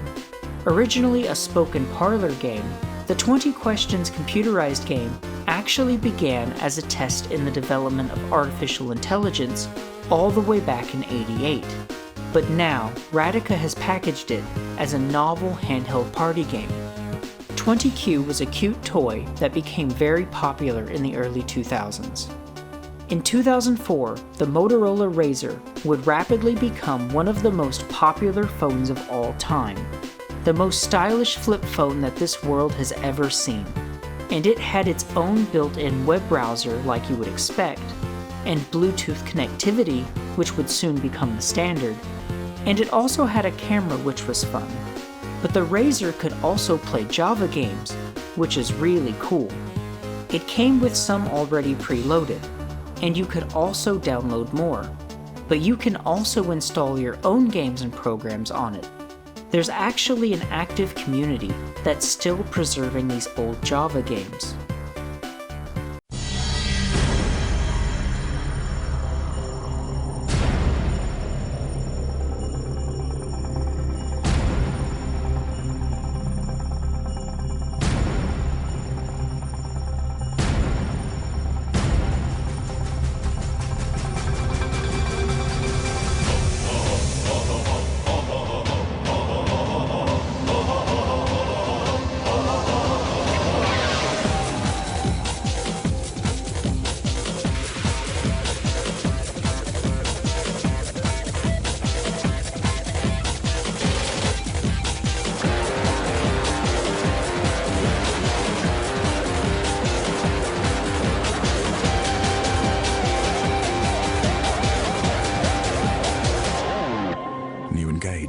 easy. Choose the right weapon to win the fight.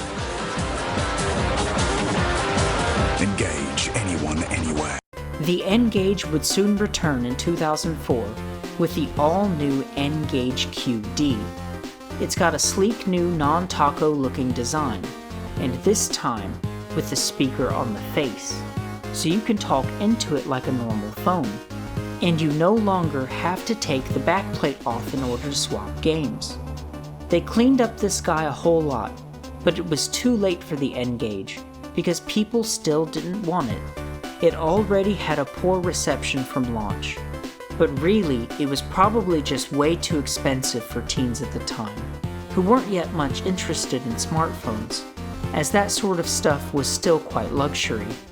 And to put the final nail in the coffin, Nintendo would drop the hot new Nintendo DS.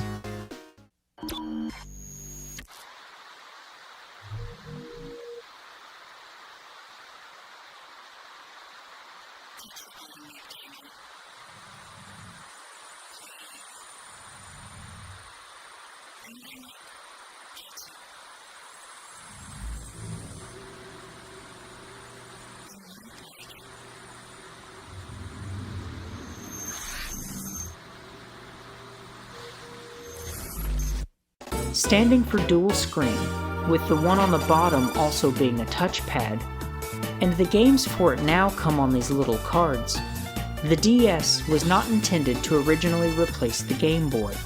It was meant to be a standalone thing that would be supported alongside the Game Boy, and they even gave it Game Boy Advance backwards compatibility.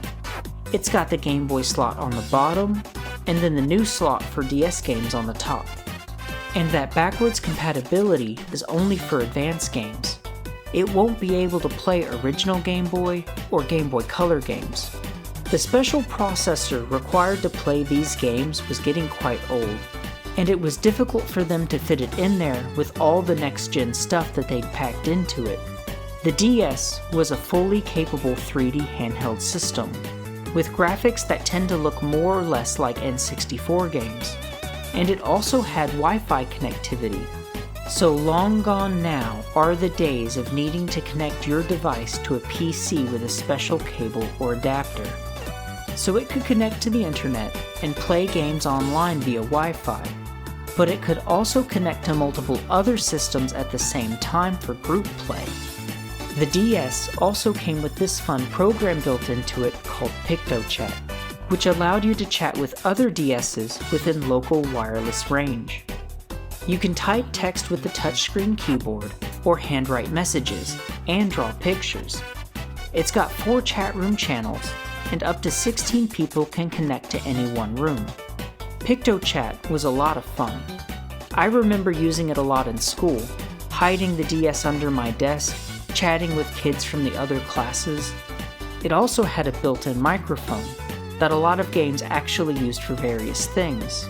But the only thing I remember games using it for was just for blowing into it.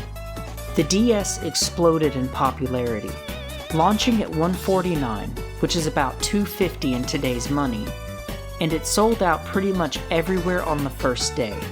So if you hadn't pre-ordered one, you were going to have to wait, because it went on to sell over 1 million units in its first year, and continuing to sell almost 7 million before the end of its second year.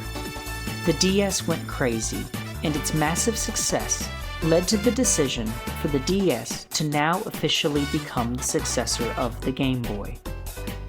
Nintendo stuffed the N-Gage pretty hard, but Sony was about to drop another bomb right behind them.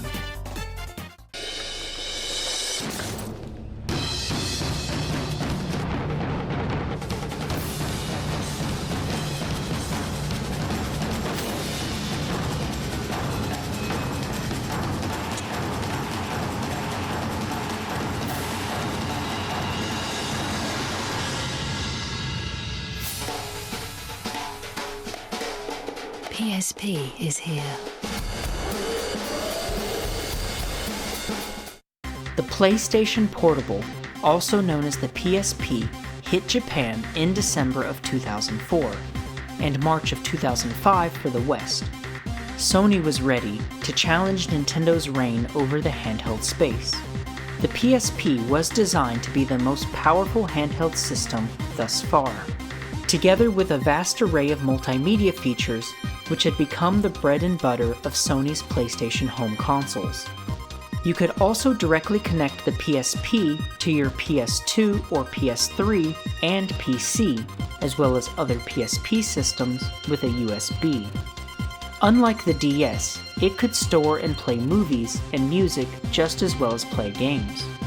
Games and movies for the PSP also came on these proprietary UMDs, or Universal Media Discs. The PSP launched at $249, being a whole $100 more than the DS. Higher price tags had always held down previous competitors to Nintendo's handhelds, but the PSP still had a successful launch. The PlayStation branding really helped it, but the PSP was also a very powerful system, and there wasn't anything else like it that could compare. It also had this really large screen, and the 3D games actually had great resolution. There was a large market that had been waiting for a handheld system to finally compete with Nintendo, and the PSP finally served that market with an actually good system. Also, brand loyalty was back in fashion, so now you could represent and style up with your PSP if you were all PlayStation. People were always putting the PSP and the DS against each other like it was some kind of competition, but really these devices were aiming at very different markets, and the ads for these guys were getting wild.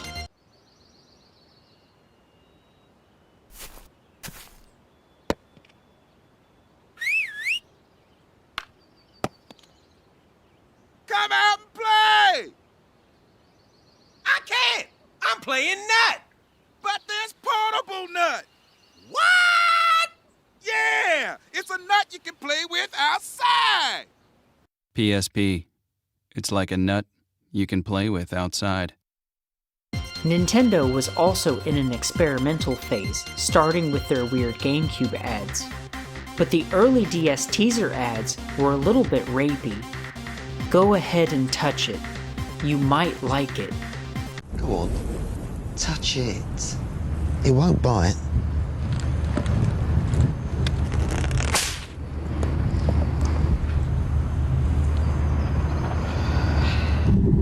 Touch me. I really enjoy these PSP squirrel ads though. Nut you can play outside became a good meme back before we even used that kind of terminology.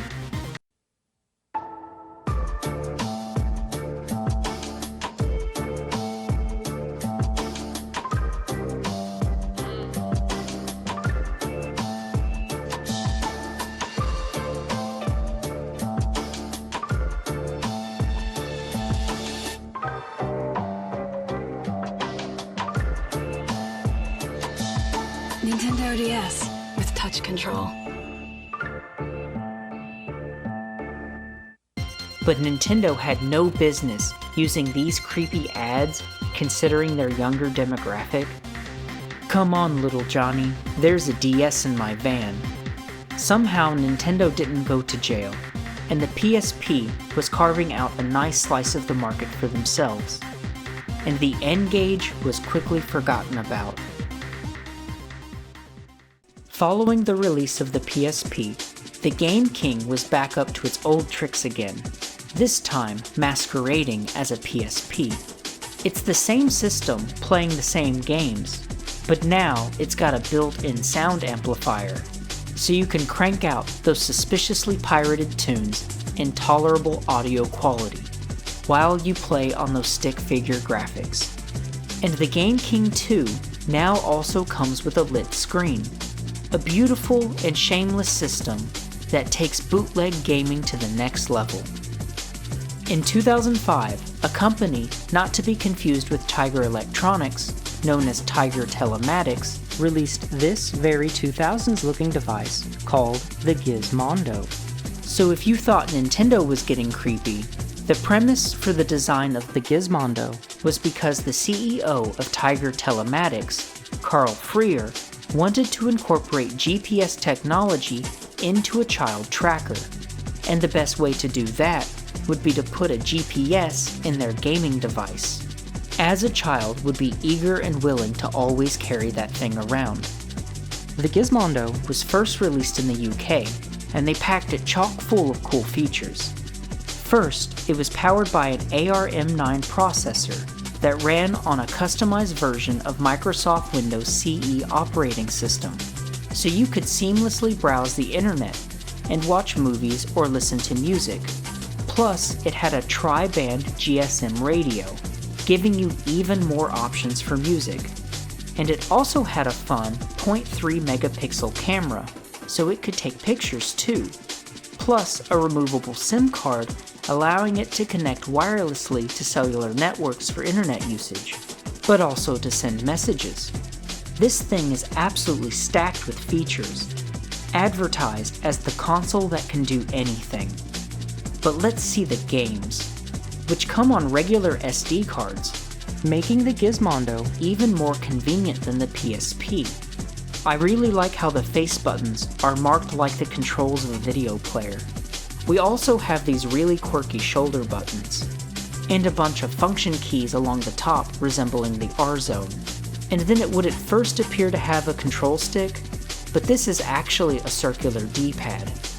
So the number one most top-rated game on the Gizmondo is this one called Sticky Balls. It's a pool or billiard-style game about matching colored balls together. This is peak Gizmondo action. But there's also racing and sports games and a beach bikini ping pong game. This is my favorite out of the Gizmondo library, a game called Trailblazer, which had a demo version come together with the system. There were a lot of games that were never released that promised some interesting features, like augmented reality with its digital camera, or even using the GPS to unlock special events in-game depending on your real-world location, which would have been used in this GTA-style game that was never released.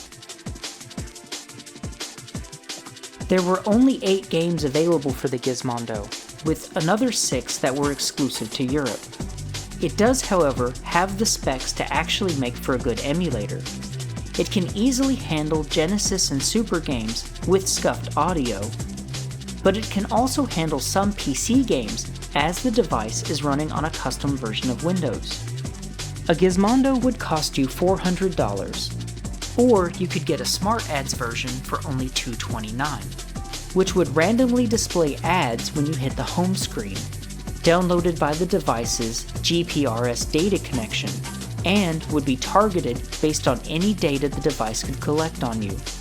These ads would also be capable of providing you coupons with barcodes for nearby locations, as it would always know your coordinates. Hilariously though, the smart ads were never activated, so it feels bad for anyone who paid the full $400 for the ad-free version. And the Gizmondo was heavily promoted. They spared no expense to tell people about it. Celebrity endorsements, lavish parties, the whole works.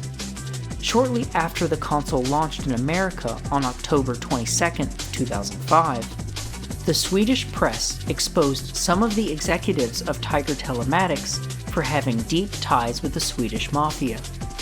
And just as soon as this got out, a number of guys quickly resigned from the company, including the CEO, Mr. Carl Freer. By February of 2006, the company was forced to file bankruptcy after amassing a $382 million debt in barely just 4 years of operation, causing the Gizmondo to cease production.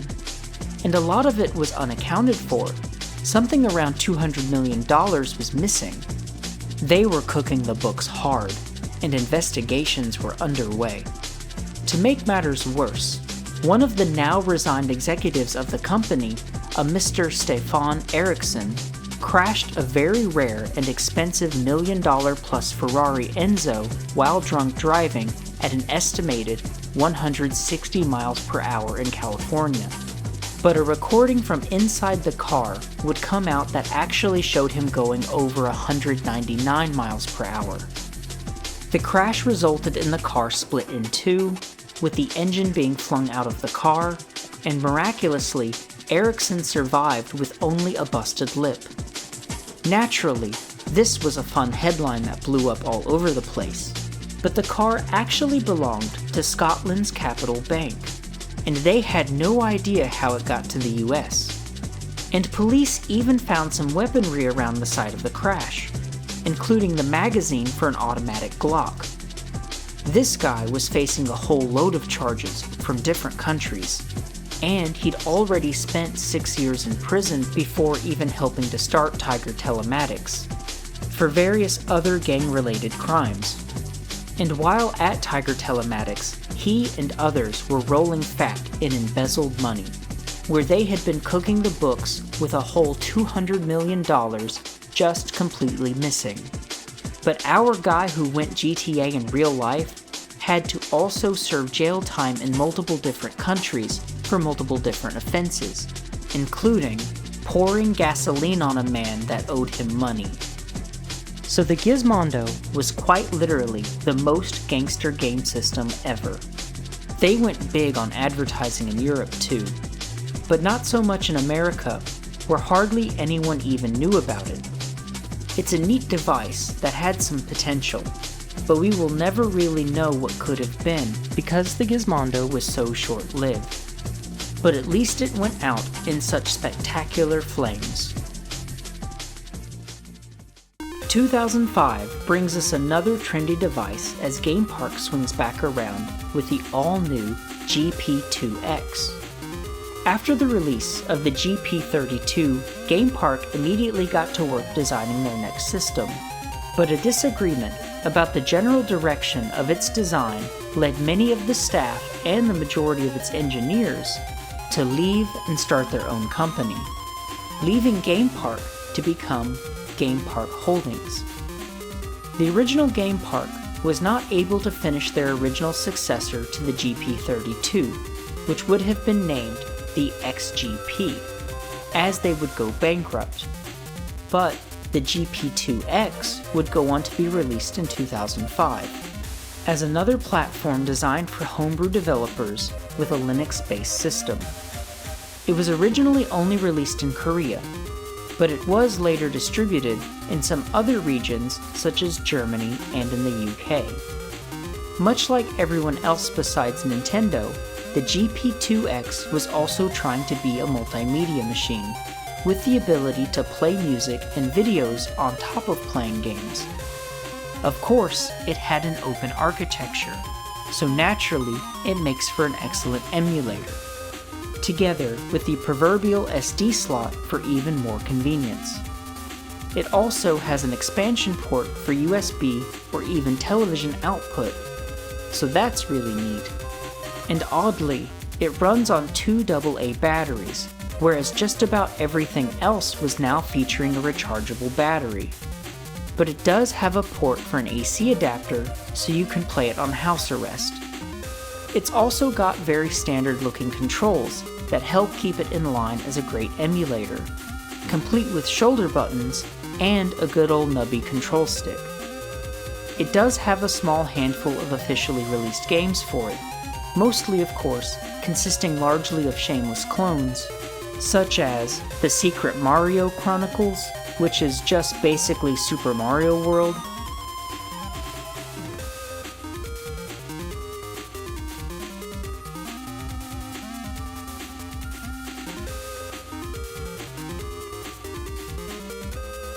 but probably the best officially released game for the GP2X is this one called Wind and Water Puzzle Battles. It's a lot like Puzzle Quest. You battle those puzzles and then play through an adventure. It looks really cute, and I quite enjoy a fresh puzzle game that I've not seen before. So the way this one works is that you rotate the pieces around to match them up. And then the adventure mode is like Mario World, where you got these different stages to pick from on an overworld, and each one has a different objective. and then some of them mix it up with a refreshing mini-game that has nothing to do with puzzles at all. I really like this game. The GP32X was probably a great system in parts of the world where video games weren't as available, but it's only just a bit stronger than a Game Boy Advance. You're not really going to run any games on it that are much better than a Super Nintendo, but go give that puzzle game a try. It's definitely worth your time. Radica Games comes back around with another neat idea in 2005, called Cube World. Each cube contains an animated stick figure that will interact with any other connected cubes in unique ways, across a maximum network of 16 cubes. They've also got a gyroscope that will allow for special animations when the cubes are rotated or shaken. Radica was making some really cool stuff in the early 2000s, so much so that they even caught the attention of Mattel, who would then acquire them. So they could go on to make this really out-of-touch Barbie version of the Scanners toys. Who is this for? I think they really missed the ball on this one. But it is hilarious that it even exists at all. Prepare to get erased, kid. Net battle! With the new Mega Man Advanced PET, you control the action. Mega Man, power up! Proto Man, power up! Use your battle chips to launch your strongest attack. Cyber Sword, battle chip in, down low! Wide Sword, battle chip in, down low! Long Sword, battle chip down low! Defeat your opponent. Or take the single-player challenge. Advanced PET with 3 battle chips and connector cord. PET units and other battle chips each sold separately. By the mid-2000s, we would also see these cute things called Advanced PETs. Distributed by Takara in Japan and Mattel in the West, they're handheld toys developed as a tie-in with the Mega Man Battle Network series. Much like the Digivices, the PET has a pedometer in there to count your steps, which will initiate random battles, from which you'll gain experience points and level up. And of course, while in battle, you can choose to input a chip for the attack on your turn. And then it shows your enemy moving around on a little grid as you try to fire your attack when they land on a space that your attack would cover. It's a very low-tech version of the Battle Network games, but it's charming. There was also this other thing called a chip gate that allows you to use your battle chips on the Game Boy Advance games. I always enjoyed collectible tactile stuff that paired up with video game peripherals.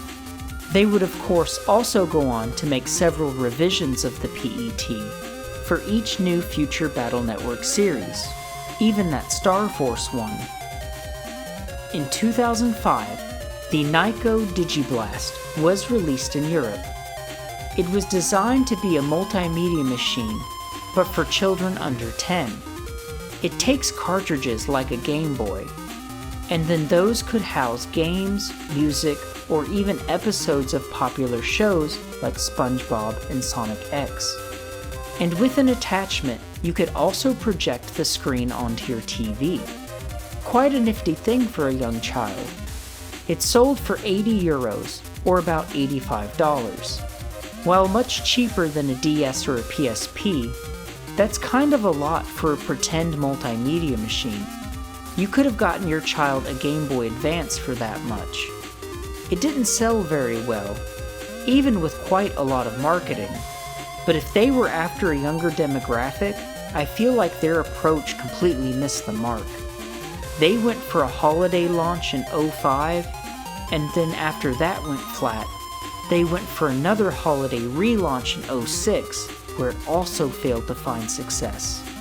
And after that, there was a bit of a chip shortage, resulting in the Digiblast being discontinued.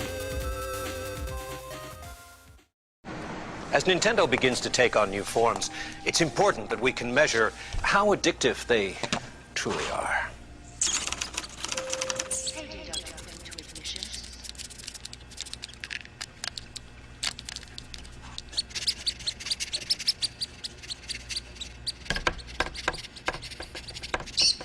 The new Game Boy Micro. Extremely portable, extremely stylish. Even with the Nintendo DS as the new king, the Game Boy Advance was still quite popular. And in 2005, Nintendo released the Game Boy Micro.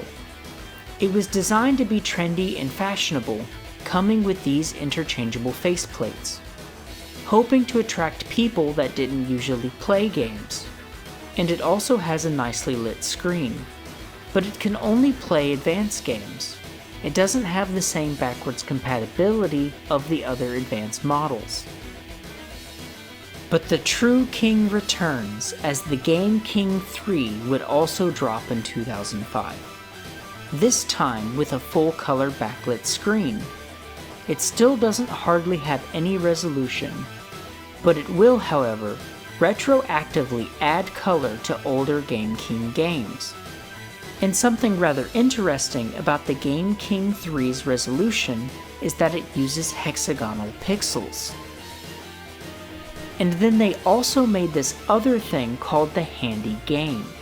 It's basically an NES emulator, and it comes with a variety of built-in games, which of course are all stolen bootleg versions of pre-existing NES games. But it also has these game carts doing the all-in-one thing, which are chock full of stolen, unlicensed, and bootleg games. It was never officially released in America, but this is the sort of stuff that you would always find at flea markets and in those sketchy mall booths. Digimon swings back around in 2006 with another Digivice, this time to go along with the new Data Squad series, known as the Data Link Digivice in America and the Digivice IC in Japan. It combines the regular VPET experience together with the quest-based gameplay of previous Digivices. This one has an infrared sensor on the back for connecting to other devices, but it can still connect to previous generations with its old school 3-prong connector on the bottom. And I really like that just about all of the Digimon games from almost every generation can connect with each other. But unfortunately, the American version doesn't have the 3-prong connector, so it can only connect with other data links. The new gimmick with this one comes with these data plates that you can buy and collect separate from the Digivice. Scanning these gives you additional items, but you can also scan your fingers. Unlike previous Digivices, you don't start with one Digimon partner and unlock the rest as you clear through the different areas. Instead now, you're just locked into the one that you picked. And then you've got to do all that VPET stuff, like feeding and flushing poo. You can also level up through training, and your Digimon will also grow old and eventually die. But it will always be reincarnated as an egg, and each generation of Digimon is stronger than the last. I don't mind this one as much as the other more demanding virtual pet games, but I'm just not really all that interested in managing a hunger meter or cleaning the poo. There was also this other thing they made to go along with it that was only released in Japan. It lets you connect your Digivice IC and unlock new Digimon, as well as having a variety of mini-games that it calls missions, which are also kind of like little battles. I probably would have enjoyed this a lot more than the Data Link actually. In 2006, the iTunes Store began to offer additional games for purchase with the launch of iTunes 7, like Bejeweled, Mahjong, Pac-Man, or Tetris, just to name a few, with a very strong lineup of third parties gearing up to get busy on the platform, such as Sega, Namco, or Square Enix, and even Hudson Soft. Nintendo would soon up the game once again with their sleek new DS Lite, a much slimmer version with a much longer battery, for a slightly better price, as the DS Lite launched at $129.99 as opposed to the $149 of the original. Sony thought that was a great idea, and in 2007 they released the PSP Slim, also known as the PSP 2000. Aside from being quite a lot thinner, the D-pad was raised and the buttons were improved to quell complaints about unresponsive controls. The system is also noticeably faster, with lots more internal memory, cutting down on load times and having a much improved web browsing experience. And the PSP can now hit the big screen with the Slim's TV output. A much better version of the PSP, now at a more affordable but still costly price of $200. 2007 would see the rise of the BlackBerry Curve, a very important piece in mobile history, as it would also be many people's first smartphone. It's got all the usual stuff, complete with a camera and a full keyboard. And something that I really like about this one is the trackball that makes navigating menus a breeze, but also can act as a control stick for games. No Wi-Fi connectivity, but it does have Bluetooth and GPS radio.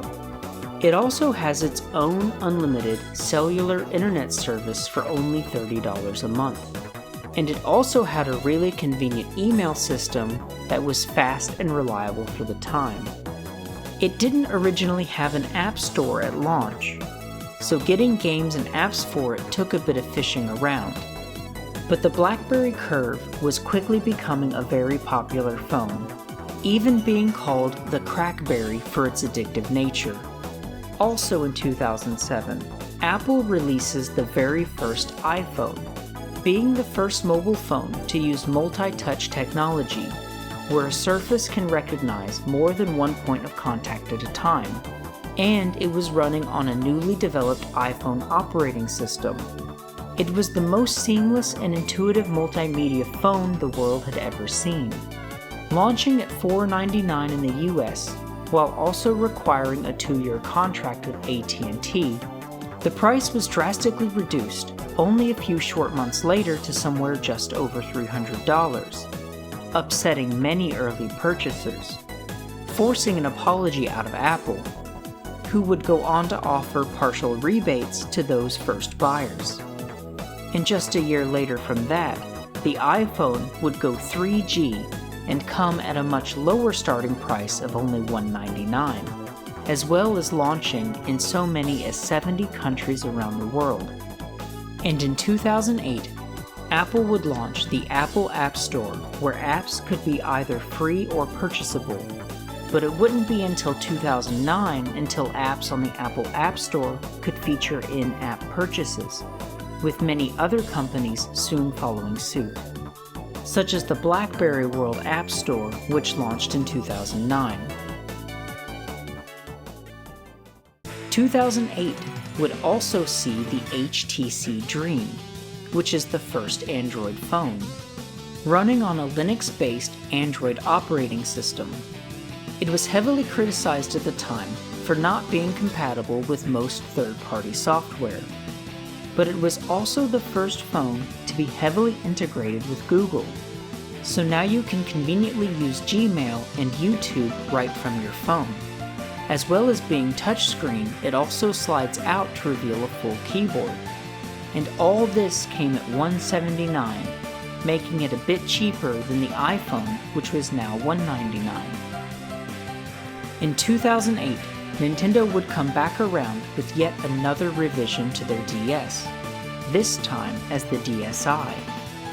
For $169.99, it comes with a lot more features, like both an inner and outer 0.3 digital megapixel camera, a much larger screen, and it also had a lot of handy fun features, like the ability to keep notes or draw animations, plus access to the hot new Nintendo DSi eShop, where you could get Birds and Beans, arguably the best game on the DSi shop.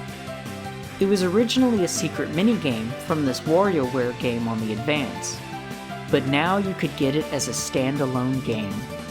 And if you didn't, well, it's too late now. It was a time to be alive. And Sony was also tuning up their PSP again. The PSP 3000, also known as the PSP Slim Lite or the PSP Bright. It's got an improved screen, with a larger color range and 5 times the contrast ratio, a halved pixel response time, and some anti-reflective tech to reduce outdoor glare, plus a microphone with the ability to send voice messages or even talk on Skype. The PSP was looking good. But just as soon as it was out, people noticed a problem with the interlacing when objects were in motion on the screen. And Sony just came out and announced that this problem wasn't going to be fixed. As 2009 rolls around, Nintendo goes big with the DSi XL for $189.99, a novelty that doesn't come with any additional features, save for a larger battery, giving it a bit more life. Sony also turned right back around to drop the PSP Go. And the first thing that you'll notice about this guy is that it slides open to reveal some controls.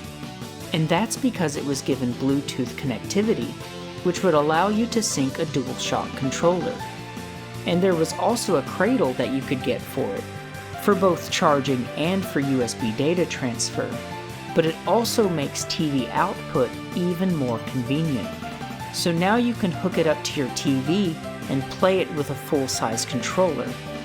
The PSP Go doesn't, however, have a disk drive, and the games must now be downloaded from the PlayStation Store.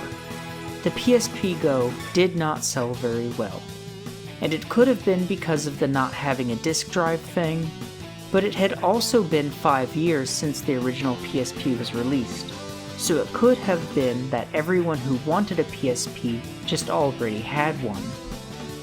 I had some friends that would always like to have the newest model for whatever they were into, but for me, I would always tend to just stick with the one that I first bought for as long as it would still be relevant. In the same year, the Pokewalker comes bundled with Heart Gold and Soul Silver. It's a step counting device where you can transfer a Pokemon from your DS to it and carry it around with you like a virtual pet, which will let you level it up, as well as find additional wild Pokemon and items. 2009 brings us another open source emulator from China, as well as being a multimedia machine. The Dingu Digital was designed for the Chinese market, where it was a lot harder to obtain Japanese imports. Its control layout looks pretty standard, with 4 face buttons and a pair of shoulders, and a good old D-pad. It's got an internal rechargeable battery, and then it's also got a mini SD card slot, so you can basically put anything on it, and a very traditional 3-color prong TV output, and it's got a mic too. This thing is stacked with features, and the menu reminds me a lot of the PSP menu. And aside from basically just being a PSP, of course, we got music and video players on here too. But because this is China, the Dingu actually comes natively preloaded with emulators. You got Game Boy Advance, NES, Genesis, Super Nintendo, and even Neo Geo, making it a very solid emulation device. There was also a small number of officially released games for the Dingu, but just about all of them are pre-existing games, like Puzzle Bobble, Tetris, and my favorite stolen game that was officially released for the Dingu, Magic Land of Landlords, which was originally on the ZX Spectrum back from '86. And of course it's an open platform, and there were quite a number of homebrew games that people shared for it, plus a bunch more community-based emulators for even more systems. And it's also got an FM radio, with the ability to record audio from your mic, but you can also use it to record songs from the radio. A very handy device with lots of cool features. It was also quite successful, selling over 1 million units. Our boys at their new Game Park Holdings company were working hard, as they would straight away get to making their next system, the GP2X Wiz, which would be released in 2009. Another open source homebrew platform with updated features, like a touch screen and an online app store.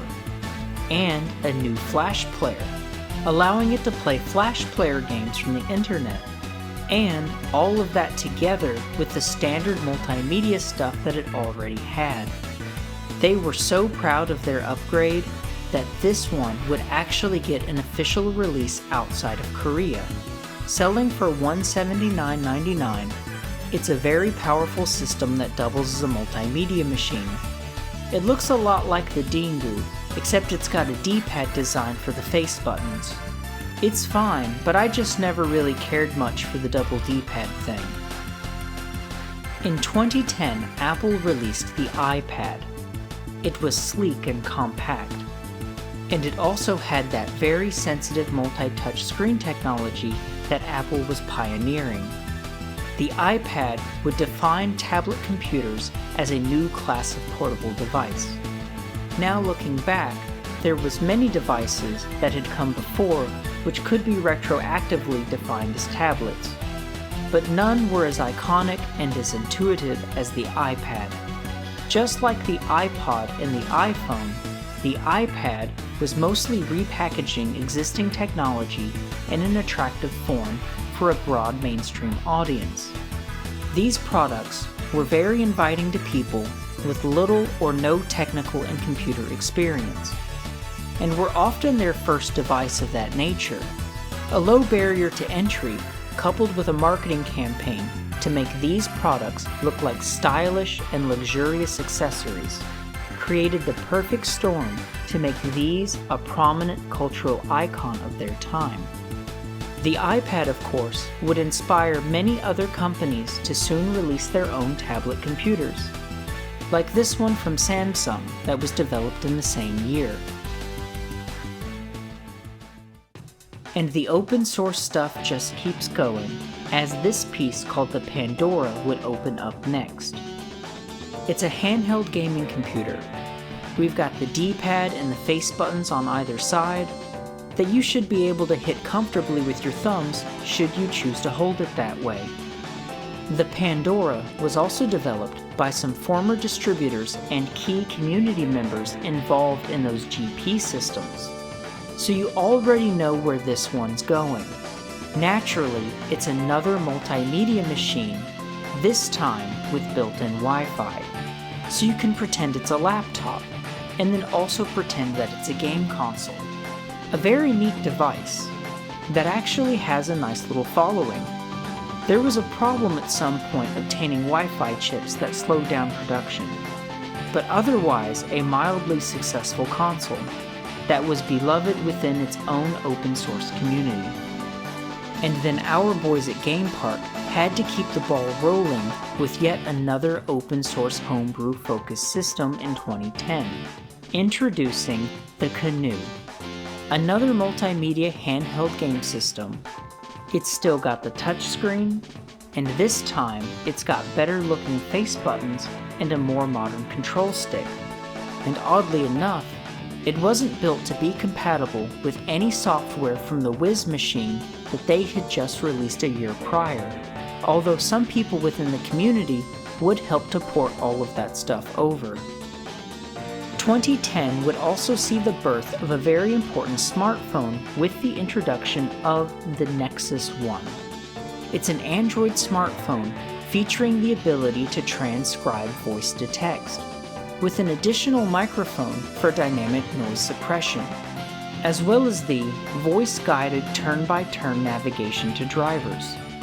A very nifty phone, but it was having problems with its touchscreen functioning properly, as well as a problem connecting properly to 3G, and it had a couple of issues with its name.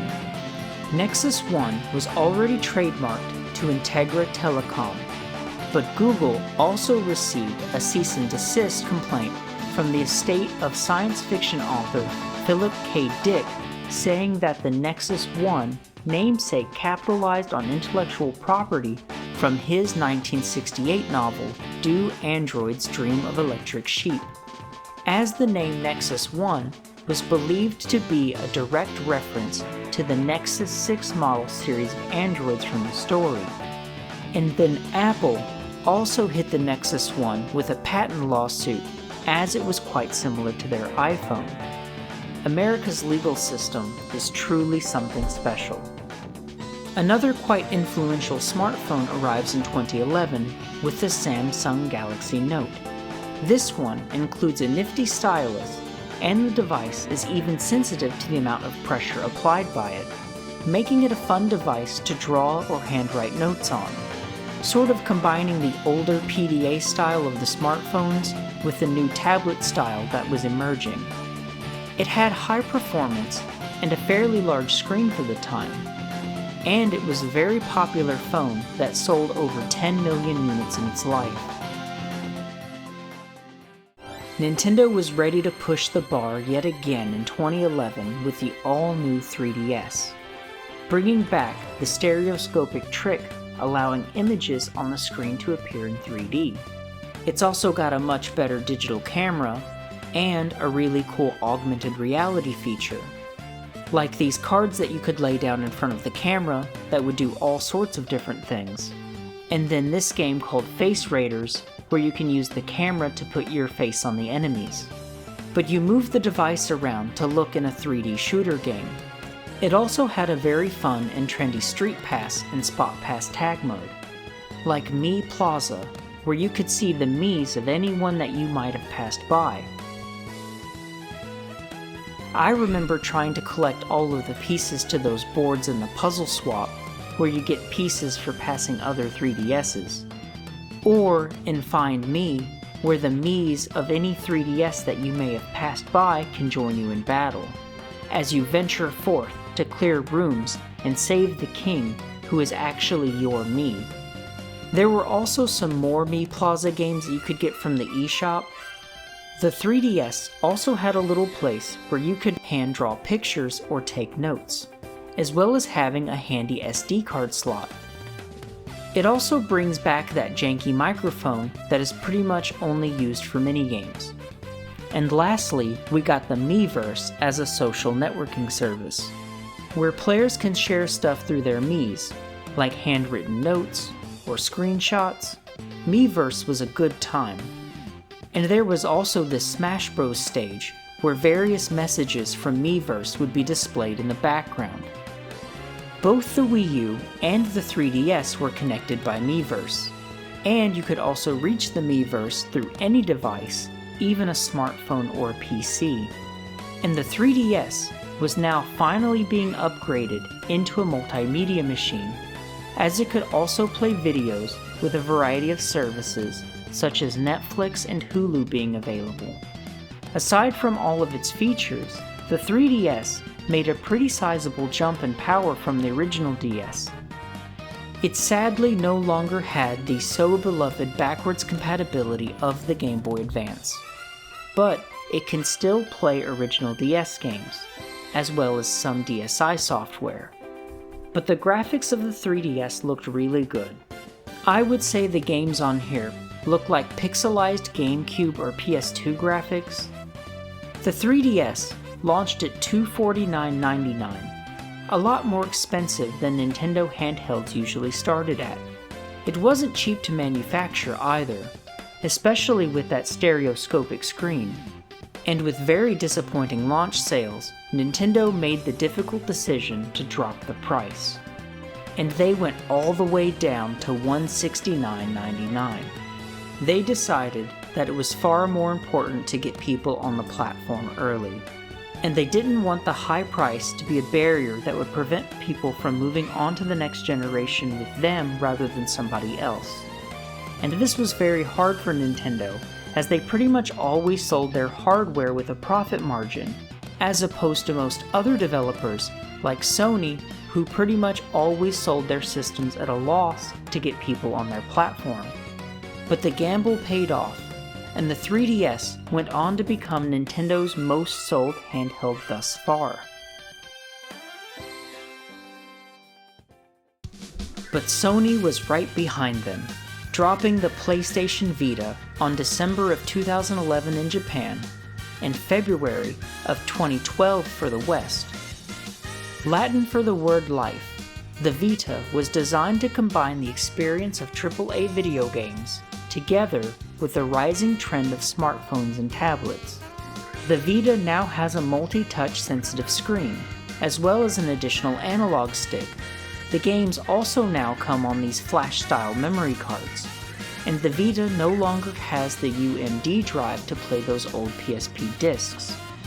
But you can, however, still get a lot of them on the Vita through the PlayStation Store. And of course, it still has all the multimedia stuff like from before, such as an internet browser and the ability to play movies or listen to music. The Vita also could download a large variety of third-party apps that were growing in popularity on smartphones and tablets, such as Facebook, Skype, YouTube, or Twitter. The Vita launched at $249.99, a steep price that Nintendo had just stepped down from. But the original PSP also launched at $249, and people were excited for the Vita at launch. It was the most powerful handheld on the market, and it went on to have a very successful launch. And they were still keeping on with these questionable ads. I know you've already done it today, and I bet you really enjoyed yourself. How many times did you do it yesterday? Are you afraid you're doing it too often? In your bedroom under the blankets? Or perhaps you prefer the kitchen? Or on the toilet? Or do you like it out in the garden? Well, you know what? You no longer have to feel ashamed. Everybody's doing it because it's fantastic. And now you can keep going all day long. Don't you like that? You don't even need to stop. And if you want to, you could even join me.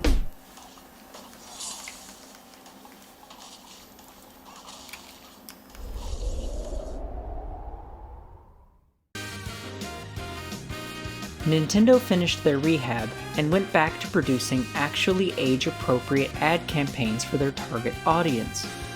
But PlayStation knew they had bad intentions.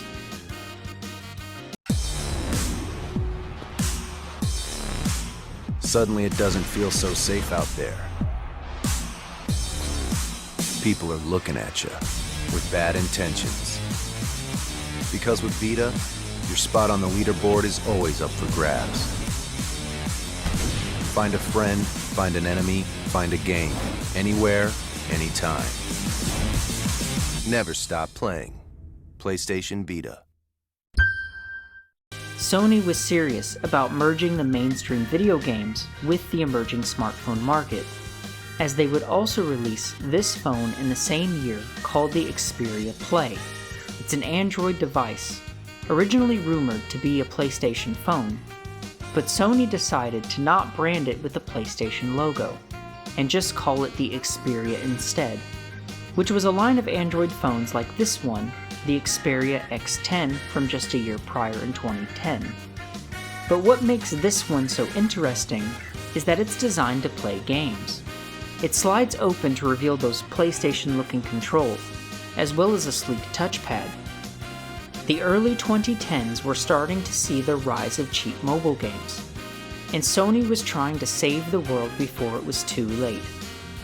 The Xperia Play can play games from an application known as PlayStation Mobile, which changes the interface of the phone to be more like the PSP. And as it's also an Android phone, it could still download and play any games that were normally playable on Android devices. In the following year, the Android market would rebrand itself and relaunch as the now iconic Google Play Store, which would soon house the apocalypse that Sony was trying to prevent. The same evil that the ancient Mayans predicted thousands of years ago. Long-form content dies as the long count calendar ends, and the world is reborn in the wake of cheap, overstimulating short-form content. But an old legend returns to join the battle against cheap mobile games, the Neo Geo X. It's a handheld game console that came preloaded with a variety of popular Neo Geo titles, and there would be more games that you could get for it that came on these game cards.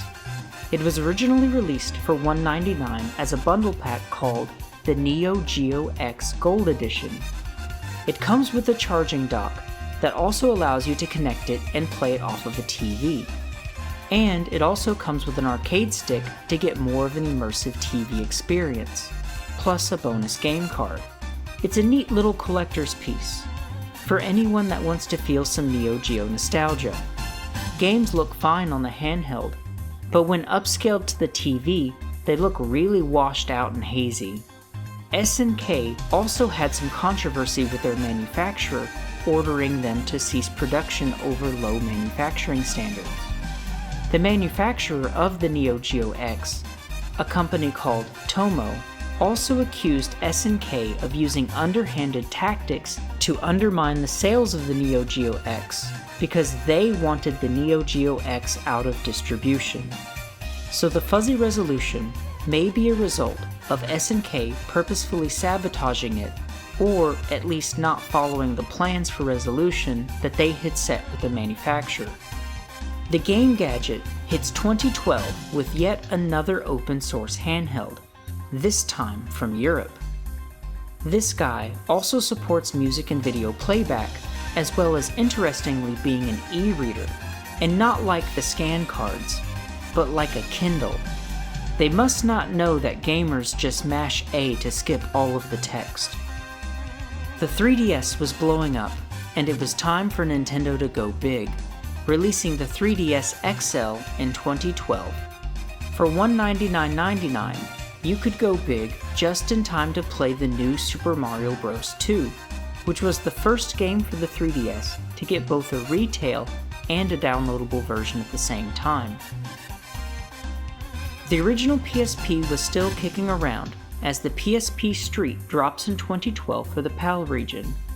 It's a budget-focused model, with the removal of the Wi-Fi and the microphone, as well as toning down features like speakers and brightness. Nvidia wanted a piece of that rapidly growing Android market, and decided to enter the game with their Nvidia Portable Shield. It's a handheld gaming device that's fashioned like a controller with a flip-open touchscreen. A novel idea, but you can also stream games to it from your desktop PC, or you can connect it to a TV with Chromecast. It's a really cool device, with great performance, but $300 made it a hard sell as a portable system. 2013 would also see yet another open source handheld system, as people just can't seem to get enough emulators. Introducing the GCW0. This piece was crowdfunded from a campaign on Kickstarter that almost doubled its original goal of collecting $130,000 by actually collecting over $230,000.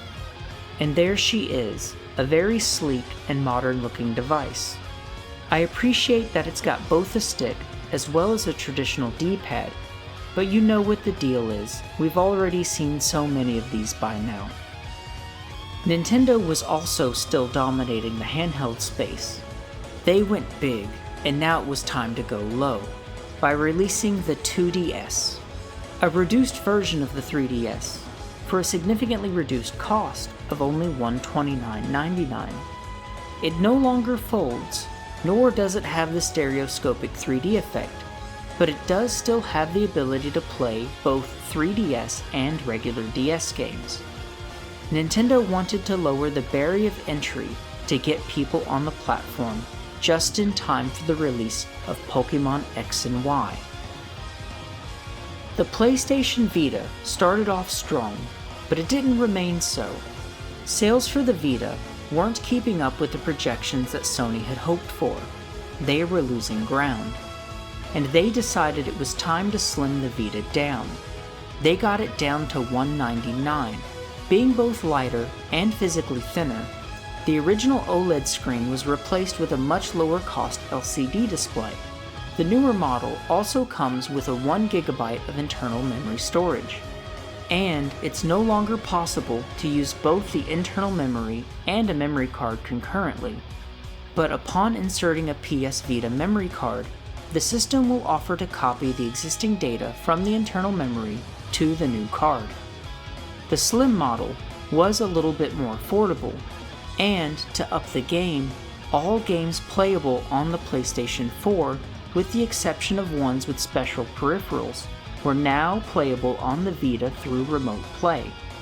So if you had a Vita, then you could take your PS4 games on the go. But it wasn't enough. The Vita was still falling further and further behind. So they then decided to release the Vita as a not portable home console. At $100, you could now buy this thing, which will let you play Vita games minus the portability. You connect it to your TV, and then play it with a DualShock controller. Or, for $150, you could get it in a bundle that came with a controller as well as a memory card. A novel idea to try and get people on the platform, but it still didn't sell, and was discontinued shortly after release. The Vita was a great system, but the market for mobile games was getting saturated again, and no matter how great a dedicated handheld gaming device was, it wasn't going to grab the attention of people who only wanted to play cheap games on their phone. And by the mid-2010s, cheap garbage mobile apps were plaguing the industry and quickly becoming the most profitable games of all time. Games like Candy Crush or Clash of Clans were constantly breaking records with their free-to-download plus in-game purchases business model, and then other games like Fate Grand Order not only hustle the player for in-game purchases, but instead try to get you hooked on buying randomized loot boxes to obtain characters and items.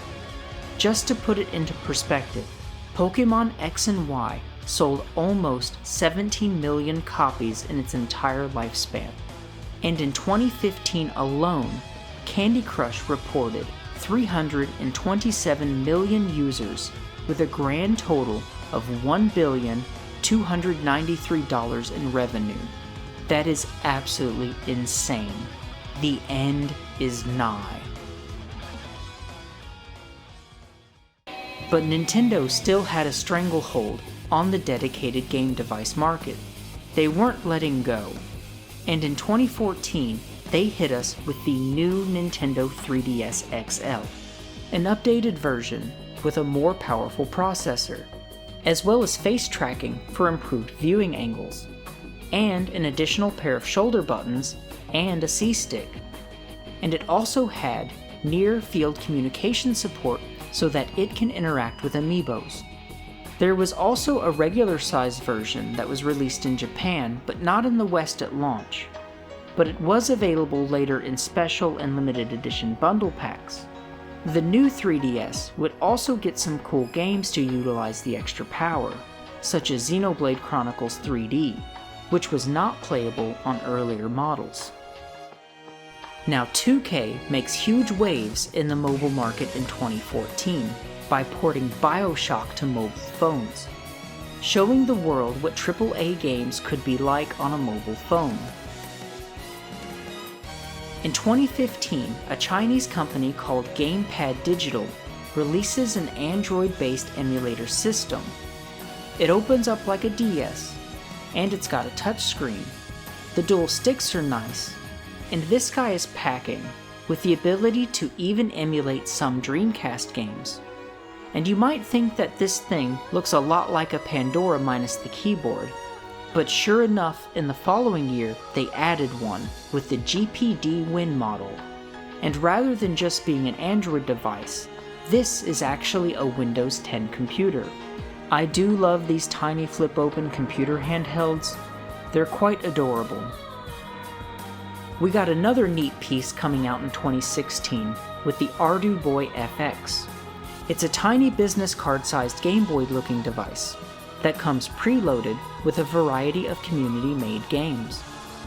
The monochromatic glowy screen is quite charming, and you can also go and play any of the games without buying the device on their website, or even make your own. The Ardu Boy's development was funded by a Kickstarter campaign, and you could get one for about $40. Plus, there's also this officially licensed Tetris version. Pokemon Go would hypnotize the world in 2016 with its GPS location-based and augmented reality gameplay. It was like the new cancer because everybody was doing it. Pokemon Go was making big headlines. It was seen as a good thing for promoting physical activity, and having people out all the time was helping local businesses quite a lot. However, it stirred a lot of controversy for contributing to lots of accidents, and for creating various public nuisances. Cops say 3 dudes used the game to lure players to a secluded parking lot in Missouri where they were robbed at gunpoint. The Holocaust Museum in D.C. is also featured in the game as a Pokestop. Playing the game is not appropriate in the museum, says a museum official. Pokemon Go received 5 million downloads within its first year. It's crazy how popular this game got for how flaccid it really is, especially at launch. Finding and catching Pokemon was the most interesting part, of course, but it gets old quick, and when you go downtown where the fun never ends, you'll very quickly realize how shallow this game really is. And the battle system is only 2 steps away from being an idle game. So you tap the screen repeatedly to attack, as you fill up a meter to perform a special attack. And the only interesting part about the battles is that the different special moves require different amounts of charge based on how powerful they are. And then you play a little bit of a mini game to determine the strength of the attack. That's cute, I like that.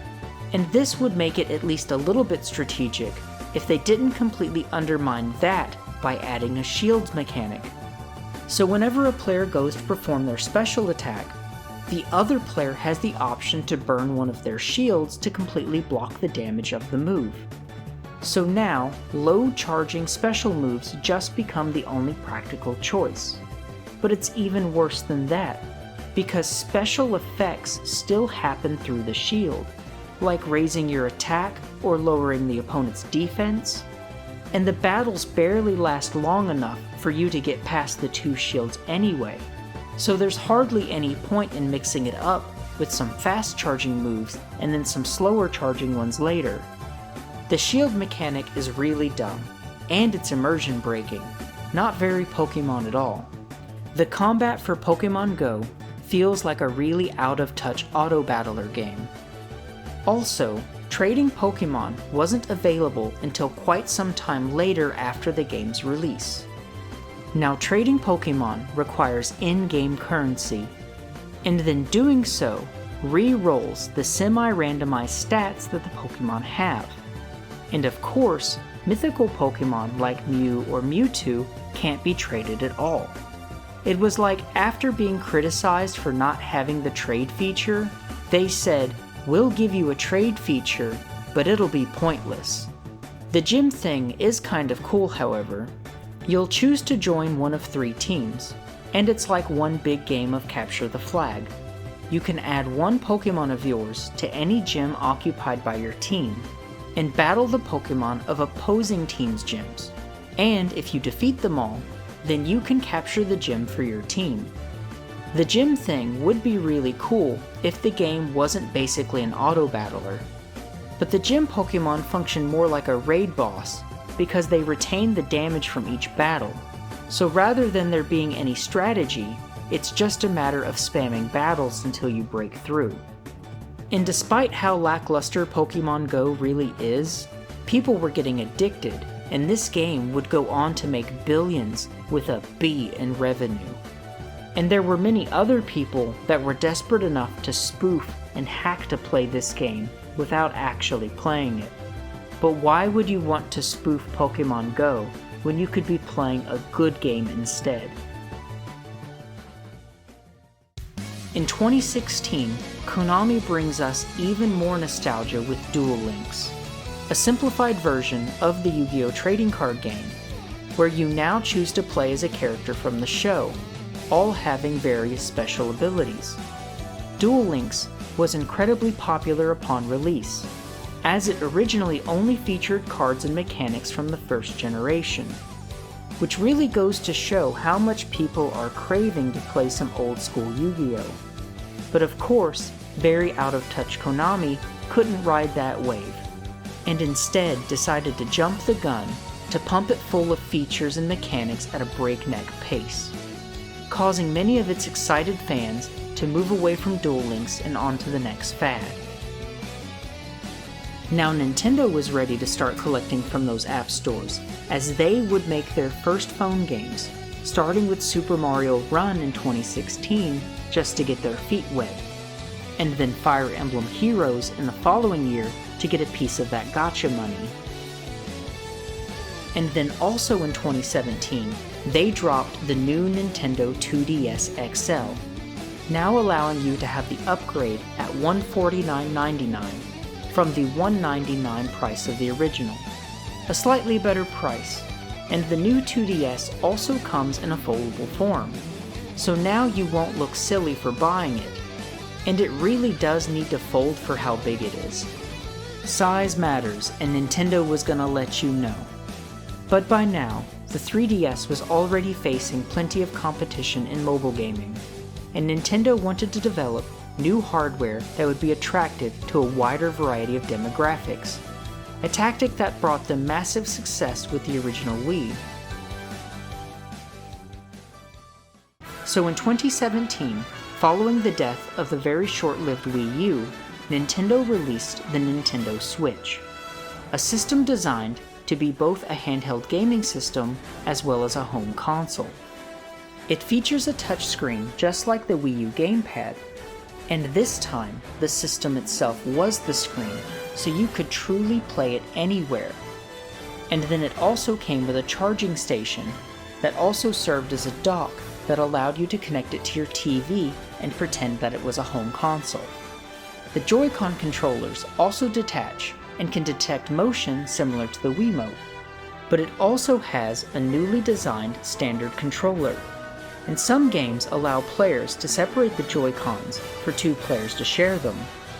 Nintendo heavily focused on creating multiple ways to play, and this time they built their new console with standard industry parts as opposed to their usual proprietary hoo-ha, which allows developers to easily port games and use popular game engines.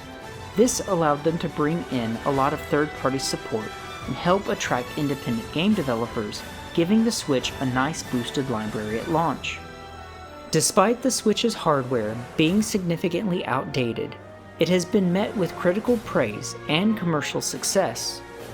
Nintendo projected to sell 10 million units within its first year, but it well exceeded that by selling over 17 million by 2018. Switch games also come coated in this bitter-tasting chemical as a measure to prevent small children from swallowing them. It had become a bit of a meme to lick your Switch games and try out all the new flavors. Also starting with the Switch, Nintendo began charging a subscription for its online play. And while its online service is a lot better than it was, it's still not great.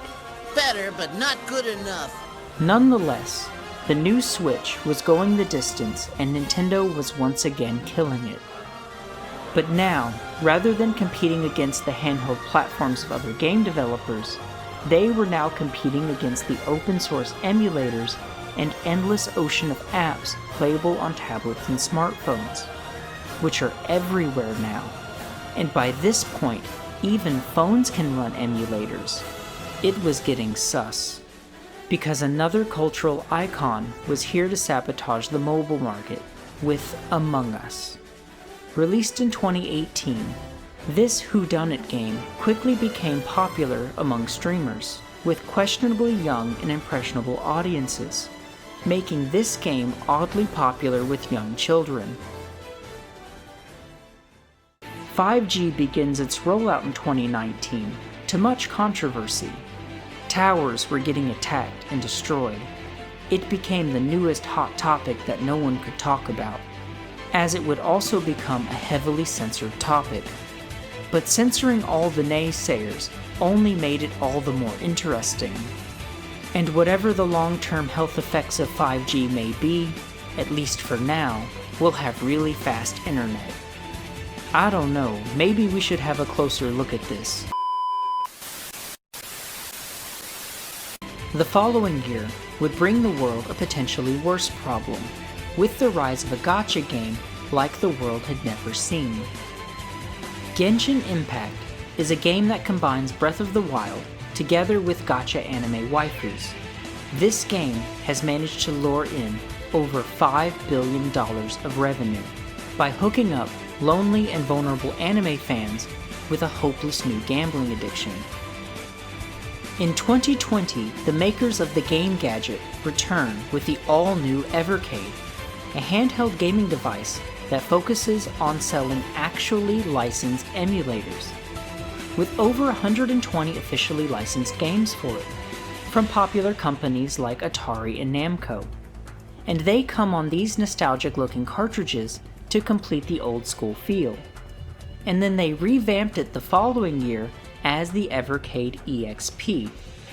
This one comes with 18 preloaded games from Capcom, as well as a mini HDMI port so you can connect it to a TV. Next, the Analog Pocket comes in 2021 as not an emulator, but as a device designed to replicate the hardware of the Game Boy, Game Boy Color, and Game Boy Advance, with a physical cartridge slot in the back that accepts all Game Boy type games. There's also adapters for the cartridge slot, which will allow you to play a large variety of different cartridges, like Game Gear, Neo Geo, or the Atari Lynx. And for expanded connectivity, it's also got a micro SD slot, and a docking station which enables wireless controller support and HDMI output. It's a very neat device that seems to always be sold out.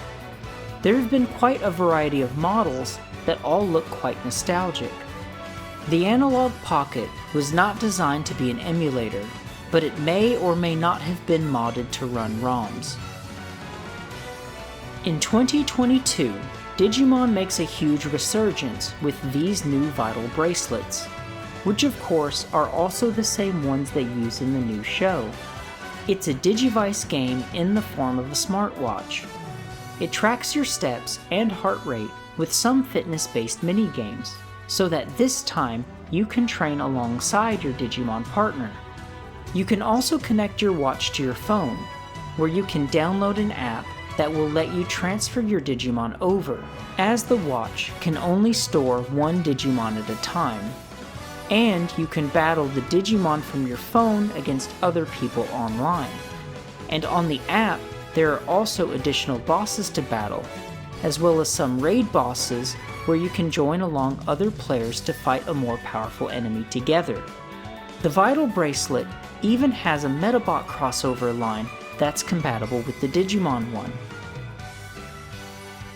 And then they're also doing a similar but separate thing with popular characters like Ultraman. This is a very modern take on those old step-counting virtual pet games. Now also in 2022, Valve makes PC gaming portable with the Steam Deck. It runs on Valve's own Linux distribution Steam OS, but it has some compatibility with Windows apps and games. And aside from being a handheld, the Steam Deck can also connect to a TV through its docking station, where it can not only be used like a home console, but also a desktop computer. A handy device that has become quite popular, selling millions of units, with there even now being talk of a possible Steam Deck 2. The Steam Deck also caught the attention of Asus, who decided to make a handheld gaming computer to compete with it. The Asus ROG Ally is a handheld gaming computer that was developed by Asus as a part of their Republic of Gamers brand. It runs on Windows 11, and just like the Steam Deck, it can also be connected to a TV through a docking station to become a home console or a desktop computer. It certainly seems like handheld TV docking computers will be the future for high-quality handheld games. Something along these lines might just be the final form for mobile games. However, smartphones are getting more and more powerful by the day, and they've become a device that just about everyone has. For now, app stores are largely treated like an endless sea of cheap and throwaway mobile games. But the technology is here now for the potential of some really cool stuff. It's only a matter of time until major developers once again decide to take this market seriously. We're even already starting to see some AAA games being playable on phones. So the market is ripe for any developer to come along and make a high-quality game aimed explicitly at mobile devices. Is this how the story ends? Perhaps the cheap and throwaway mobile games will drown out any hope for major developers to gain ground in the app stores. But maybe a hero will come to save us from the unethical monetization practices of these games. Only time will tell, but history repeats itself.